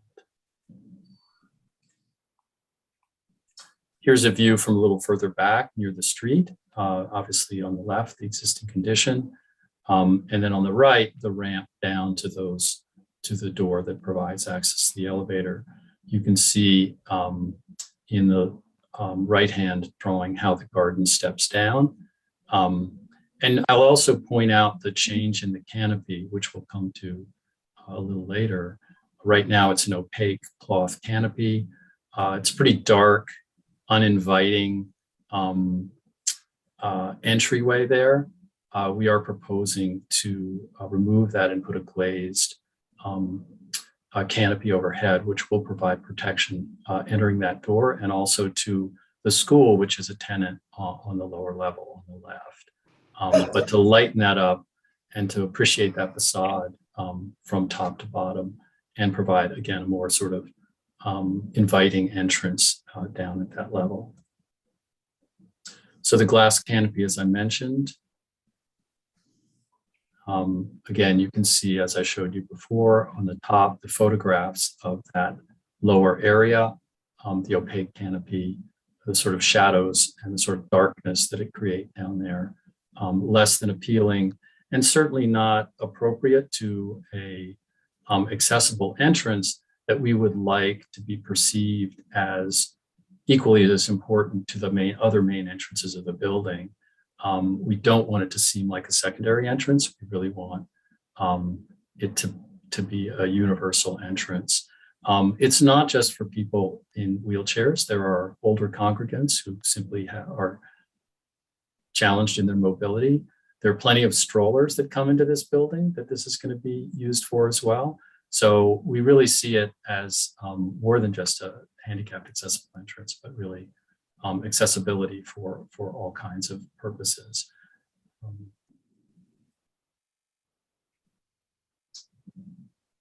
And I'll roll back a little bit to that sort of closer in view of that canopy, and then a slightly further back view.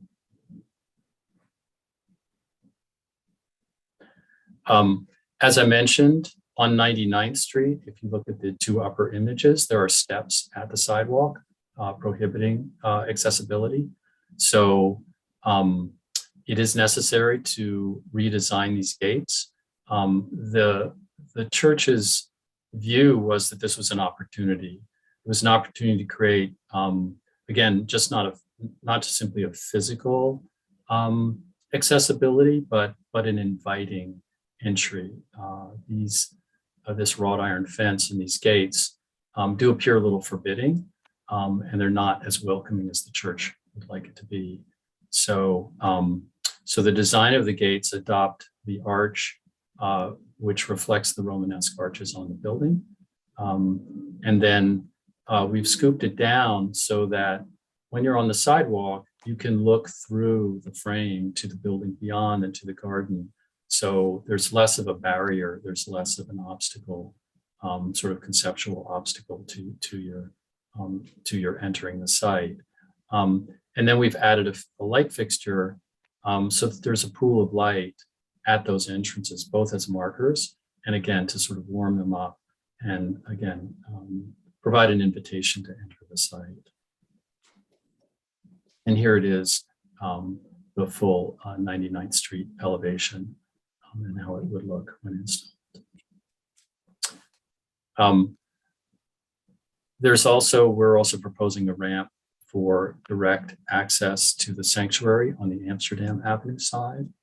And that cost is requiring us to lower one of the doors there as well. So the photographs of the existing conditions are on the top. In the middle register are the drawings of the existing conditions. So the main entrance to the sanctuary is on the right. There's a secondary entrance to the sanctuary on the left, and in between is a loggia. Our proposal is to, and there's a plan on the right, our proposal is to use that loggia to create a ramp from the secondary entrance up to the vestibule of the church itself. So that entails, as you can see in the lower drawing, removing those steps so that one can access the lower level of that ramp. It also entails removal of one riser at this intermediate stairway directly into the loggia so that one can land on the level of the intermediate landing of that ramp. We would take the existing door and lower it about a foot. And so the gap that's created by the removal of those stairs would be replaced by a wood panel in the color and of the door and in the plane of the door. You can see that detail over here. This would be the panel above the door. And here's a photograph of the existing conditions on the left. And on the right, you can see the lower door and the panel above. Our intention was not to alter the stonework in any way, so that its relationship to the loggia stonework remains unchanged, and the door still function at the lower level. And then lastly, the inner courtyard enclosure. I'll refer you first to the drawing in the lower right.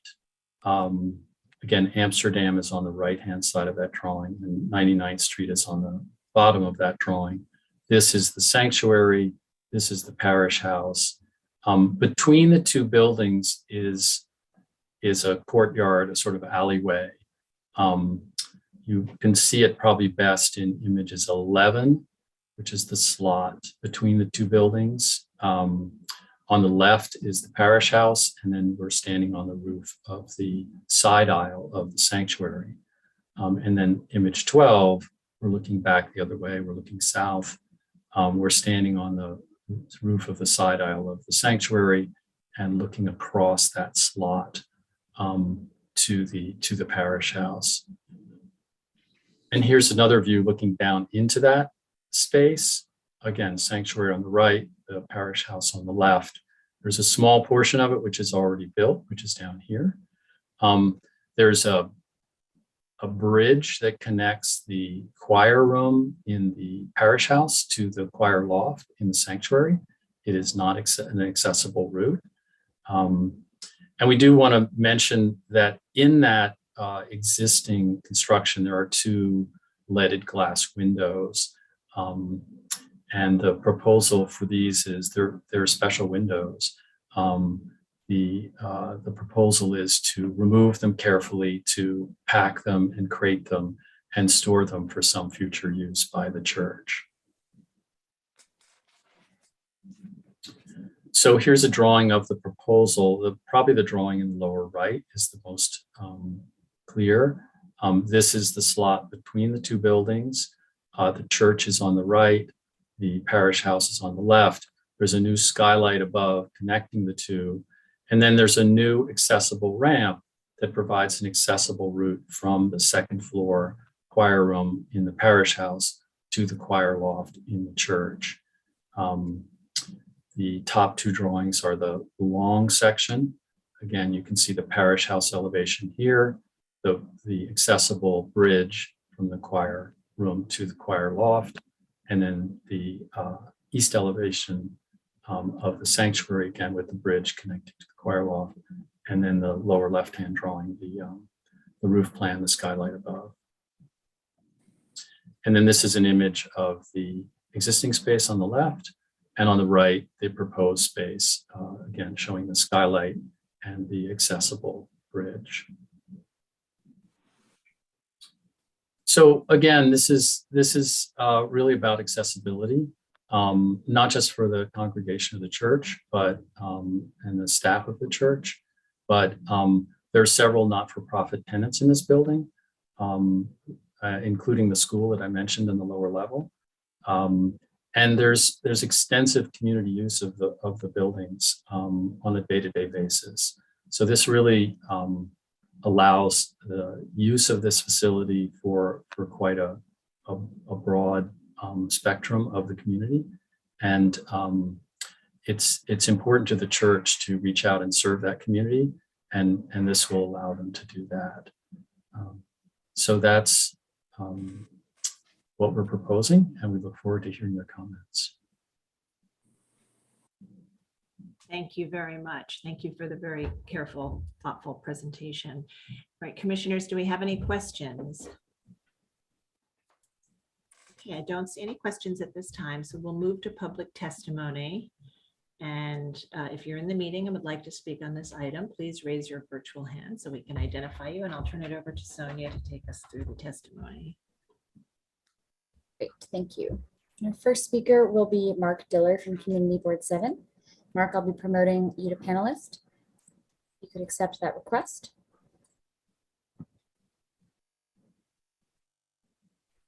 And you should be able to unmute your line. If you can please state your name for the record. You'll have 3 minutes to speak. Thank you so much. Good afternoon, commissioners. My name is Mark Diller. I am a member of the Preservation Committee and of the full board of Community Board 7. I'm grateful to my colleagues, Michelle Parker and Kay Carpin, who usually appear before you for the opportunity to be the one to present this testimony. The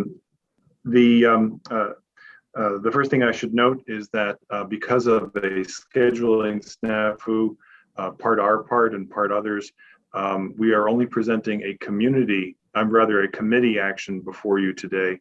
There was an error in the scheduling on our website, and we determined that we did not want to hold up this application for a full board vote, which ironically we expect to take place tonight. The long and short is that the Preservation Committee could not have been more supportive of this application. We're thrilled tonight we'll also be voting Park, which I'm sure, which I believe is on your calendar for next week. This is the Charybdis to that Scylla, that this is the great opportunity where a church has been able to shepherd the funding to take care of the building in a way that does honor to the architecture and the landmark designation itself.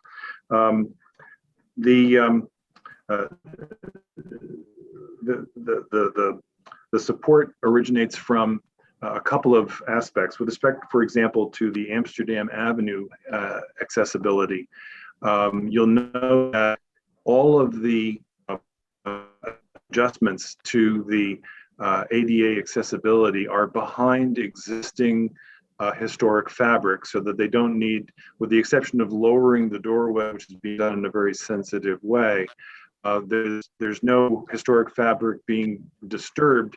And in fact, the loggia is the perfect place to put in that ramp. I note also from a legal perspective that ADA, the spirit of ADA is to give everyone access to the same points of entry. And this will be accomplished by this ramp because it'll bring you to the same vestibule in the sanctuary building that everybody else goes through. So that's a sort of a win-win-win, if you would. And it's very sympathetic to the existing structures. They are, with respect to the parish house, using the former basement entrance and regrading everything is the obvious choice. The elevator that's going to be built behind it will connect to as many uses as possible, both secular and sacred. And so that is an appropriate way to solve this problem. The care with which the garden redesign has been done is worth noting. Rather than create one of those situations where you're walking along a beautiful garden and suddenly you're in a canyon, they're terracing the the garden down so that Lauren and Dan, who have been the stewards of that garden since my son was in Sunday school, are going to have an opportunity to create the same beautiful oasis that the architect mentioned, albeit altered a bit. The gates, the changes to the gates, and the emulation of the Romanesque arches is, quite frankly, a fantastic win for the design. The materials are appropriate, and I think, as mentioned, it solves the problem that we have with the Department of Transportation on Community Board 7, trying to get them more light for this block. The skylight does solve a problem of one of the scariest catwalks in any church anywhere. Going from the parish house to the choir loft should not itself be a leap of faith, pardon the pun. And so this will enclose it, and in our view, it is an improvement on the design used in the Metropolitan Museum to connect buildings. And so it is another win. So on balance, the committee voted unanimously to thank the church for this thoughtful and very careful presentation of a very well thought out plan. And we're very proud to support it and recommend its approval. I thank you for your time. Thank you. So our next speaker will be John Graham from the Victorian Society. And John, I'll be promoting you to panelist, if you could accept that request.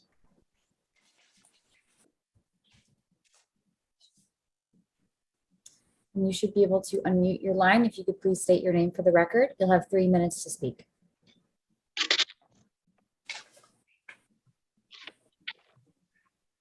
Good afternoon, Commissioners. John Graham for the Victorian Society in New York. The Victorian Society finds most of the proposed work to be appropriate to this individual landmark and recommends that it be approved. The proposed ramps for access are discreet and will have minimal effects on the appearance of this large complex. We're especially appreciative of the creative use of the Amsterdam Avenue loggia to obscure one of the ramps, with only a few steps needing to be removed from this prominent, though architecturally secondary entrance.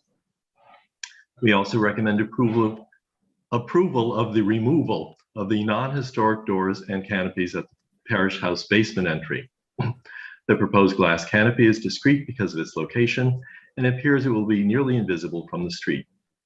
The proposed new doors, however, give us pause. They seem extremely oversized. Is there a historic basis for this design? While the small square recessed panels have precedent on other exterior doors on the building, having the panels limited to the center of the doors creates very odd proportions, which may be accentuated by the bright blue color. Is it intended that the doors have automatic operation?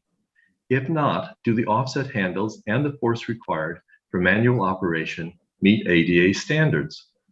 Finally, we find the proposed changes to the iron gates appropriate and the incorporation of lighting in the metal arches to be an elegant solution. Thank you, Commissioners. Thank you. Our next speaker will be Becca Brand from Landmark West. I will be promoting you to panelist. If you could please unmute your line and state your name for the record. You'll have 3 minutes to speak. Thank you. Good afternoon, Commissioners. Becca Brand for Landmark West. The Landmark West Certificate of Appropriateness Committee was very eager to see this series of interventions that will make this quintessential complex more accessible to the public. From ramps to pathways to walls to doors, alterations, and fence modifications, the committee was in agreement. The greatest discussion came from the glass canopy.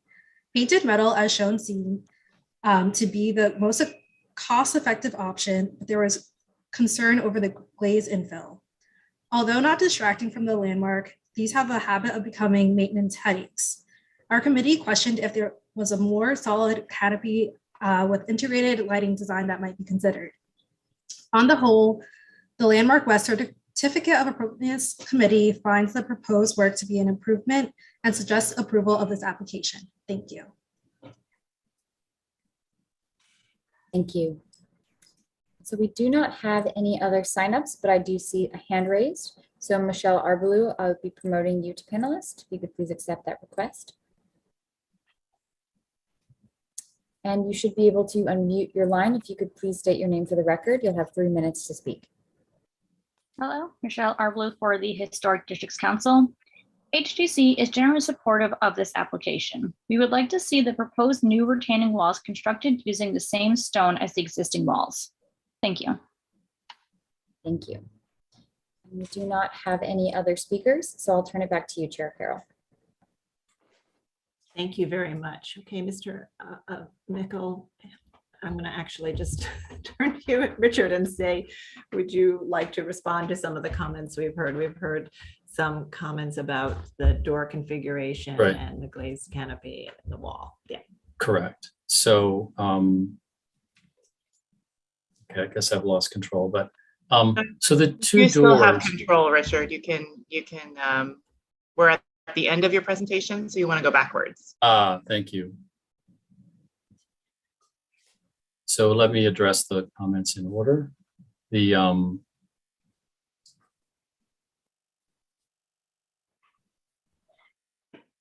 So the doors, we actually had much the same conversation among ourselves. We actually had two doors. We had double doors actually in both cases. The left door, I should point out, goes into the school that I mentioned, La Escudita.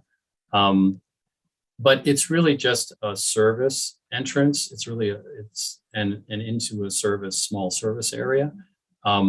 So having a double door there and having it more sort of centered on the path than the actual main elevator door seemed counterintuitive. It seemed to give the wrong signals to people who are using the building. So we narrowed that down to a single door, and this is, as you see, this is the standard, and as was mentioned in the comment, this is the panel design that's shown throughout the building on all the major doors. But it seemed in this case that it would be opaque. The one that actually leads to the elevator has glazed panels above, so that the light inside, again, will invite people to use that door. We had double doors here too, but it pushed this door further into the corner, and the hardware was sort of further away from you as you came down this ramp. So it was decided as a consensus that it would be better to slide the door over.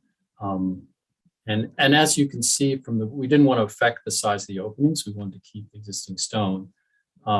So these openings really aren't quite wide enough for double doors. So that also suggested that there be single doors, that we use the precedent of the panel profile and then make the distinction in the opacity of the door. So that was sort of how we got to this point.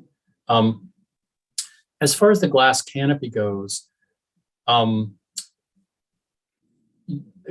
you're right. There's the possibility there's definitely it will need to be cleaned and accessed.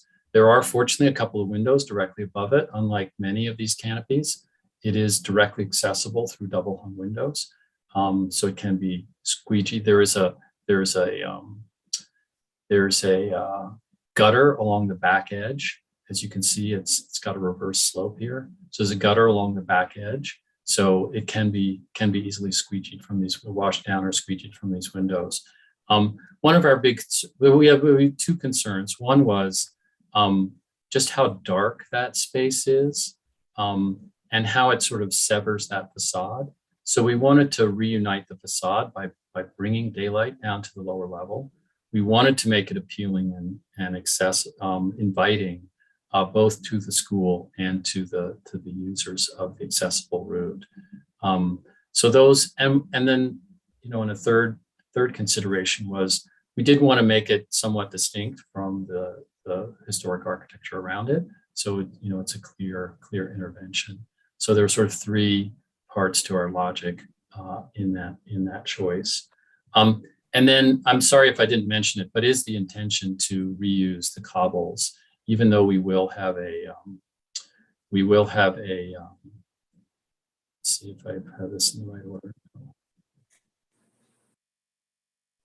So we will be reusing the cobbles as the facing for the garden walls. We will have concrete backups so that they last. And in the higher sections, they'll serve as retaining walls, and there'll be a footing. So it'll stabilize these walls for the long term. So, but it is the intention to reuse those cobbles. Okay, thank you. Commissioners, do we have any final questions? All right, not seeing any final questions. I'm sending you all requests to unmute. So we'll close the hearing and begin our discussion. Commissioner Chapin, would you make a motion to close the hearing? So moved. Thank you. And Commissioner Goldblum, would you second that motion? Second. All in favor, say aye. Aye. Aye. Any opposed? All right, the hearing is closed and we'll begin our discussion.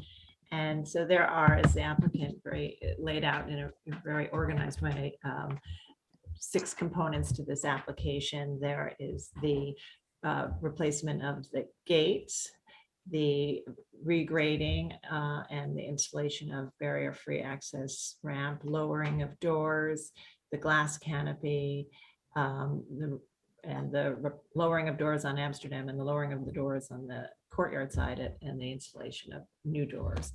So we'll begin our discussion. Commissioner Gustafson, would you start this one? Well, I think I'm on the same track as the community board. Overall, before getting into specifics, I think this is a terrific project that I really have no objection to whatsoever. Starting with that canopy area, the canopy itself is far from the street, won't even be seen. It's the simplest, least obtrusive way to get access in that area. The replacement doors are fine. I can't even, I'm not even sure about, it seemed almost a little bit of a nitpicking on that. The changes in the iron gate, as you heard earlier, I'm a big fan of iron. So when you protect it and enhance it, I'm good with it. The changes to create the Amsterdam Avenue accessibility are acceptable to me. I know there's several small changes involved, but it will end up being almost invisible. The enclosing of the courtyard, it's a courtyard that is already in some sense enclosed from sight. So enclosing it entirely doesn't bother me at all. And finally, the only issue I could have raised was with the preservation or salvaging of the leaded glass windows, which indeed they're going to do. So all in all, I think, as I said, it's a terrific project, and I find it to be appropriate. I don't have a single complaint. Great, thank you very much, and thank you for remembering those leaded glass windows as well. Commissioner Chabert-Baron? I feel the same way. I think it's a really sober and careful project, and there's just, I don't have a disagreement with any single piece of it. In fact, I actually think that the enlarged or the large doors is a really interesting solution, and the color is really interesting too. On all points, I think that the accessibility, sort of resolutions around it, the accessibility are really effective and somehow don't call too much attention to themselves, even though they're significant. So I just think this is a terrific project, and I salute the applicants. Thank you. Commissioner Chapin? Yeah, I agree. All of the accessibility improvements, the change of grade, the lowering of doors, the new doors are done very well. I think that the glass canopy is a fine change, and also the new gates and saving and storing the special windows. So everything's great. Okay, thank you. Commissioner Goldblum? No disagreement, it's appropriate.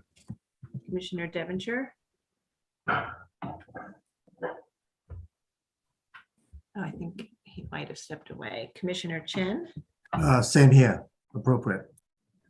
Commissioner Lutfi? I agree. They've done a very good job. Commissioner Jefferson. Yeah, I wrote last night, a very thoughtful and careful proposal, not replicating, but adding to the existing fabric for modern requirements. Beautifully done, I think. Great, thank you. And Commissioner Devonshire, I want to circle back to you. Sorry, I got distracted there Okay. for a second. No, I think very sensitively done. This is excellent and acceptable. Great, thank you very much. Okay, so we all agree this is a very sensitive, comprehensive, and thoughtful project. And Commissioner Gustafson, would you go ahead and make the motion? In the matter of LPC 22-07090-225 West 99th Street, St. Michael's Episcopal Church, an individual landmark. The application is to alter entrances, install a canopy, construct barrier-free access ramps, and enclose an interior courtyard. I recommend approval, finding that the work will allow for barrier-free access for the buildings in the least obtrusive manner possible, that the proposed ramps and minimal regrading at the 99th Street Garden will provide barrier-free access into the buildings without substantially altering or obscuring significant features of this individual landmark, that the ramps will be constructed of poured-in-place concrete with simple black metal railings to match the predominant paving and materials of these locations and will not detract from the building, that the proposed metal and glass canopy at the setback 99th Street entrance will be installed at a location that is only partially visible from the street and that historically featured awnings and or signage, that the canopy will be installed through an area of plain masonry above door openings and will not obscure any significant architectural features, that the replacement doors installed in existing openings at the setback 99th Street entrance will match historic doors found at other locations throughout the buildings in terms of configuration and finish, that the new black painted iron gates at the 99th Street fence will be installed at the historic garden entrance locations as confirmed by photographic documentation, and their design and finish will be consistent with ironwork typically found on buildings and sites of a similar age, style, and type. That bringing the southernmost Amsterdam Avenue entrance to grade by removing steps and lowering and reusing an existing door, including installing a painted wood panel above the door and adjusting the height and number of treads at the adjacent entrance will not remove any significant architectural features. That the proposed work at the north interior courtyard, including demolishing the southern wall and roof of the existing one-story addition, raising the north facade to 2 stories by constructing a stucco-clad masonry wall above the existing wall, and enclosing the courtyard with a skylight will not be visible from any public thoroughfare and will not damage any significant historic fabric, and that the applicant will remove 2 leaded glass windows at an interior courtyard facing facade, because they are significant architectural features, and salvage them and reuse them if possible. And that the work will not detract from the special historic and architectural character of this individual landmark.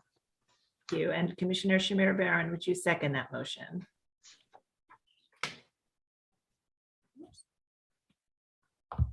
Second. Mark, will you call the vote? Chair Carroll, Aye.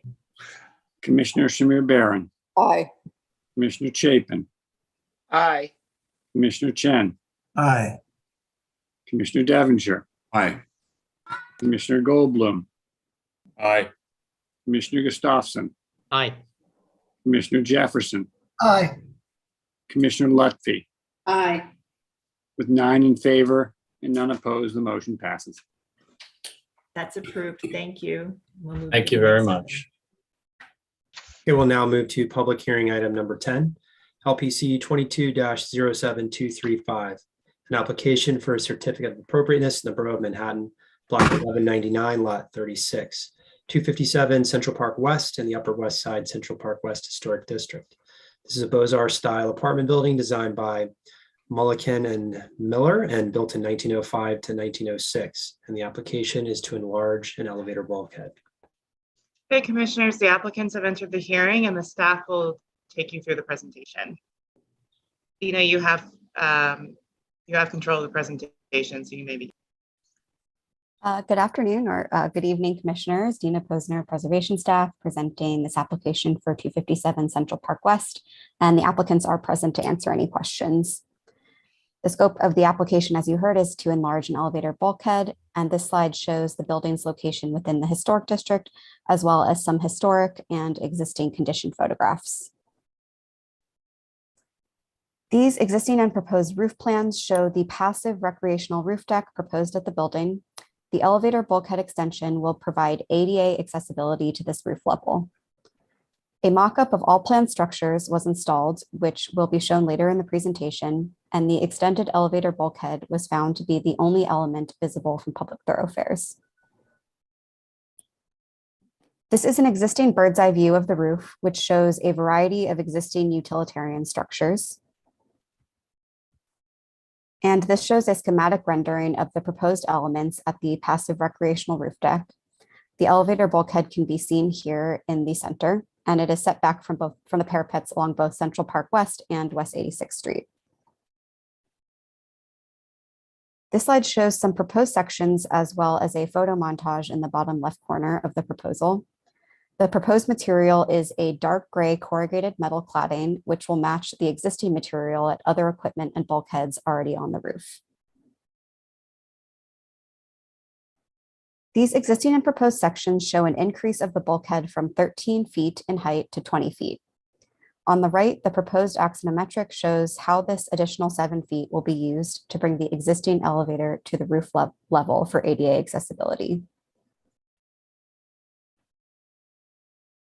These sightline sections help document that the proposed modification will not be visible from directly across Central Park West or West 86th Street. A full mock-up was also constructed, which also helps document this. The photos on the next several slides were taken with the mock-up in place. From West 86th Street walking toward Central Park West, the mock-up is not visible. From the corner of West 86th Street and Central Park West, the mock-up is not visible here. And also from further south on Central Park West, the mock-up is also not visible. However, from further north on Central Park West, the mock-up is visible when standing on the park side of the street only. The elevator bulkhead extension is the only element that is visible. And so the top two photos are with the mock-up in place. The bottom is a photo montage. Additionally, from various points inside Central Park, the elevator bulkhead extension is also visible. The top two photos show the mock-up again. The top right photo is zoomed in, and the bottom photo is a photo montage.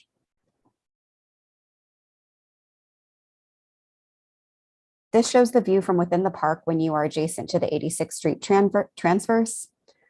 And these photos also show some of the surrounding context, including other existing rooftop accretions. And finally, the mock-up and photo montage views from further south within the park. The next several slides show images of the mock-up at the roof.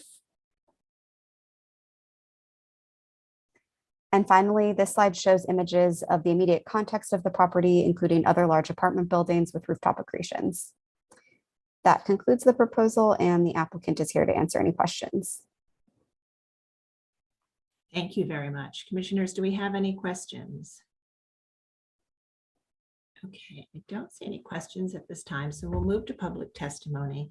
If you are in the meeting and would like to speak on this item, please raise your virtual hand so we can identify you, and I will turn it over to Sonia Guillard to take us through the testimony. Thank you. So we do have a couple signups. The first is Mark Diller. And Mark, I'll be promoting you to panelist.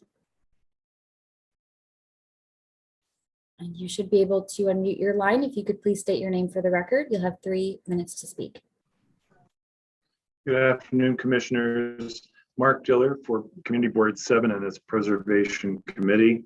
I am grateful to my colleagues, Michelle Parker and Kay Carpin, for ceding to me the opportunity to present to you today. We have, again, because of website issues, we have only a committee action to report to you, but we felt it important to share our inchoate views with you. Our committee voted to support this application. There was a little bit of confusion as to the scope of the application. It appears to be only the elevator overrun itself that is the scope of the application, although we heard a very detailed and quite convincing proposal with respect to other aspects of the rooftop renovations. We find that the type of rooftop structure is one that fits very nicely into the utilitarian typical rooftop structures so that even in those areas which are pretty distant from the location, either on the verge of Central Park or within Central Park, that where it is visible, that it blends completely with other rooftop structures of its type. I want to distinguish an application last fall on Central Park West where the materials were self-reflective, there was internal lighting, it was elevated above, it was a shade structure that was elevated above the roof line, did everything possible to call attention to itself. Here, it is exactly the opposite. This is a standard, typical situation of utilitarian structures, and the materials are in alignment with that. Since the greenhouse and so forth are not before you, I will leave it there and say that on balance, the committee recommended approval, and that will be before our full board tonight. I thank you for your time and attention. Thank you. The next speaker will be Becca Brand from Landmark West. I'll be promoting you to panelist if you could accept the request. And if you could please unmute your mic and state your name for the record. You have 3 minutes to speak. Good afternoon, Commissioners. Becca Brand for Landmark West. The Landmark West Certificate of Appropriateness Committee appreciates the importance of open space. As the pandemic has proven, people are using their homes and landmarks more and in new ways, giving society a renewed appreciation for light and air.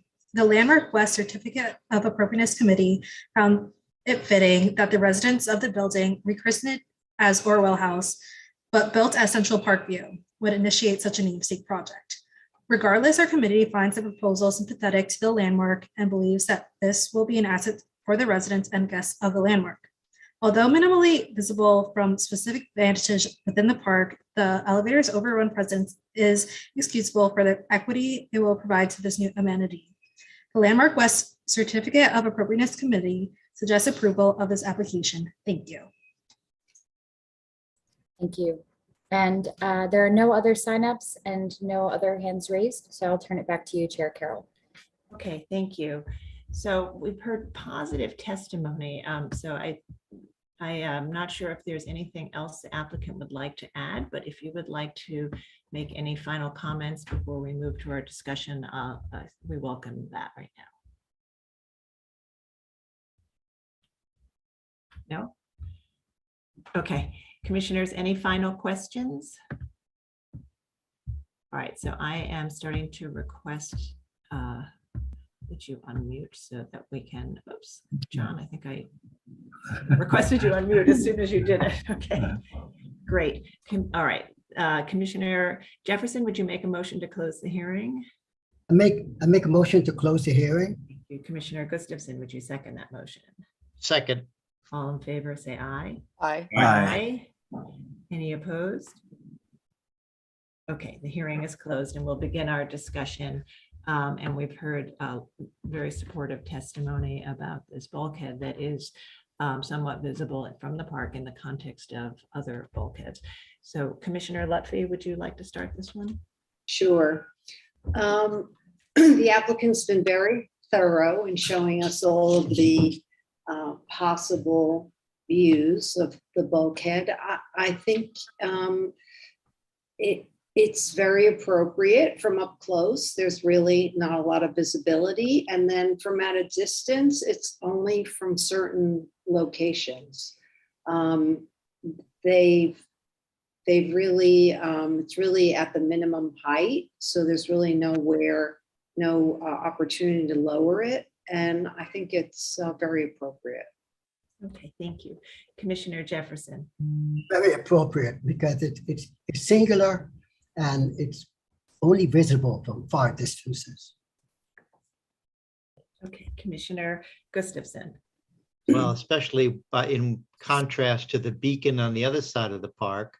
I think this is, there's no question that this is acceptable as is. Commissioner Shamir Baran. This is appropriate. Commissioner Chapin. I agree. Commissioner Goldblum. Oh, I think he's already left us. Commissioner Devonshire. A for appropriate. Okay. And Commissioner Chen. Appropriate. I see certain commissioners have very long memories, but just remember there's a beacon on the other side of the hill. Okay. Okay, so I think we have a consensus to support this, and I thank the applicant for your thoughtful, careful presentation. So Commissioner Lutfi, would you make the motion? Sure.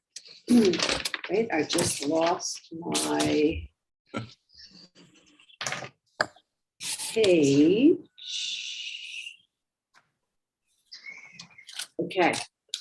In the matter of docket 22-07-235-257 Central Park West, Upper West Side, Central Park West Historic District, a Beaux-Arts style apartment building designed by Mulliken and Moeller and built in 1905-1906. The application is to enlarge an elevator bulkhead. I note that the building's style, scale, materials, and details are among the features that contribute to the special architectural and historic character of the Upper West Side Central Park West Historic District. I recommend approval, finding that the work will not damage or eliminate any significant architectural features, that the work will only increase the height of an existing elevator bulkhead, the minimum amount necessary to provide access to the roof, that the enlarged bulkhead will only be visible from a public thoroughfare at a distance from select locations of Central Park and in limited oblique views from Central Park West, that when seen from Central Park, the bulkhead will remain small in relation to the building and will be seen over an altered parapet and within a streetscape, which includes equivalently scaled rooftop accretions, thereby helping it to remain a secondary background element and not detracting from a historic roofline silhouette. That the proposed simple design and massing, typical cladding material, and neutral finish of the bulkhead will help it to maintain a subordinate presence, and that the proposed work will not detract from the special historic or architectural character of the building or the historic district. Commissioner Jefferson, would you second that motion? Oh, second. Mark, will you call the vote? Chair Carroll, Aye. Commissioner Shamir Barron, Aye. Commissioner Chapin, Aye. Commissioner Chen, Aye. Commissioner Devonshire, Aye. Commissioner Gustafson, Aye. Commissioner Jefferson, Aye. Commissioner Lutfi. Aye. With 8 in favor and none opposed, the motion passes. Right, that's approved. Thank you. We'll move to the next item. Thank you. The next item is public hearing item number 11, LPC 22-07678, an application for a certificate of appropriateness, the Borough of Manhattan, block 1388, lot 61, 18 East 74th Street in the Upper East Side Historic District. This is a row house built circa 1871 and altered in the Neo-Italian Renaissance style by A. Wallace McCrae in 1921. And the application is to construct rooftop and rear yard additions and excavate the rear yard. Okay, commissioners, the applicants have entered the hearing. Martin, you now have control of the presentation. You just need to click on your screen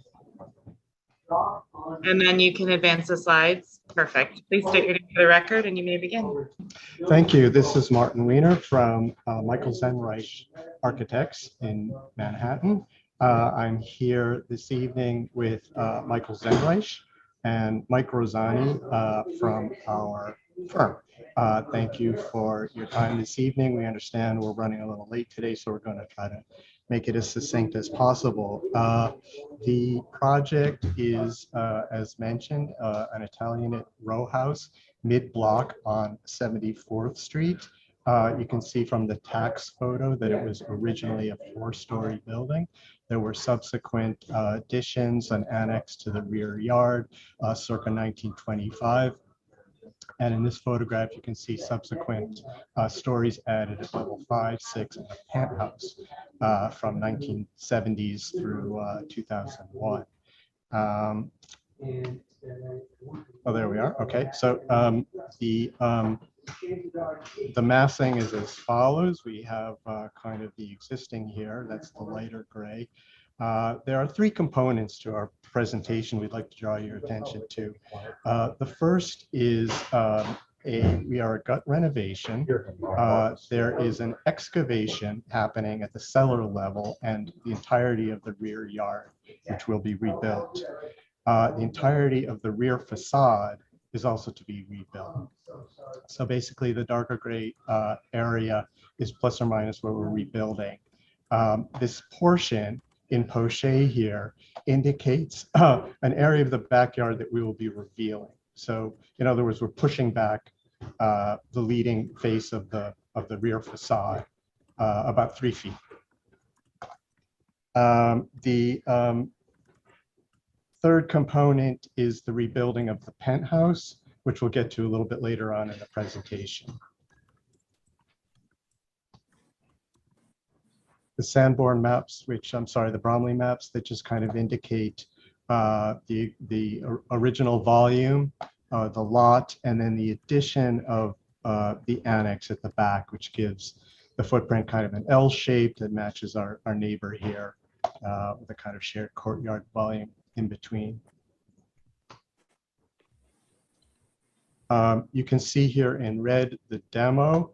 We are excavating the entirety of the cellar and the rear yard to build a pool for our client, who is a elite level amateur triathlon. The rear yard will be replaced at grade. As you see here again in red, the kind of demo. The rear yard will have a skylight here for the pool and some trellis work to hide some of the pool equipment that we're going to have to put at that level.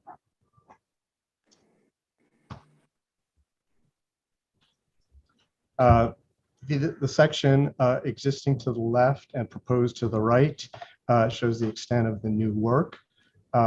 You see from top to bottom the penthouse area. The volume is here. We will be adding occupiable roof deck, which we'll show in a model in just a minute. This area is the south and west facades that are being demolished, and then the cellar excavation where the pool is going and the newly landscaped rear yard.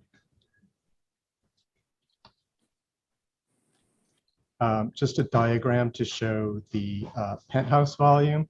The red shows existing to be demoed, and this is the volume of the new portion of the penthouse. That'll show up a little bit better in this AXO. So again, existing to the left, proposed to the right. What you see here is a stair tower that's existing that we are demoing and relocating within the volume of the new penthouse. So basically this is all being demoed. The volume square footage is the same. The height of the penthouse is the same. The only change here again is that we've in effect pushed back the leading face of the penthouse from the front of the building about 9 feet. And in addition, to add an elevator stop to the roof deck and penthouse, we're proposing to extend the elevator bulkhead 4 feet above the present roof line of the penthouse. So that's what you're seeing here. Basically the stucco finish of the new penthouse, the existing brick, the new penthouse volume. Another view showing in the foreground at the top, that stair tower that's going away, the replacement, the addition of the roof decking, so some landscape that we wish to add, and the new volume with the elevator extension. A third view showing the plantings.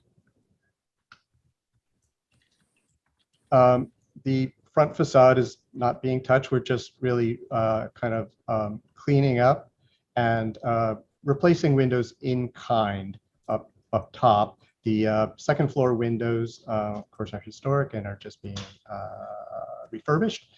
The windows at levels 5 and 6 are non-historic, but we're replacing them in kind.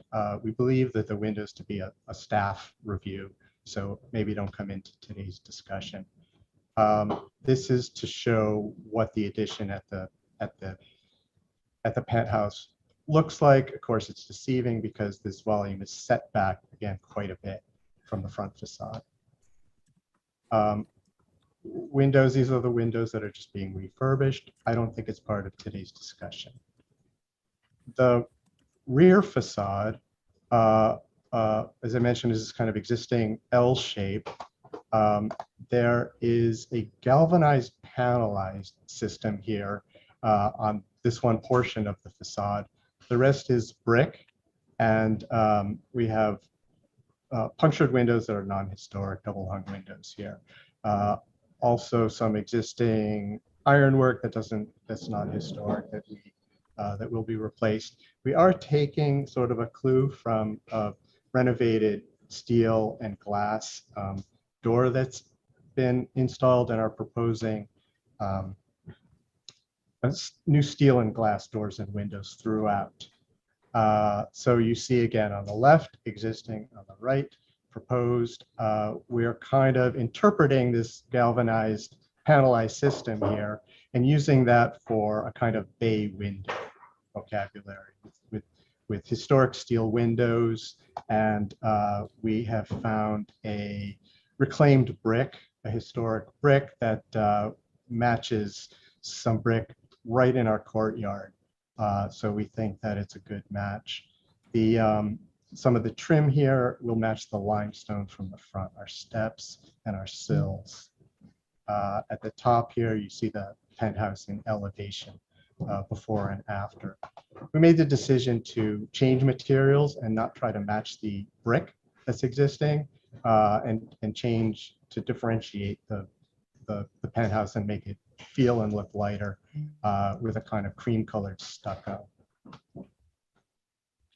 Here are those materials. You see the brick that we've chosen. This brick occurs next door. It's a pretty close match. The apartment building actually also to the east is a new building that has a multicolored brick as well.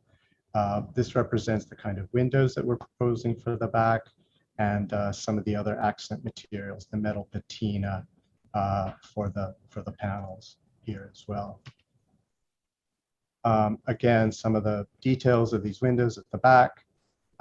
This is a Hope system, which are known for being historically accurate, as well as adding and providing the thermal capacity that we're looking for, to give you an idea of some of the metalwork and glass. This would be around the corner, that west-facing facade, before and proposed on the right. Just to show you again the steel windows and some of the detail at the penthouse. Some of the details in the backyard, this will all be kind of cleaned up.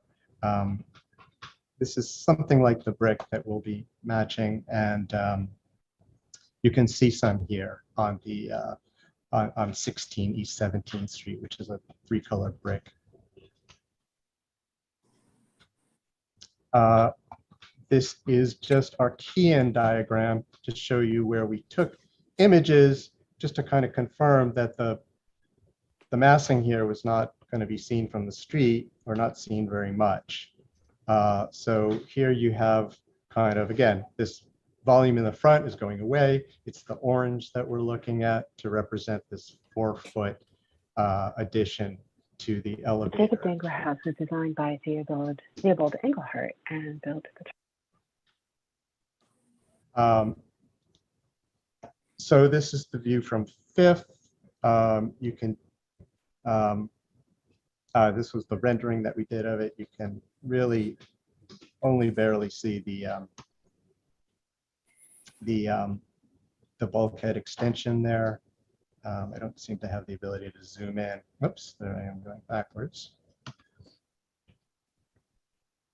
From a little bit, from different sort of vantage points at 5th, it's essentially hidden and also quite quite a bit masked by this very large building that's our neighbor here at Madison.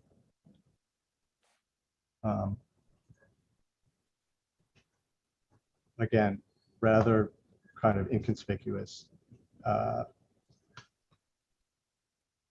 And from the front, not seen at all, basically, because of the angle. That concludes the presentation. Great, thank you very much. Commissioners, do we have any questions? Okay, I don't see any questions, so we'll move to public testimony.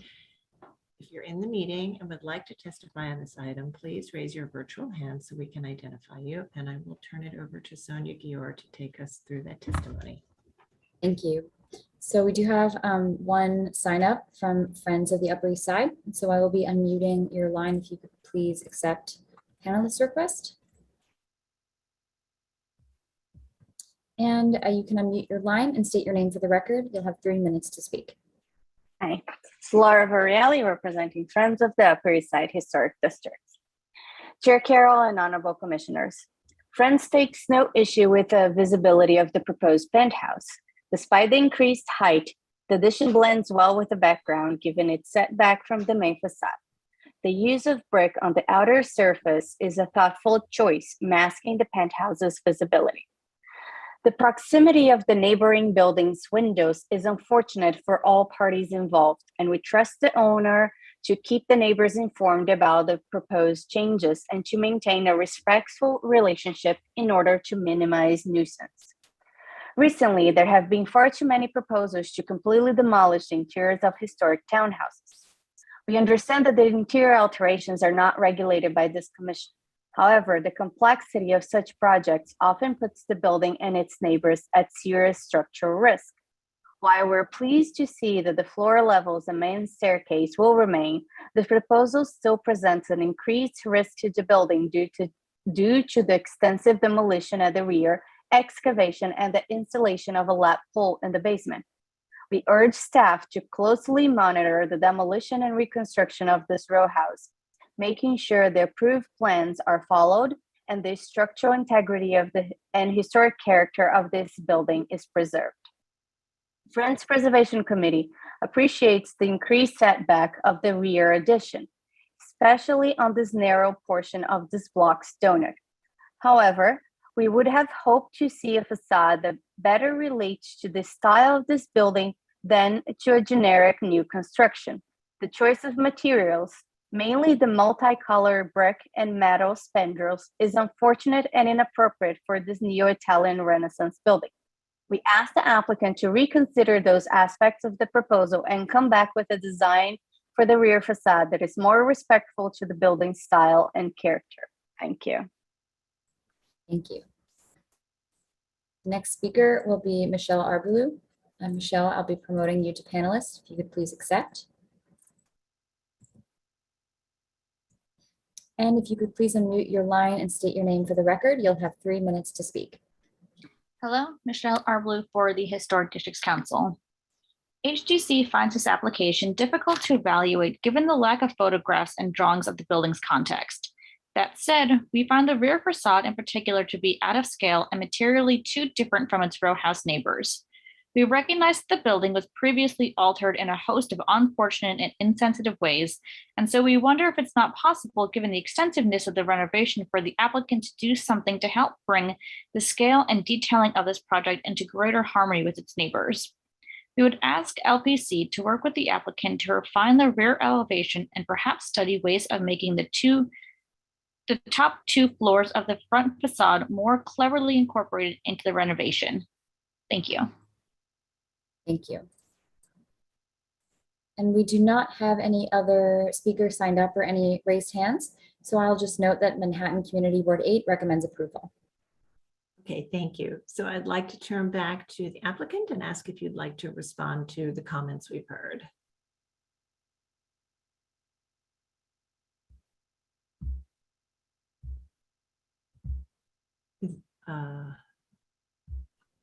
Sorry, I was muted there. Thank you very much for the thoughtful comments. I'll take just a couple of them. As far as sensitivity to the neighbors' windows, we've been very much in touch with one neighbor in particular who sort of faces our level 6 deck, the outdoor deck on the roof. And we've taken great pains to kind of work with a landscape designer to both sort of not obscure her views, but also shroud our new public area so that there's privacy for both residents and yet sensitivity to her access to sky and light and cityscape. So and that will continue to sort of be a concern of our clients and of ours as we move forward. And that goes for the construction process as well. We've been very much in touch with the neighbors concerning mess and noise and making sure that the whole process feels safe and tidy. The other comment about interiors, I wish I had some interiors to show you today. The proposal by our interior designer is just extraordinary. It's beautiful and historically appropriate and sensitive, classical and very beautifully detailed. So I think that if you do get a chance to see it, you'll agree. And certainly we'll take a look at a hard look at the rear facade. And thank you for those comments as well. That's all. Okay, thank you. All right, commissioners, do we have any final questions?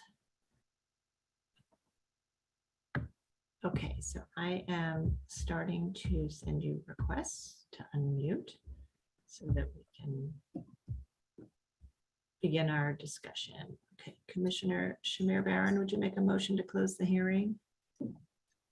So moved.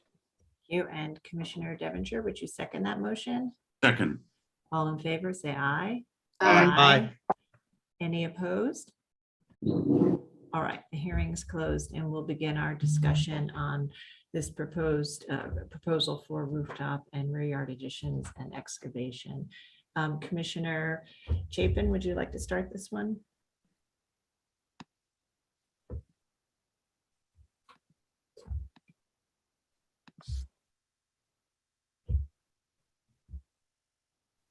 Commissioner Chapin, are you able to speak? Sorry, That's okay. I think in general that it's appropriate.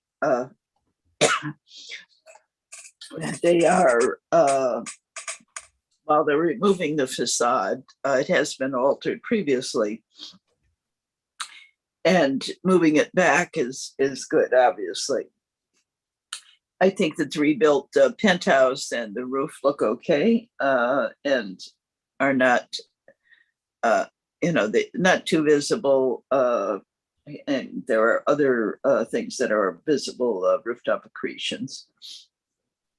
My only concern is that they're excavating the entire basement or going back quite close to the rear lot line, and I'd like to see them, because it looks like that it's just the pool room, that they could maybe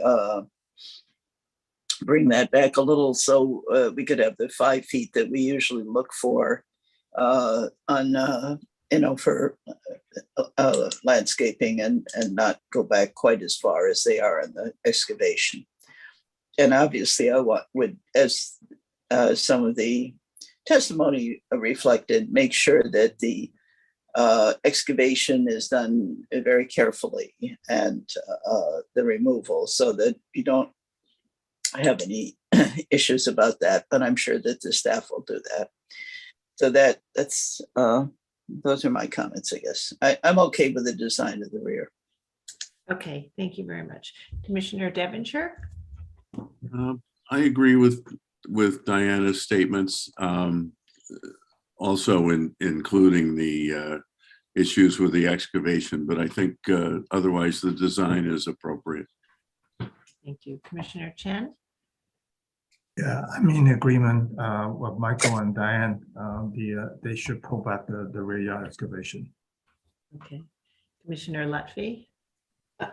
I agree. I mean, I might have picked a different colored brick at the back, but that kind of speaks a little more to what's going on in the front. But otherwise, I think it's appropriate, and I agree about the rear yard excavation. Commissioner And Jefferson. the garden. Thank you. Commissioner Jefferson. Oh, yeah.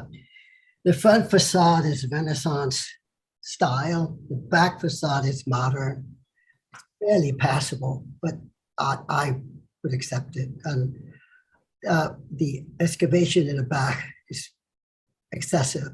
3 feet is minimum. I mean, it should be 5 or 10, but I can approve this. Okay, with the reduction of the excavation. Okay, Commissioner Gustafson. The only thing I sort of struggled with was looking at the, this is the perfect slide to look at. When you look at the back of the building here, it really does look like an office building to me. But then again, I look at this slide actually is useful because the existing is a hodgepodge, and it's such an unusual situation that it's not visible. So I'm okay with it. I wouldn't call this a model for approvals on other buildings, but I'll accept this. Okay, Commissioner Shamir Baran. I'm in agreement with everyone's comments. I think it's acceptable, and the pool should be reduced in size so that the excavation can be reduced as well. Okay. Or lose the gas meter room or something, move it over. Okay. All right, so I think we're all in agreement. Commissioner Chapin, are you comfortable making the motion on this one? Yeah, it's just needed to get a drink beforehand. I know. I wondered if you needed it. If you don't want to read it, we can. I think it's okay. I mean, go for it, and hopefully no one will have to pick up. Certificate in the matter was certificate of appropriateness, Borough of Manhattan, LPC 22-07678. 18 East 74th Street, Upper East Side Historic District. A row house built in circa 1871 and altered in the Neo-Italian Renaissance style by A. Wallace McCrae in 1921. Application is to construct rooftop and rear yard additions and excavate the rear yard. I note that the building style, scale, materials, and details are among the features that contribute to the special architectural and historic character of the Upper East Side Historic District. I recommend approval with modifications, finding that the 2 metal-clad bays at the rear yard are utilitarian in design and date to the mid-1920s, when the rear elevation of this building was significantly modified. Therefore, the removal will not result in the loss of any significant architectural features. That the building is not part of a row and is surrounded by larger buildings. Therefore, the proposed demolition of the existing rear yard and rooftop additions and the construction of a new rear yard and rooftop additions will not overwhelm the building or neighboring properties. That only a portion of the elevator overrun will be visible from the corner of 5th Avenue and East 74th Street, and that the rear yard addition will not be visible from any public thoroughfare. That the design and materiality of the rooftop addition, featuring brick cladding and punched windows and door openings, will be in keeping with the character of other rooftop accretions within the historic district. That the proposed rear yard addition will not project further into the rear yard than the existing rear yard addition and will be consistent with the height and projection of existing rear additions within the block and will not diminish the central green space. That the design and materiality of the proposed rear yard addition, featuring brick and projecting metal clad, are evocative of the existing 1920s edition and will retain the scale and character of an individual row house. That the excavation of the cellar and rear yard will be done in compliance with the Department of Buildings regulations under the supervision of a licensed professional engineer to protect this building and adjacent buildings, and that the proposed work will not detract from the special architectural and historic character of the building in the Upper East Side Historic District. However, I find that the excavation only leaves the lot line. Therefore, I recommend that the rear excavation be pulled back 2 additional feet to allow for substantial plantings. Thank you. And Commissioner Devonshire, would you second that motion? Second. Mark, will you call the vote? Chair Carroll, Aye. Commissioner Shamir Barron, Aye. Commissioner Chapin, Aye. Commissioner Chen, Aye. Commissioner Devonshire, Aye. Commissioner Gustafson, Aye. Commissioner Jefferson, Aye. Commissioner Lutfi. Aye. With 8 in favor, none opposed, the motion passes. All right, that's approved. Thank you. And now, commissioners, I know this is a late hour, and I want to thank you for your dedication and sticking it out today. We do have one last public meeting item to add to the agenda.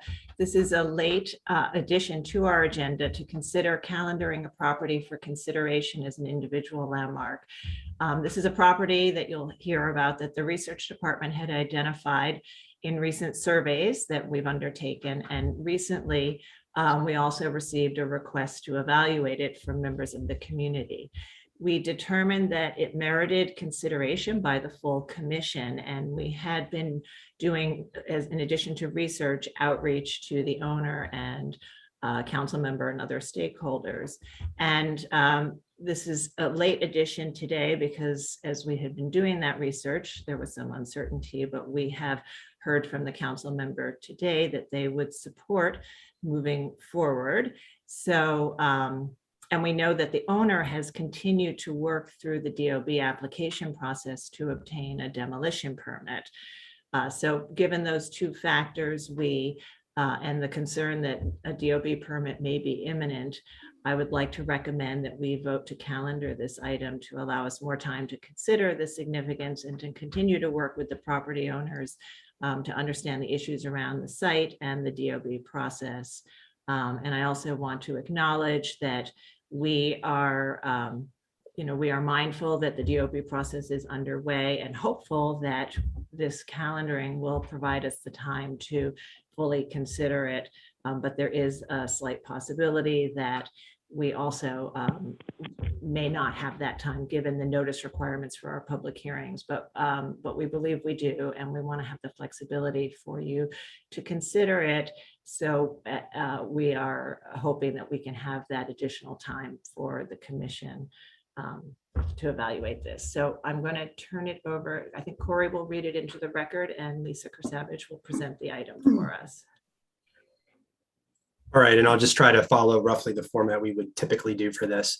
This is an item proposed for the commission's calendar. The LP number is 2661, Jacob Dangler House, 441 Willoughby Avenue, aka 441 to 443 Willoughby Avenue. Also 163 to 167 Nostrand Avenue. That's in the borough of Brooklyn, block 1758, lot 1. This is a house, a French Gothic style house designed by Theobald Engelhardt and built circa 1902. Okay, thank you, Corey. And good evening, commissioners. I am Lisa Kersavage, LPC Executive Director. The Jacob Dangler House was designed by Theobald Engelhardt and built at the turn of the century for the prominent merchant Jacob Dangler, and later served for many years as the home of the United Grand Chapter of the Eastern Star.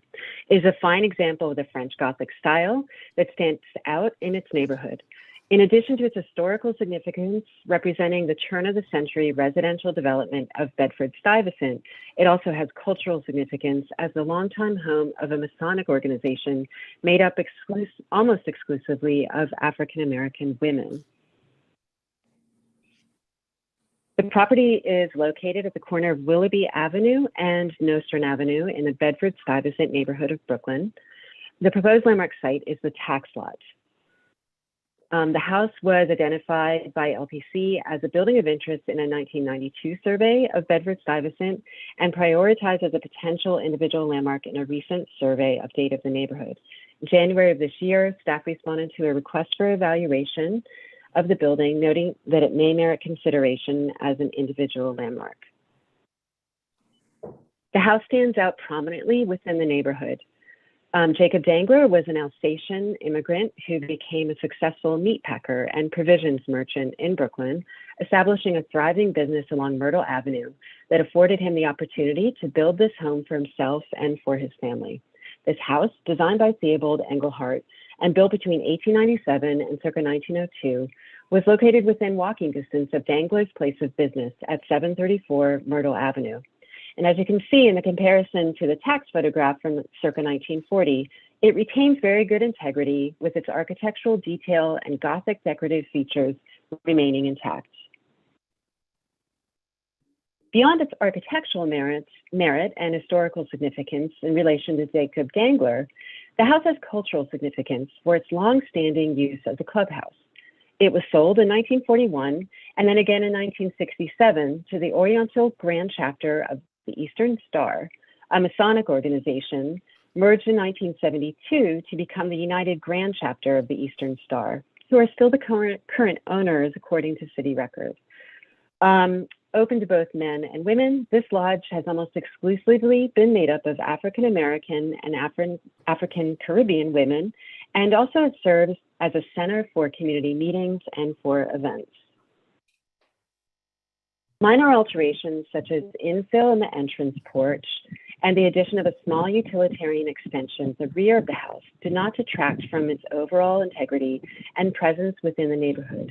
Because of its fine architectural design and historic and cultural significance, the research department recommends that the commission vote to calendar the Jacob Dangler House for consideration as an individual landmark. Thank you. Thank you, Lisa. Commissioners, do we have any questions? With the staff? Yes, Commissioner Gustafson. Generally speaking, how does the staff feel about the condition of the structure? Well, I'm not sure that we can say too much about that at this moment. It will continue to, try and get this information and provide it at the public hearing. But we haven't seen anything about the structure that has given us concern. Do we know whether it's been occupied or abandoned or vacant or what? As far as we understand, it wasn't necessarily abandoned or vacant, but it was not fully used. There was a small organization, a small number of people using the building, but we don't know more than that at this time. Okay, thank you. Thank you. Any other questions? Okay, and as I said, we had been looking at this property and had been also doing outreach with the various stakeholders. And we have some more research to do, and we are going to also continue to do outreach to understand the owner's issues and needs, and that will hopefully come forward in a public hearing. We'll have more of that information and we'll hear from the various stakeholders. But given the circumstances today, we thought it prudent to ask you to vote to calendar it so we would have time to do this additional investigation. So I would like to recommend that we vote to calendar this item today for consideration as a potential individual landmark in the future. And Commissioner Devonshire, would you second that motion? Absolutely. Second. Thank you. All in favor, say aye. Aye. Aye. Any opposed? Okay, so the item is officially calendared, and we hope to come back with more information at a public hearing in the very near future. Thank you all, and thank you for working so hard today and staying so late this evening. Thank you. Thank you. Thank you. Bye, everyone. Goodbye. Good night. Bye. Good night.